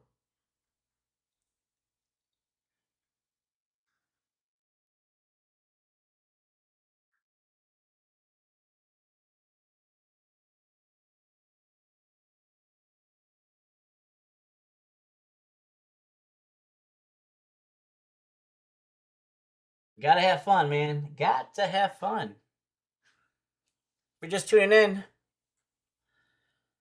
appreciate it. Welcome into John Boy Severe Weather Lab Plus Education. Appreciate y'all being here. It's funny that we were just looking at the storm. I hit y'all with a 6-7, and now it goes severe thunderstorm. warned. So there is a severe thunderstorm warning for it.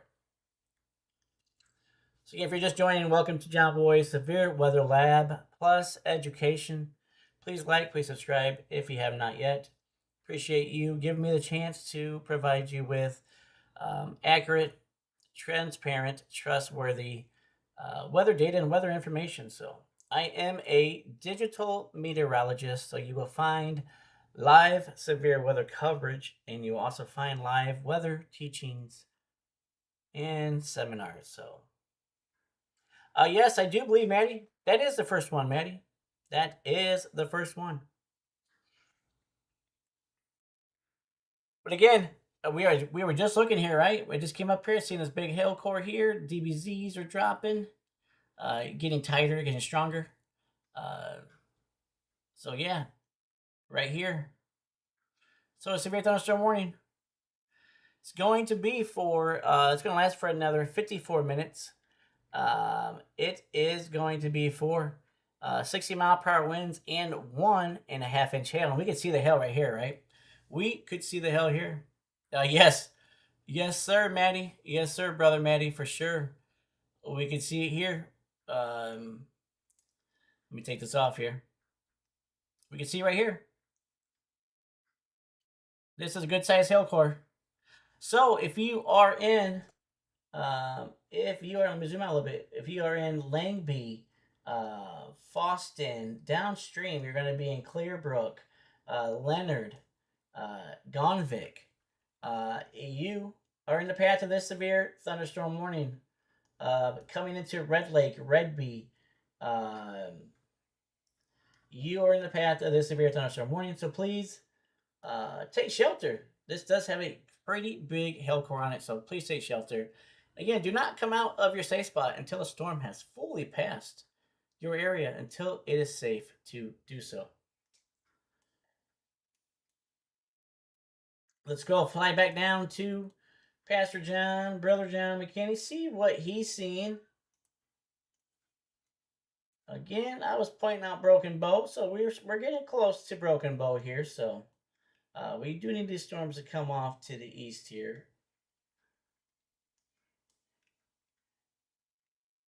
But he's headed in. Looks like he's headed in for this storm right here. The storm does have a reading of 60 dBZs right here. So it's a pretty strong wind. So welcome back in, Lonnie. Appreciate you being here, brother. Highly appreciate it. Highly appreciate you being here. Thank you very much, brother.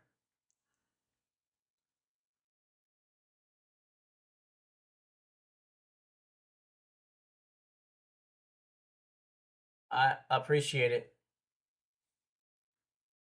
I don't know if Libby's in here. I haven't seen Libby for a couple hours, so I don't know what happened to Libby, but I don't know if she's in here or not.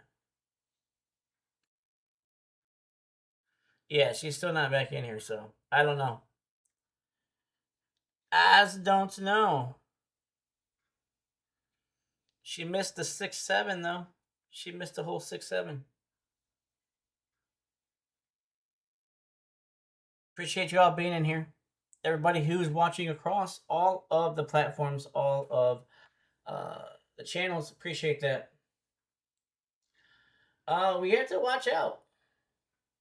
See what's happening at the storm.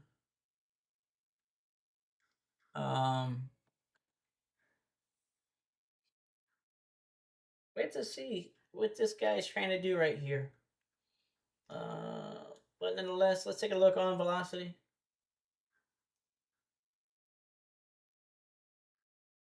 Where is?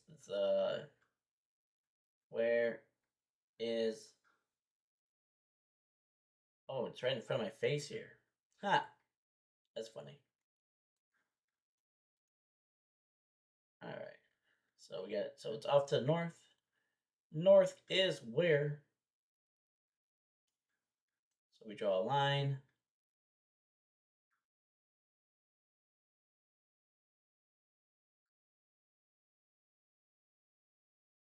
Looks like we got more of a convergence going on right now instead of and not rotation right now at this point.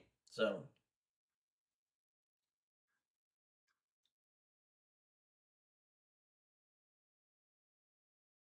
just make sure you're not missing anything here. Yeah.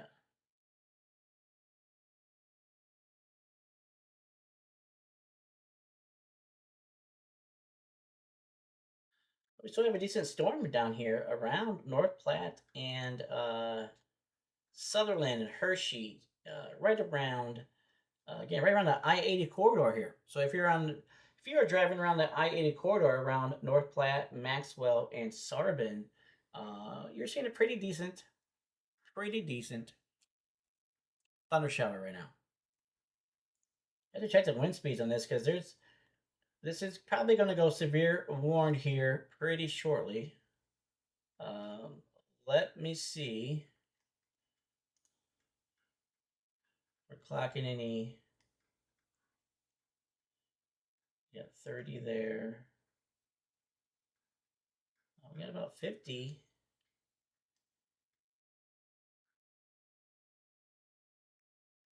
Yeah, we're getting up there. We need 60 mile per hour though. Well, we need 58 miles per hour in order to be severe thunderstorm warning. So,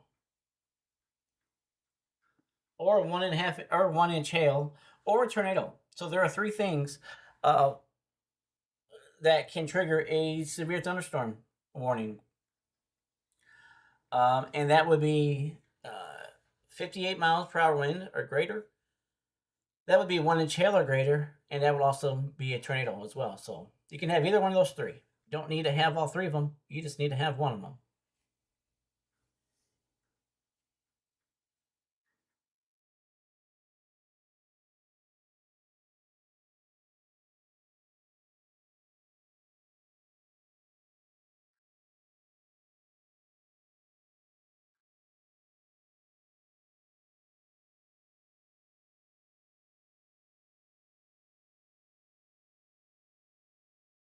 If this gets deeper with the hail core, we will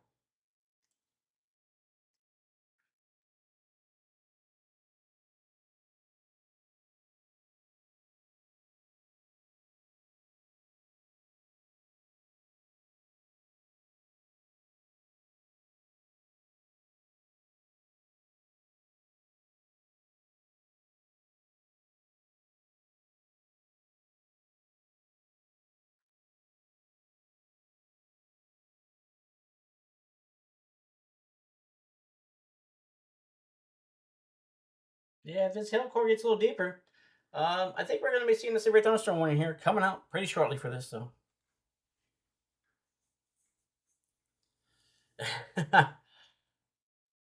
We got Beth. We got Beth. Great to see you, Beth.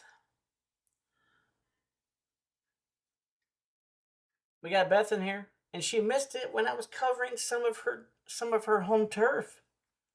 She missed some of it when I was covering her home turf earlier in Maine. Very rarely do I get to cover Maine. Very, very rarely. Very rarely does Maine want to get in on the act. So, but always great to see you, Beth. Always great. Yeah, you missed 6-7. I did 6-7. Yeah, you missed the 6-7. I did. There was 67 dBz, so I had to hit you all with the 6-7. You know, 6-7, 6-7. So I had to hit you all with it. 67 dBz's. Yeah. For Maine earlier today, I was looking at a little bit of storms that came through Maine, but they were just there were nothing of severe or anything like that. So, oh no, she doesn't know what 6-7 means. Someone's gotta fill her in. Someone fill her in with the 6-7, please. 6-7. It's a I gotta get back. And somebody please in the chat fill her in on that, so I can get back to this real quick.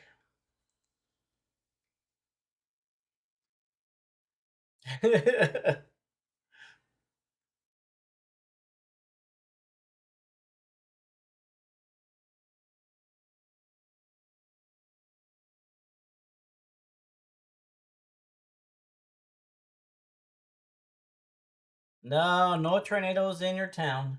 No tornadoes in your town.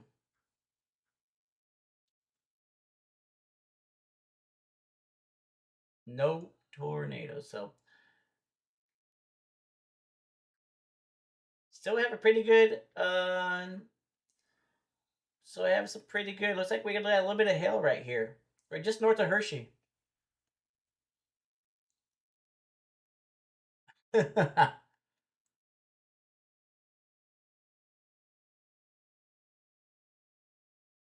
Yeah, a lot of times people will jump in streams and they'll just start spouting off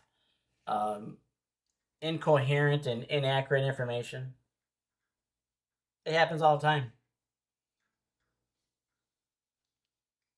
So that's why you have to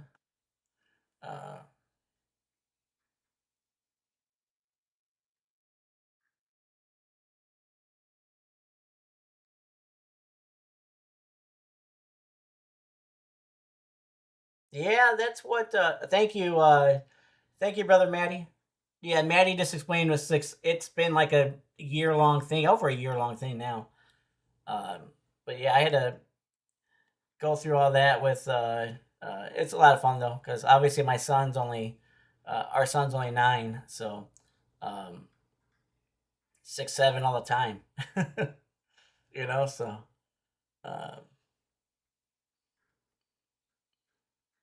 but yeah.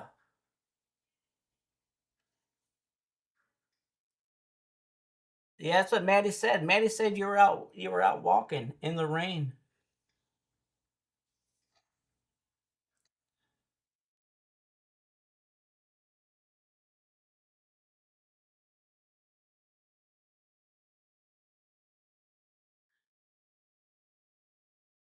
We do have 7 severe thunderstorm warnings, and again, these monsoons are cooking right now. Cochise in Arizona. This is pretty strong. This does have a considerable tag on it. 70-mile-per-hour winds. This is the strongest thunderstorm that we currently have. 70-mile-per-hour winds. Again, that's why it gets the considerable damage tag for Cochise County, Santa Cruz County, and Pima County in Arizona.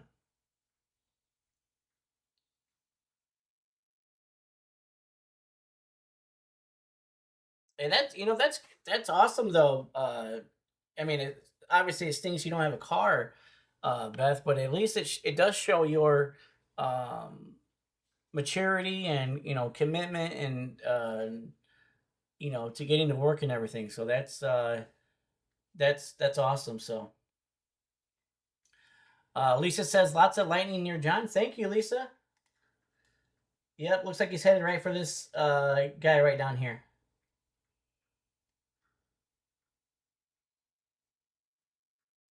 Let's actually tap into Brother John here, Pastor John, Storm Chaser John McKinney. See what he's seen.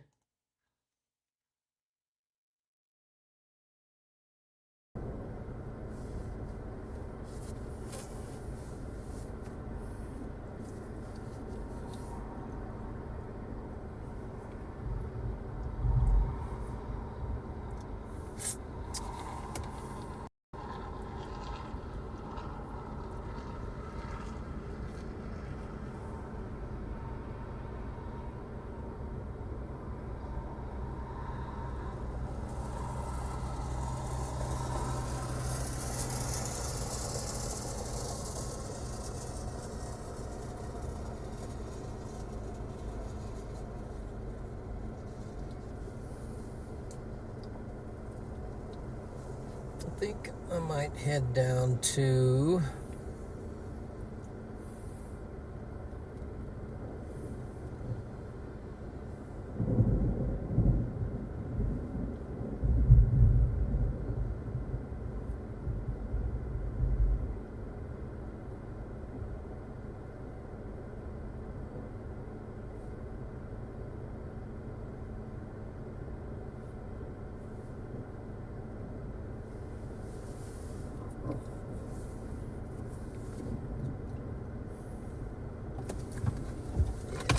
it down to 92.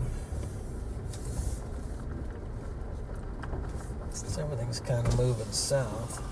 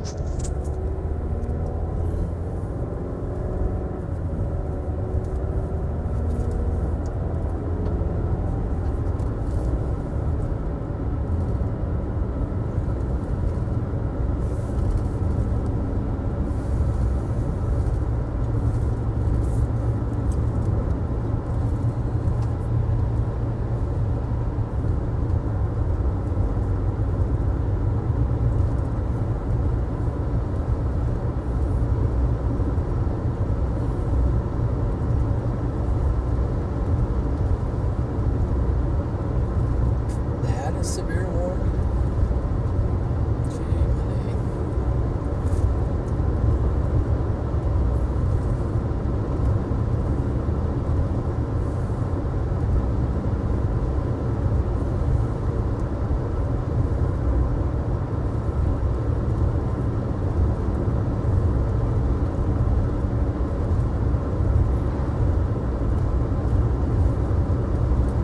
The hail core on that thing down at Imperial, that's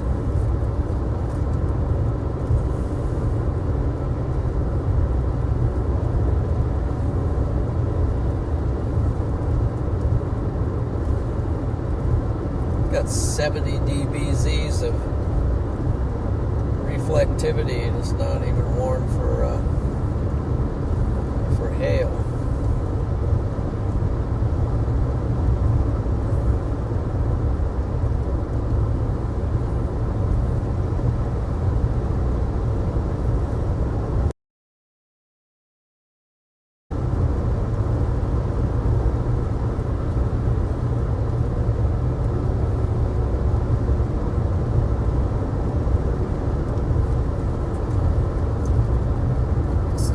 Imperial. It's a 70 dBz storm. Decibels per Z.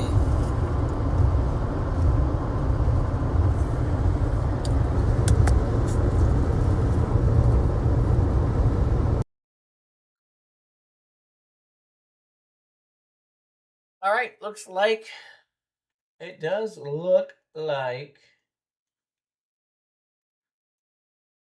Pastor John's headed down here. Maybe to oh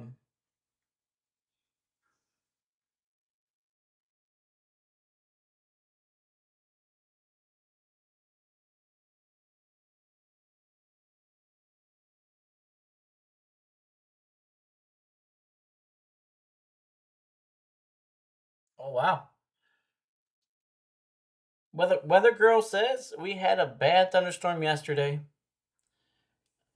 In Maiden, North Carolina, where I work, the sky got so dark the parking lots came on, and the rain was coming down so heavily you couldn't see in front of you. Wow, pretty good storm there yesterday. Then in Maiden, North Carolina.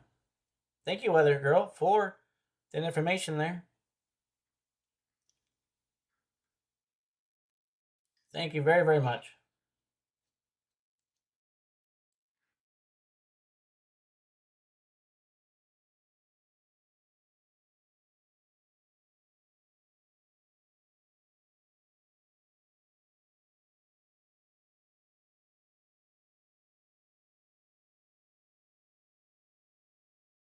Yeah, that's cool.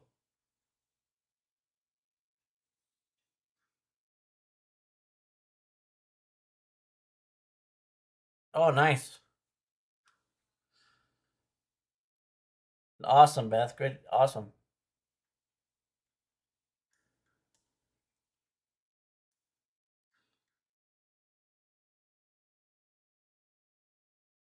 Yes, thank you. Thank you, Weather Girl, for that. Very much so. Thank you.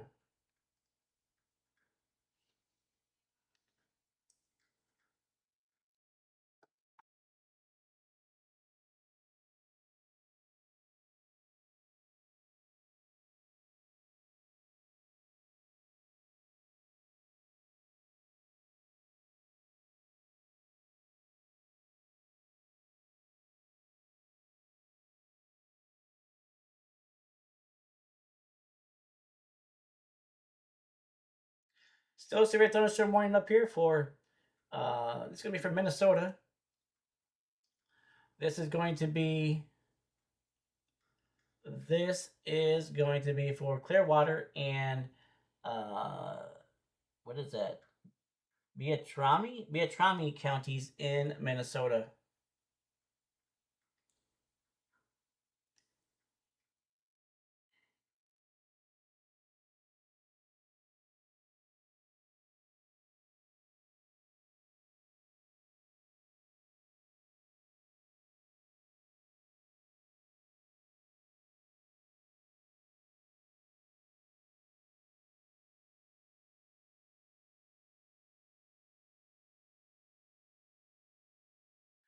And we still have severe thunderstorm warnings for.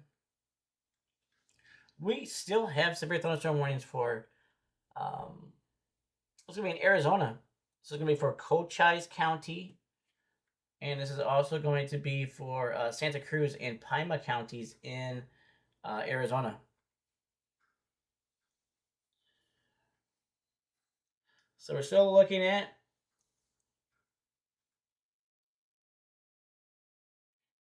here in Arizona.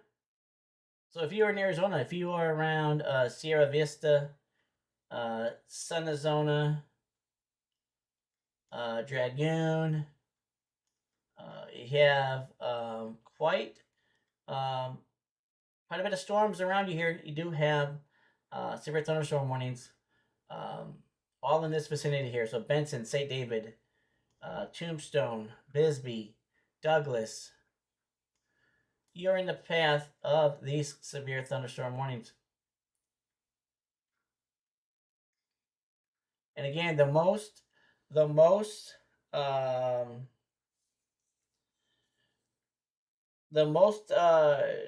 dire storms and the strongest severe thunderstorm warnings I have right now are for Arizona, for Cochise County, Santa Cruz County, and Pima counties in Arizona. This is for 70-mile-per-hour winds. So this is a considerable tag on here.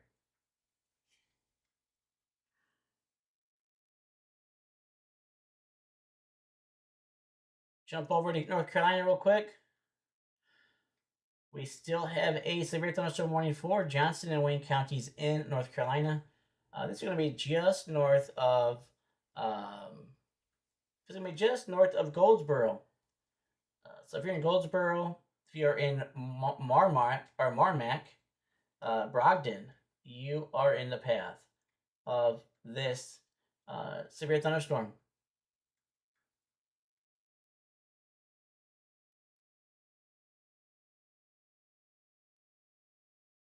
And also in North Carolina, if you are, SC is about to expire here, but if you're in Harnett and Cumberland counties, severe thunderstorm warning for you as well.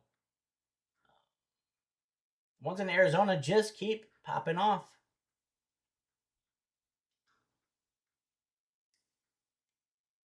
What's up, Caleb? Great to see you back in here, buddy. What's going on?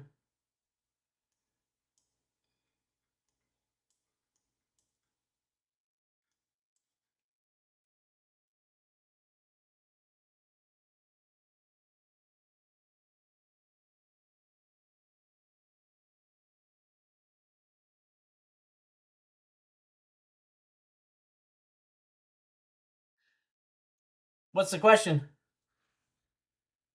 What is the question?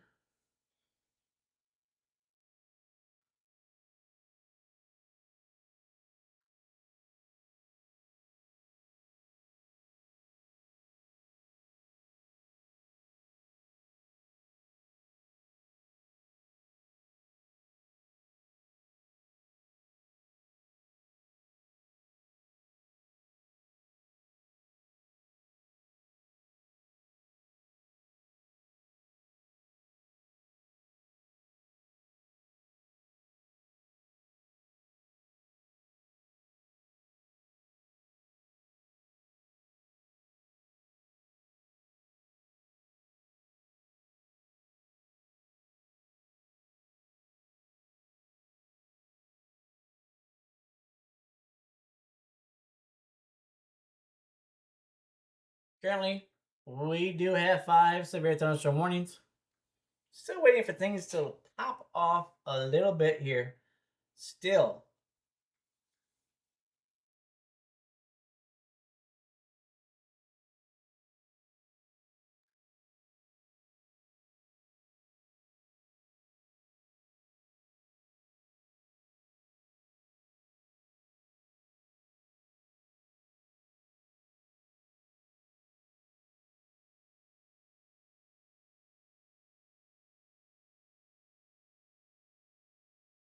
Yes. Weather Girl says, I used to watch the weather classroom. Let me, if it stops moving around here. Used to watch the weather classroom on the Weather Channel back in the 90s. Yes, same. Myself. Absolutely. I should do that as well. It's a lot of cool stuff. Hopefully, maybe you guys also did that as well too. Weather Classroom was awesome. So we got, yes, lots of great teaching there from the Weather Classroom. Great job, Weather Girl. Thank you very much. Yes.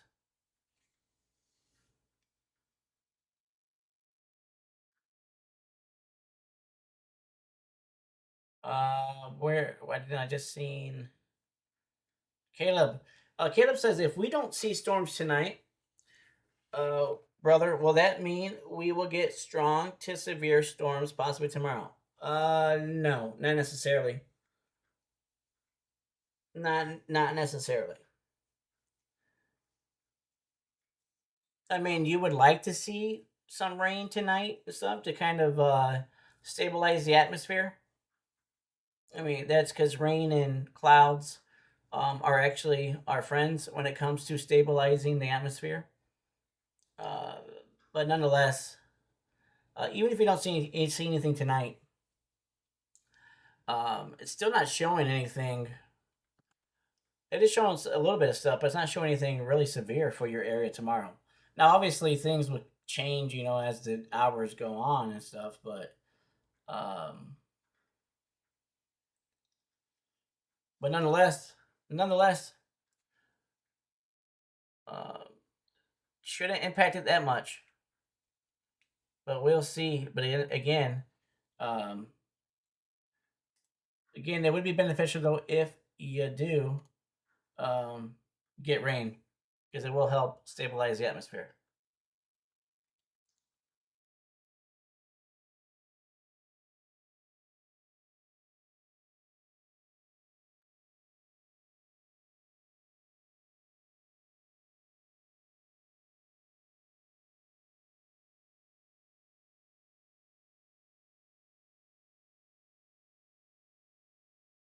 Currently, 5 severe thunderstorm warnings currently in place. If you're new here, please like and please subscribe. Highly appreciate that. Thank you to everybody who is watching across all of the platforms, watching on Facebook, watching on Kick and Twitch and YouTube. Appreciate all that. Appreciate all of that. Appreciate everybody who's tuned in, locked in here for some weather coverage that's been going on for 5 hours. So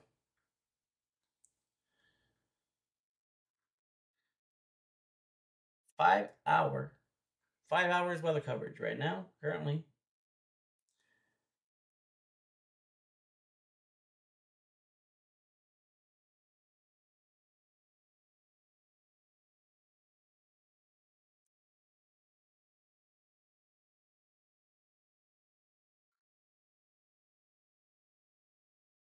This storm down here has calmed down a little bit, but it still has a good hill core on it.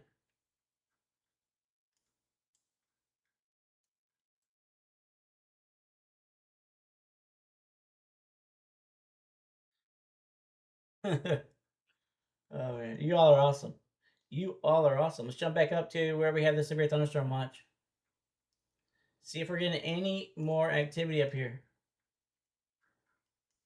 And no, we're not. Not a whole lot. There's nothing popping off here in Minnesota as well. Yes, thank you, Tammy. Thank you very much. Highly appreciate you guys, spending 5 minutes in here, let alone 5 hours, so appreciate any and all of your time. So appreciate that very much.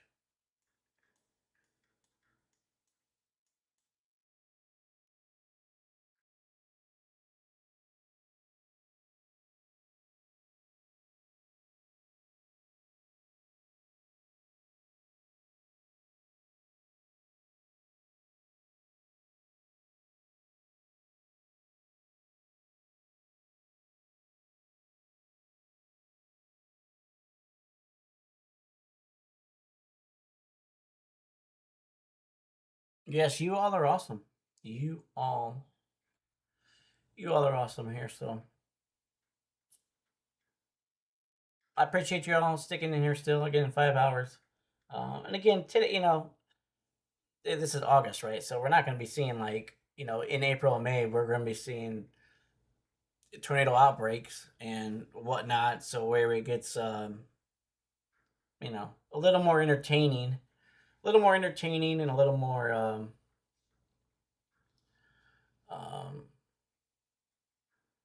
obviously when there's a little bit more weather going on, it gets a little more entertaining and it gets but so we're still having fun though, right? We're still enjoying what's going on.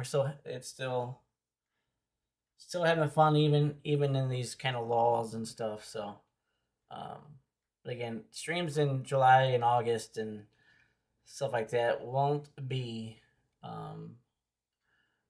as I mean, they're all exciting, right? All the streams are exciting, but they won't be as like intense or as I guess riveting, I guess, as streams like in April and May when we got outbreaks going on, we got tornadoes, left and right dropping down. So, but we just take it and roll with the punches, right? We take it and we take what we can get.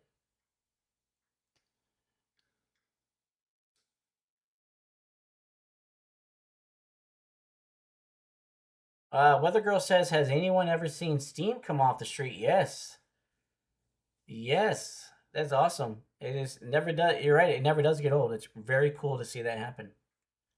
Very cool to see that.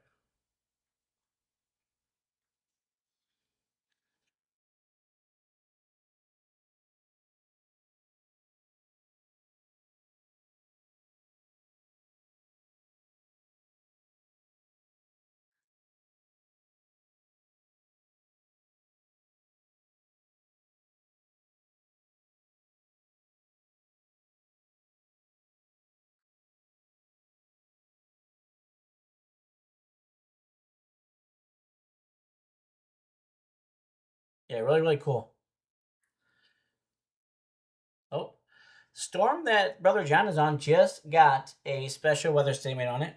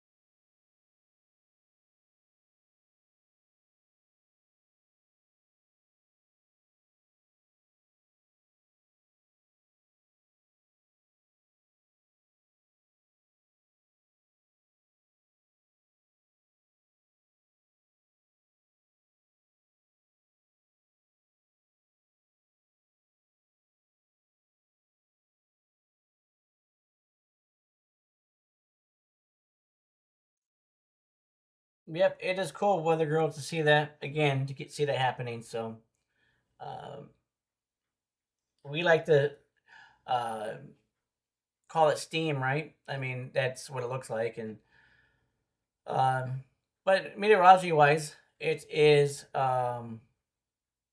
evaporation. It is water evaporating because of the ambient heat from the asphalt or pavement that it's hitting. Um, it ends up the sun can also play a part in it as well too, but usually it's due just to the asphalt or the pavement. So the ambient heat when the is warmer, hotter than the raindrops. So what happens is that the rain starts evaporating, and when it starts evaporating, it turns into water vapor, turns into gas. So that's what we see. We see it looks like steam because it really does. Looks like steam. But what we're witnessing is water evaporating, turning into water vapor, which is gas. So that's what we're watching it do. That's why we see it for.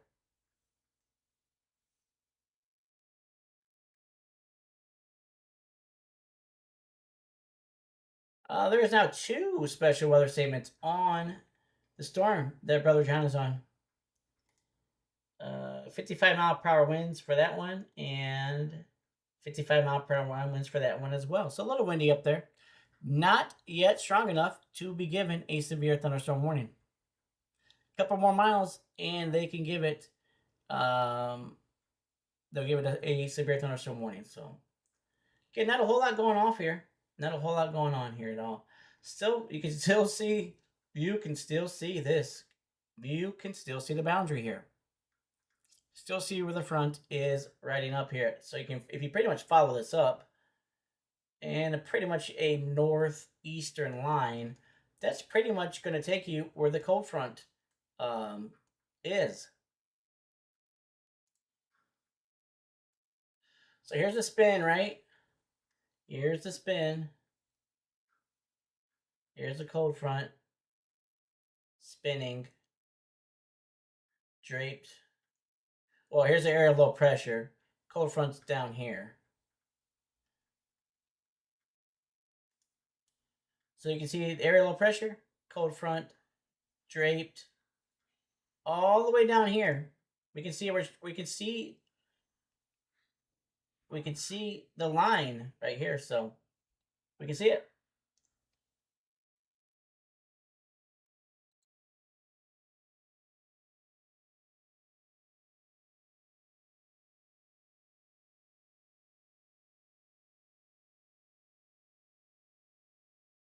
But not a whole lot happening. Not a whole lot happening at all. And these red dots you see, these are spotters, storm spotters.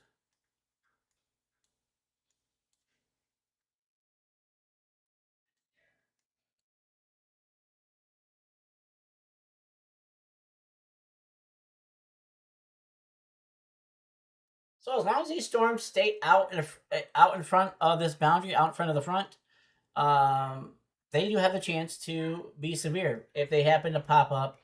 If the cold front catches up and it colludes with them, catches them, or they form behind the cold front, there won't be any severity to them. So.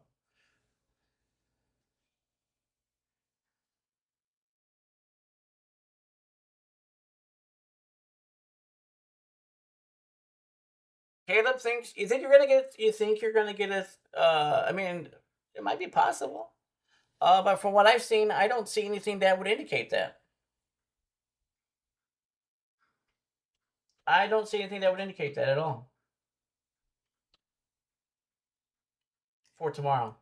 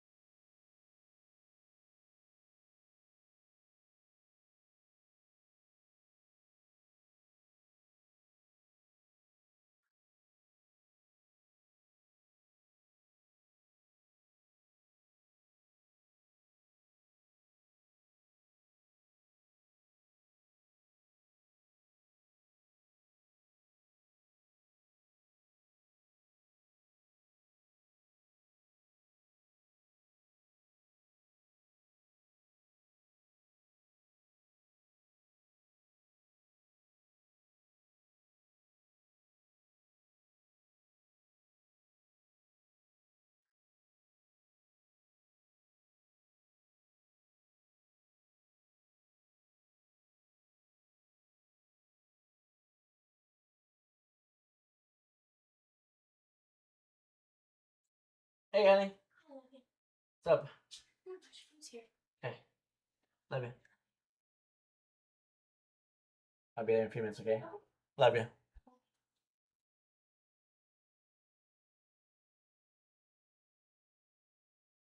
I'm not saying anything. I'm not saying anything for tomorrow.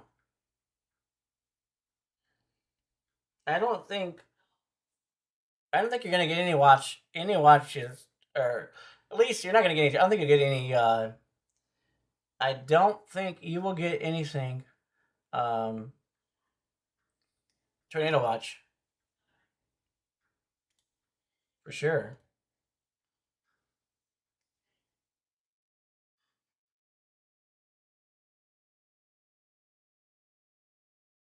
I don't see any.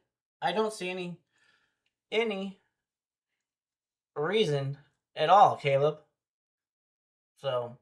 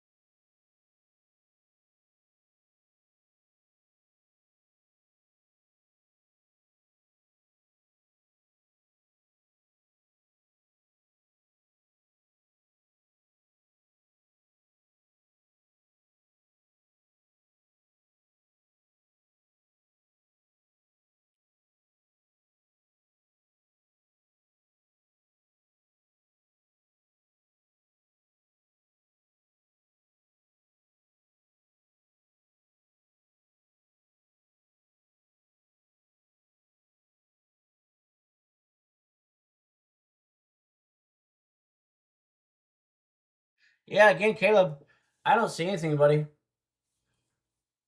I don't think you'll get. I mean, it takes something to change pretty drastically for you guys to get a watch or anything tomorrow. Right now, it's still looking like Wednesday. Wednesday is your best chance.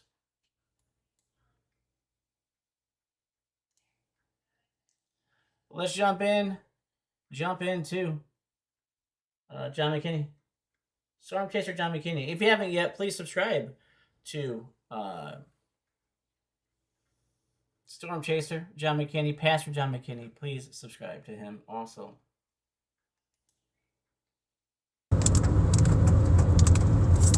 Find a pull off up here.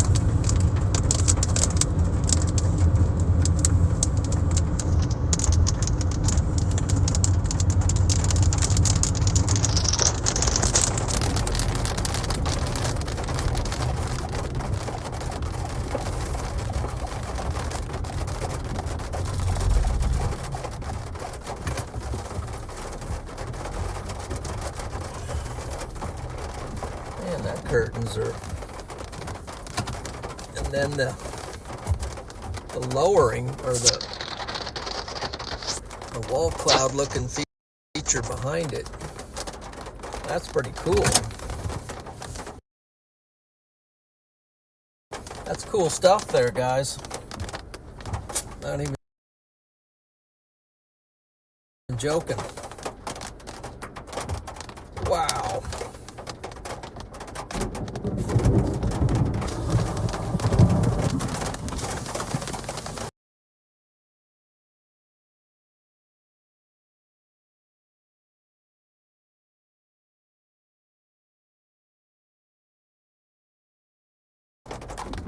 Storm's meaning a little business here.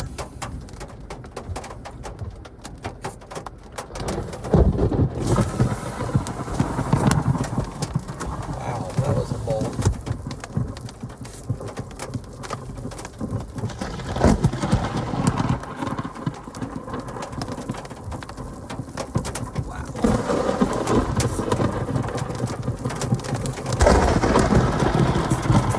guys. It's getting a little rough.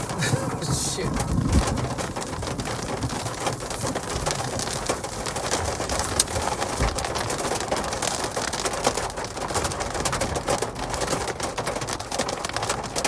Getting a little rough here, guys. Getting a little rough, a little close there.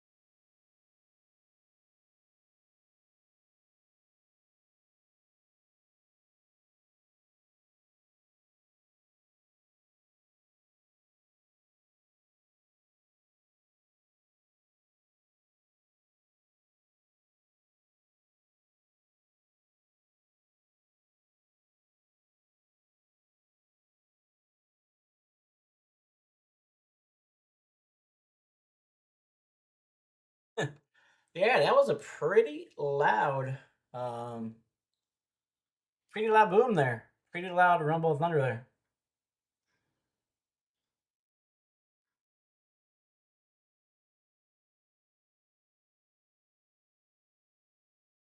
The storm is moving slow.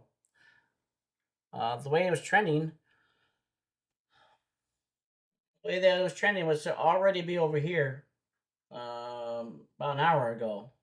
So our calculations aren't too far off still.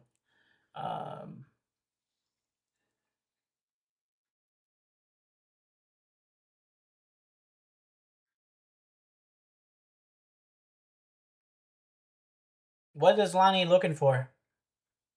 What are you looking for, Lonnie?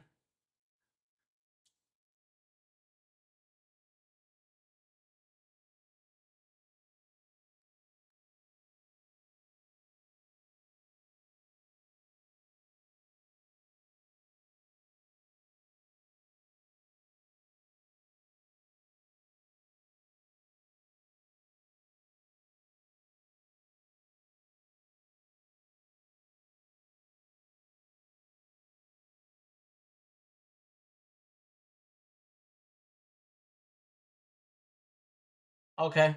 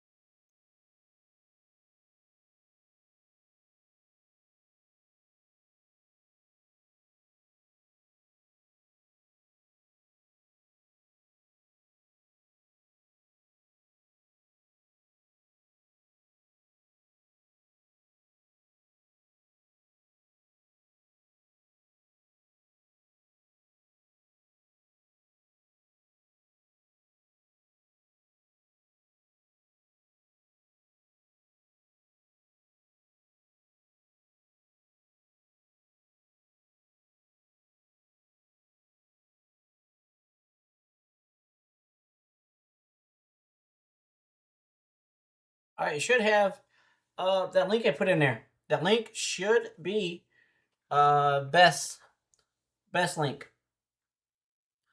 So you see that link that I just put in there? That should be for Wholesome for Beth. So if you click on that link, let me know if that link works.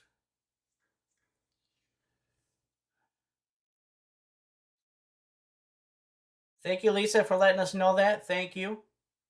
Yes, let's all please pray for Pastor John here. Let's take a look and dive back in here.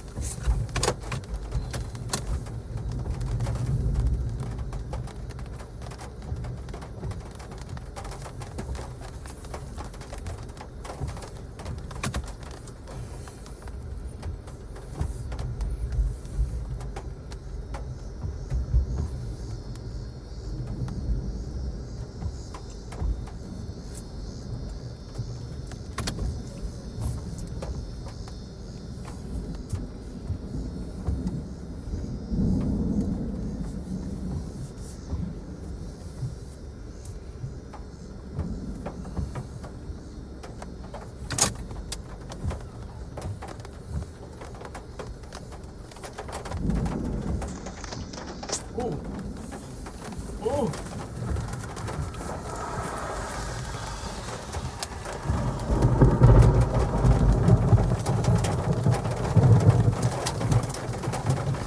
It's coming in.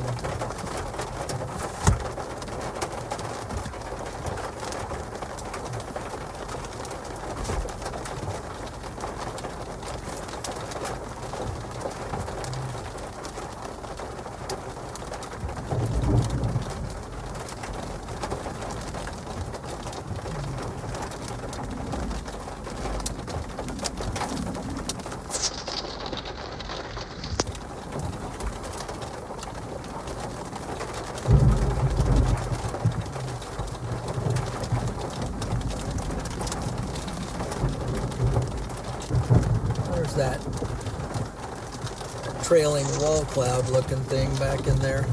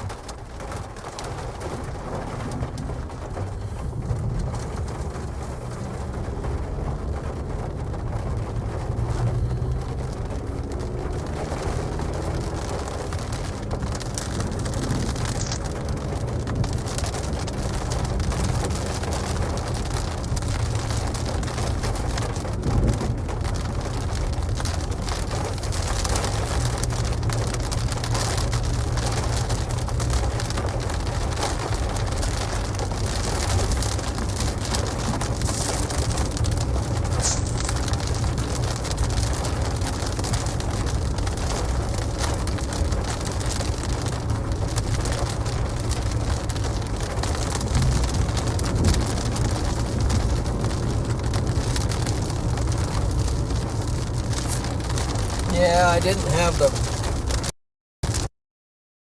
Thank you. Thanks, Sia. Didn't have the camera rolling when some of that mind-boggling lightning was happening right on top of me, but it's rolling now, but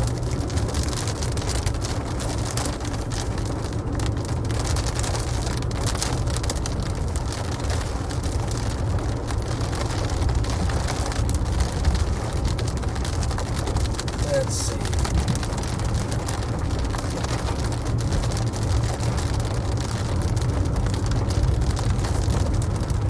Get out here a little ways. I think it's probably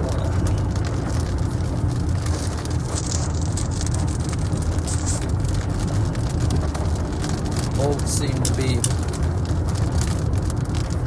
crashing out my window there.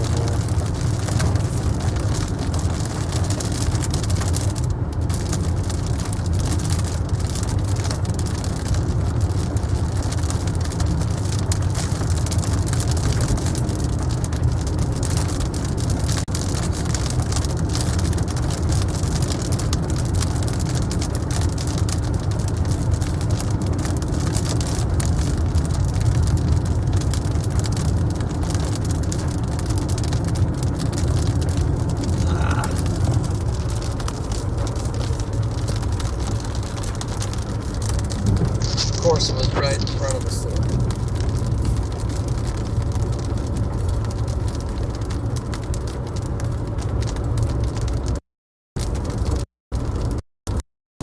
out here a little ways to find a spot that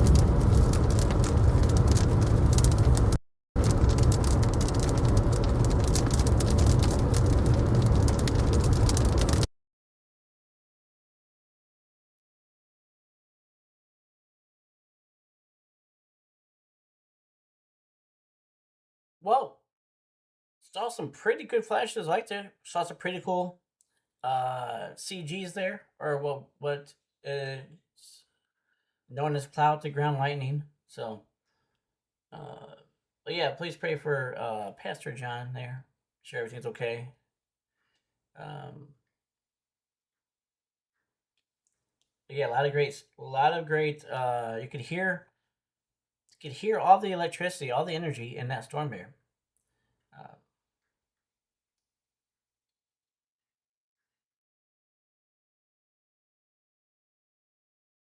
but nonetheless, these are moving slower than what was anticipated.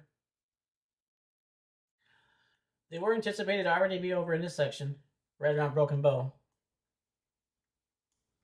But again, they are being aided and they are being pushed along by the front here. With the front right now is basically, according to the radar, is basically right around Dunning.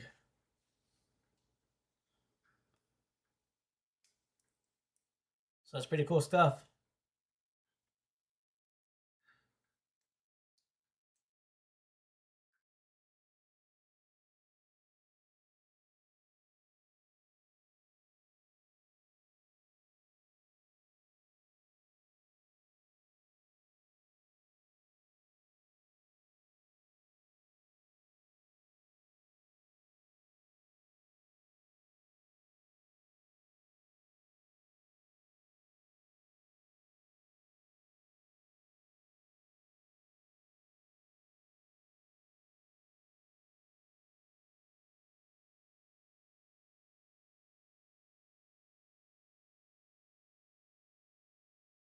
A lot of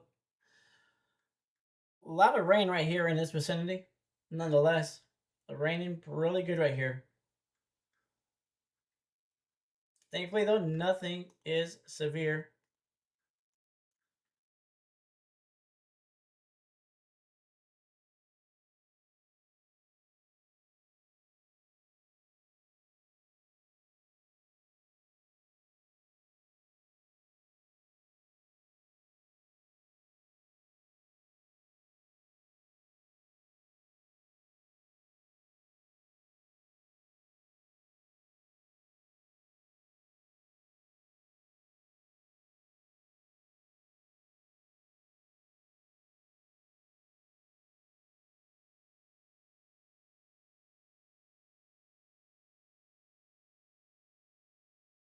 Yeah, that's right. We're trying to get Beth to come wake you up the other night, Maddie. Trying to get Beth to come to New Hampshire and wake you up there.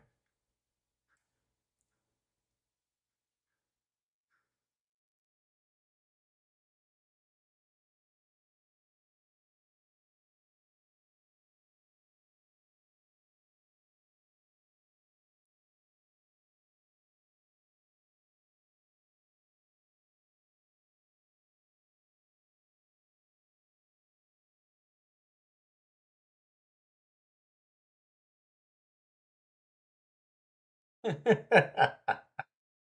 was funny too. It was funny. That was fun. It's a great stream. If you guys want to learn about radar and you want to learn in depth about radar, check out Radar 201. You're going to learn more in depth on radar and some lesser used radar products as well.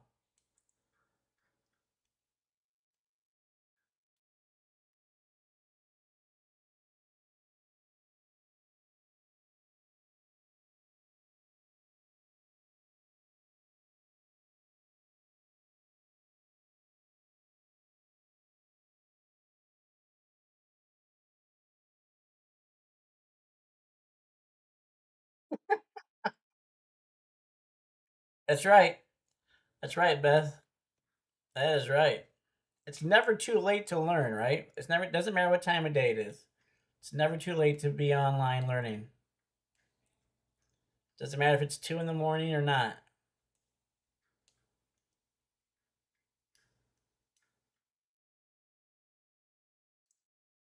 Yeah, don't make Beth walk there. It's a 2 hour drive. It's a 2 hour drive, so I don't know what that would mean in walking distance. I mean in walking time, but it would take some time.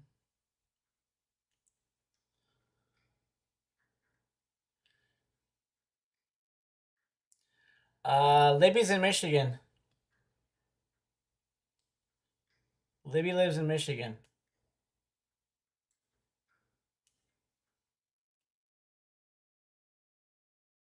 Her and Omni, they're Michiganders.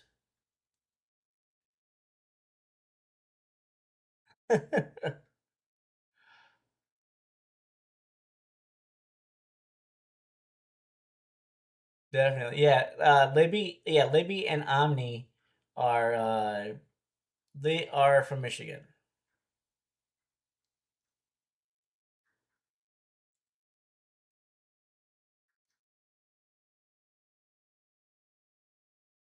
I don't know where in Michigan. I think Omni is around Kalamazoo. I don't know where Libby's at. Thank you, Tammy. Thank you, Tammy, very much. I appreciate that very much, Tammy.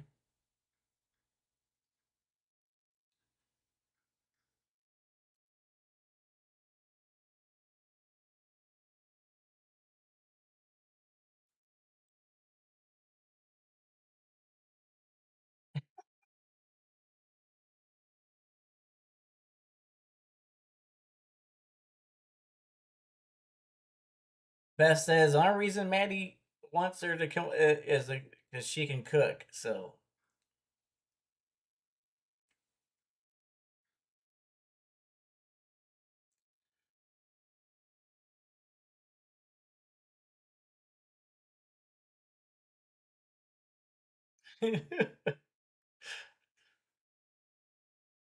they do say sometimes the fastest way to a man's heart is through his stomach, right? So there you go.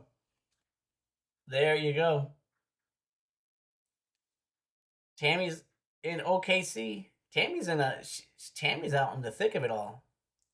Well, usually in the thick of it all in the springtime, but this year Oklahoma didn't see Oklahoma hardly didn't see nothing. Didn't see much outside of Enid. I mean, from the Enid, Oklahoma tornado, really wasn't much happening at all.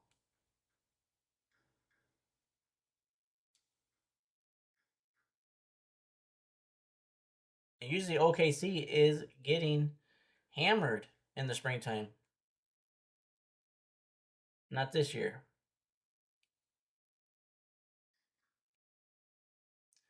Yep, good old Lonnie's from Kansas, so he's right next door. He's right next door to Tammy.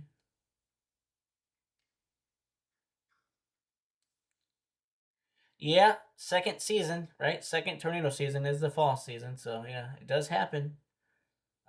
That's why we call it second season for. So it's not as not as much fireworks as original season, right? Like spring season, but nonetheless, fall season can have some decent tornadoes as well.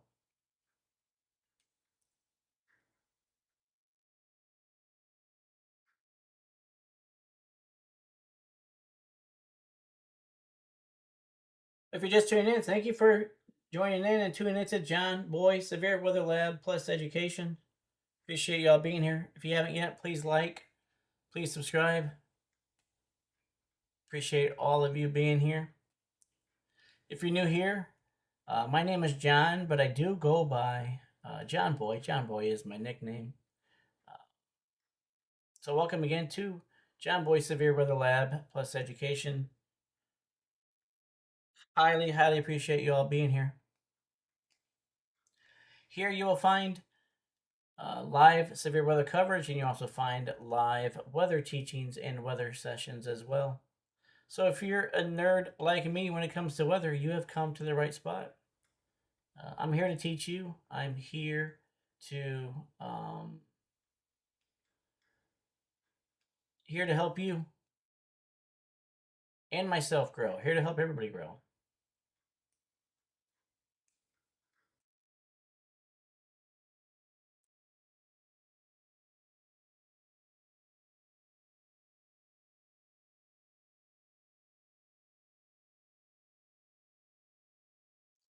Check back in on the warnings.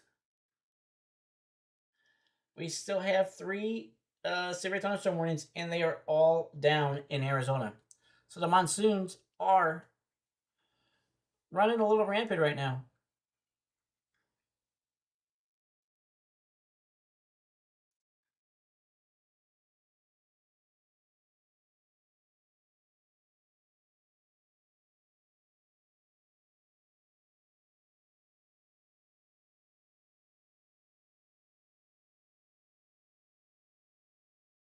Monsoons are running rampant.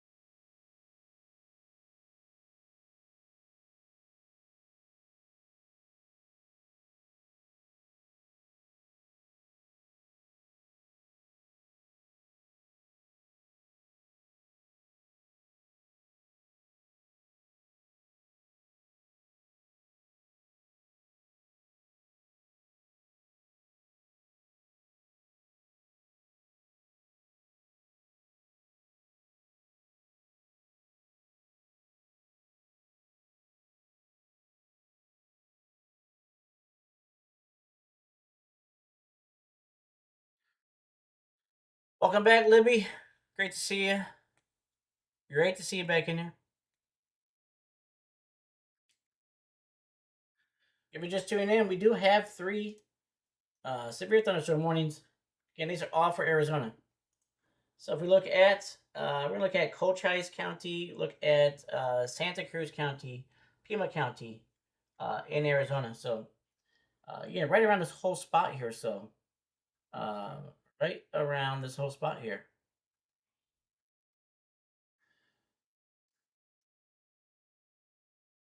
So right around Sierra Vista, Miracle Valley, Sunazon, or is that Sunazona? Yeah, Sunazona. That's a cool name. It's not Arizona. Oh, I mean, it is Arizona, but Sunazona, Arizona. That's pretty cool. Elgin, St. David, Benson, Dragoon. You are in these tornado, or you are in these severe thunderstorm warnings.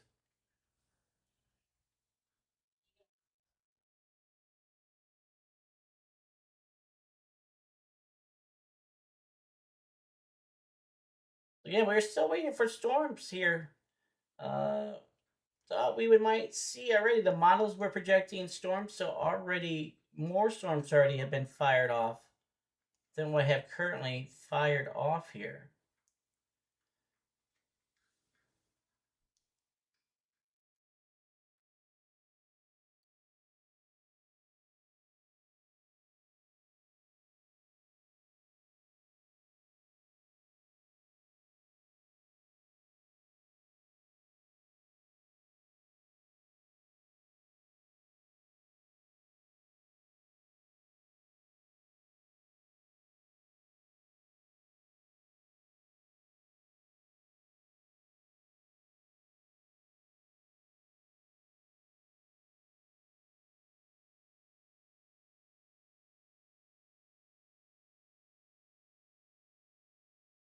I just posted Beth Wholesome's link right there in the chat. So that link you see there that I just posted, that is Beth's link.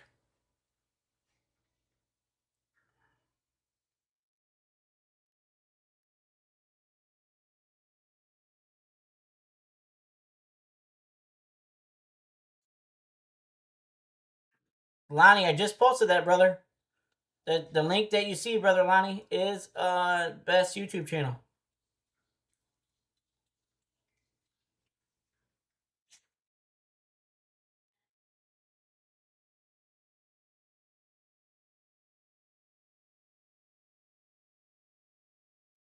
Just posted that for you, brother. We do got a severe thunderstorm warning now. No, I'll be down in a few minutes. It's like been like half an hour or something. It's Oh my been god. like... You want me to put the other one in the fridge? Oh yeah, please. Love you. I love you too. Hey, John boy.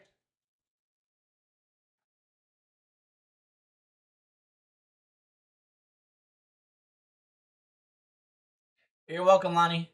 You're welcome, brother.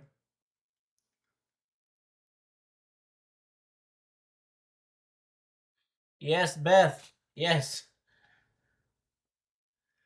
Let me jump into the new severe thunderstorm warning that we have. It's going to be for Thomas County, Logan County, Custer County, and Blaine counties in Nebraska. This is right just off to Pastor John's north and west here. So 60-mile-per-hour winds and 1-inch hail.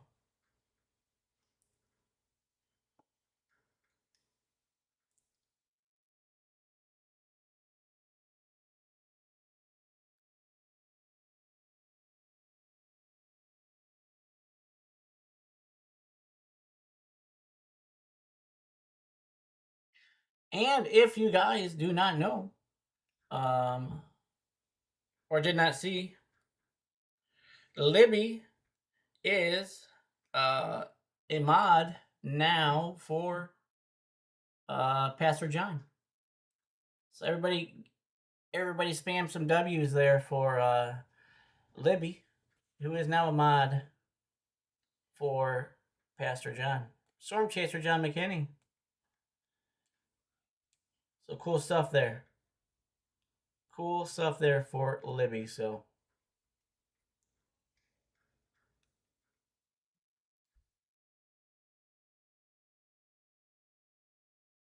great to see you chasing.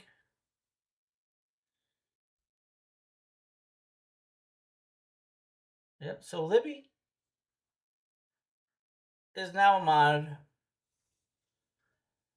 So great stuff. So great stuff for Libby there.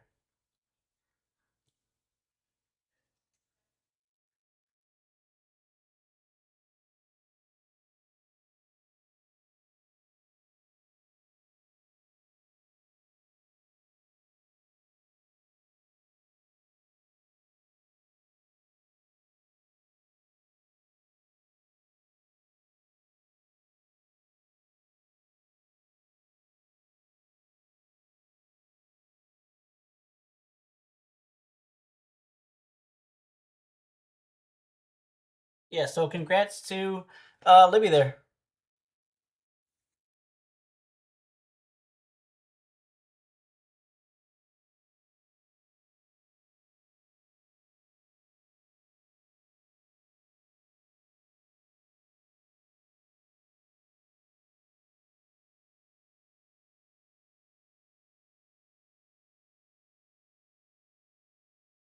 If you're just tuning in, welcome to John Boy Severe Weather Lab Plus Education. Thank you for being in here. Been tracking severe weather all day. Still waiting for storms to really fire off. We've had intermittent severe thunderstorm warnings here and there. Mainly, the main show has been in Arizona tonight. We just had a new severe thunderstorm warning issued for Graham and Cochise counties in Arizona. But besides that, we got the severe thunderstorm warning right here in Nebraska, just off to the northwest of Storm Chaser John McKinney.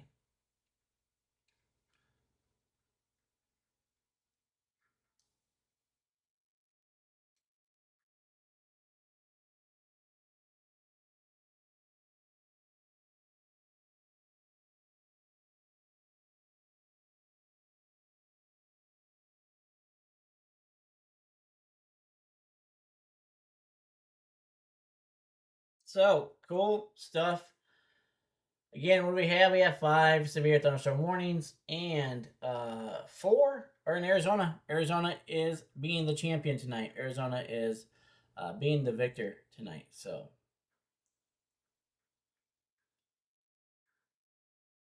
yeah, but very good, very cool stuff for Libby, though. Very great stuff for her.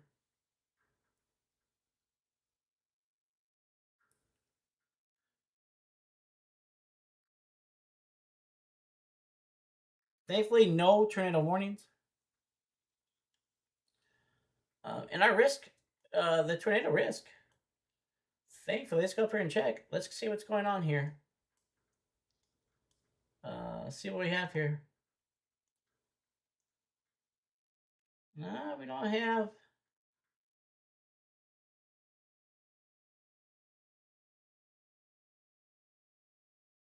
This whole low pressure system right here. We're seeing the. It's just it hasn't even got itself together. So.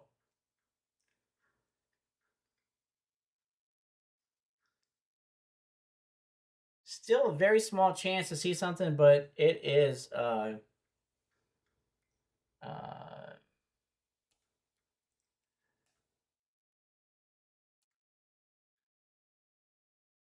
is very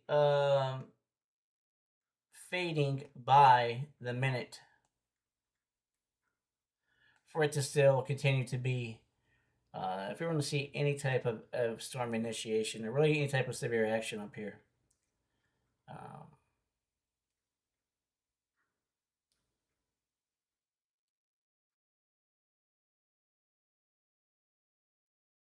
Yeah. Yep. There's a lot of them. There are a lot of them.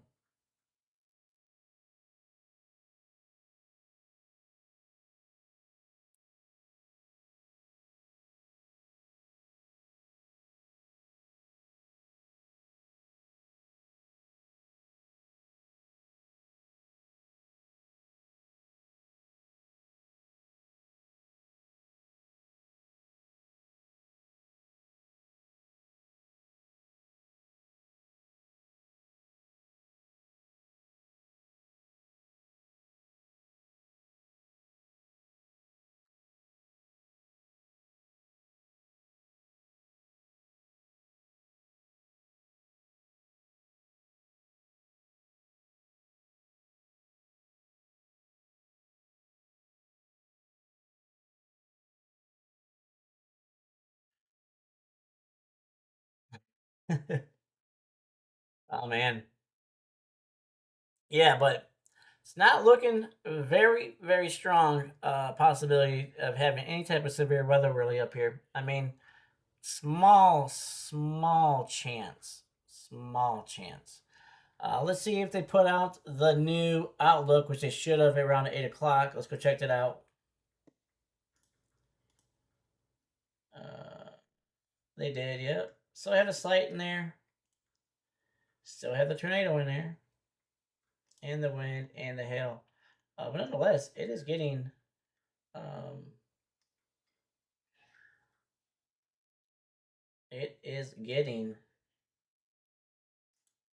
weaker and weaker by the minute.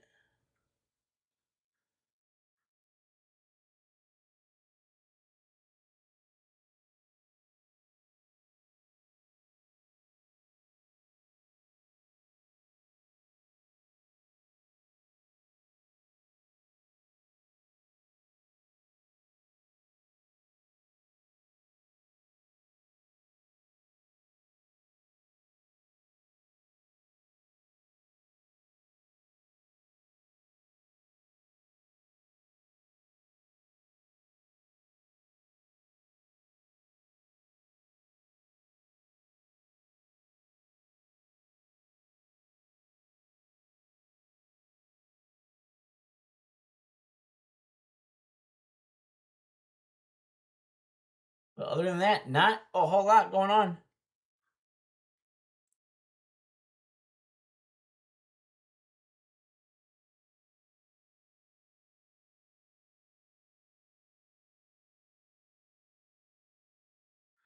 What's up, Cody?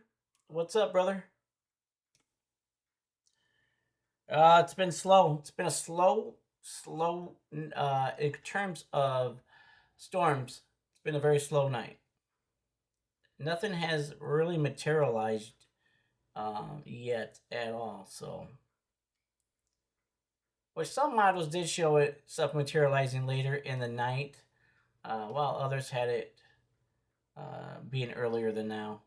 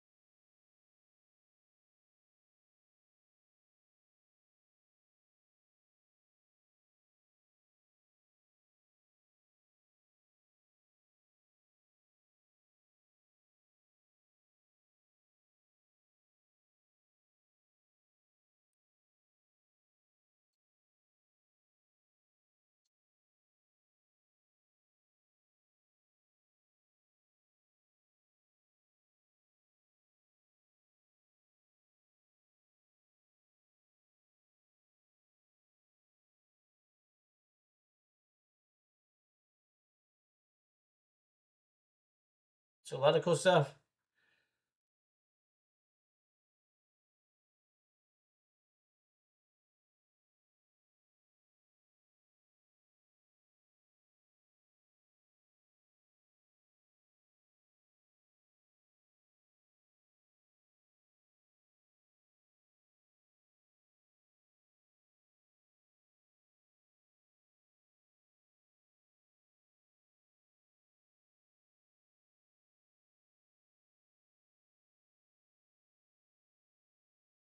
Looks like Pastor John's feed went out.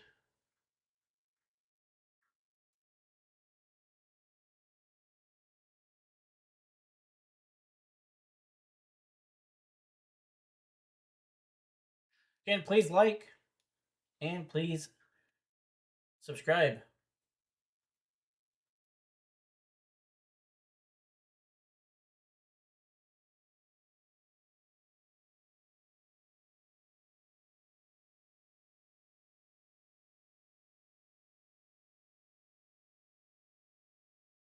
Thank you very much, Tammy. Appreciate it. Thank you so much for being in here.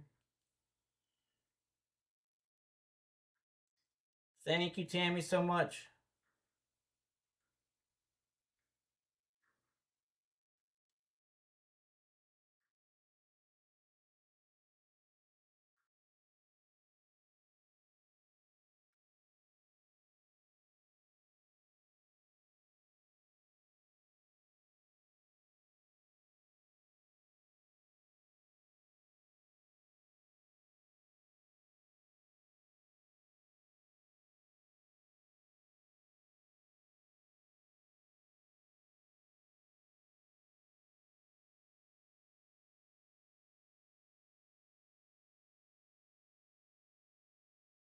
Thank you very much.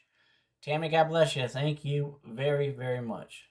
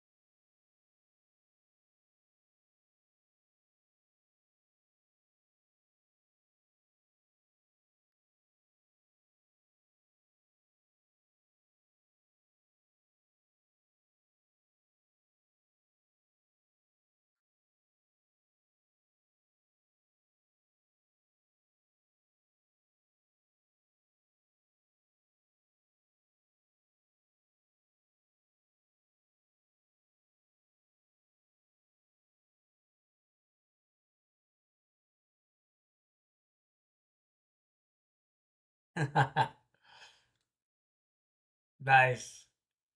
Nice.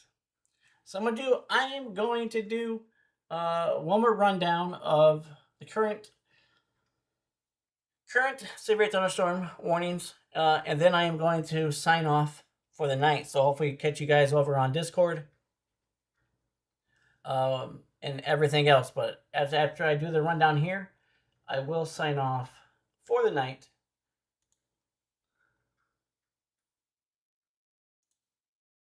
So we have 5 severe thunderstorm warnings. Again, this is going to be for Pima County. Arizona is pretty much the belle of the ball right now. So Pima County, Graham County, Cochise County. Also, we're going to have we're looking at Santa Cruz County, Pima County. Again, this is all in Arizona. This is all clustered right around each other here. All clustered right here. So if you're in, again, if you're in Tombstone, if you're in Dragoon, Sierra Vista, you are in the path of these severe thunderstorms. Oh yeah, thank you very much. What is that? He who sees all. Thank you very much for being here from Twitch. Thank you very much. Thank you very much. Again, thank you to everybody who currently watching across all of the platforms: Twitch, YouTube, Kick, and Facebook. Appreciate it very much. Very, very awesome. So currently here in Arizona, 4 severe thunderstorm warnings. We do have the one here in Pima that will last for another 38 minutes here. So this will be allowed to expire at 9:14 p.m. Central Daylight Time, or 8:14 p.m. Mountain Daylight Time. Same as the one for the one in Graham counties and Cochise counties as well. And then Cochise again in 23 minutes, so that would be allowed to expire at 9 p.m. Central Daylight Time. That will also be 8 p.m. Mountain Daylight Time. And then the other one for Cochise, Santa Cruz, and Pima counties, this severe thunderstorm warning will be allowed to expire at 8:45 p.m. Central Daylight Time, 7:45 p.m. Mountain Daylight Time. Again, these thunderstorms are warned for. These are typical severe thunderstorm warnings. These are for 60-mile-per-hour winds and 1-inch hail. The one back here in Nebraska, right where Pastor John is by. This is allowed to expire here in 7 minutes. So this will be allowed to expire at 8:45 p.m. Central Daylight Time. So it will also, so that would be allowed to expire at 7:45 p.m. Mountain Daylight Time. So that is the rundown. That is the rundown. So that's currently all the severe weather that we have currently. But besides that, there still is a chance for things to kind of get going here. But they're going to have to get going really soon here. They're going to lose a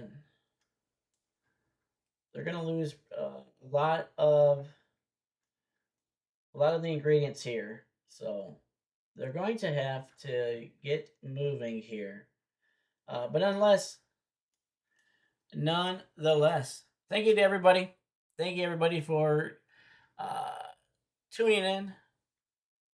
Been streaming now for 6 hours. So thank you all. I know a lot of you have been here since the beginning. So again, it's cool that I get 6 seconds every time.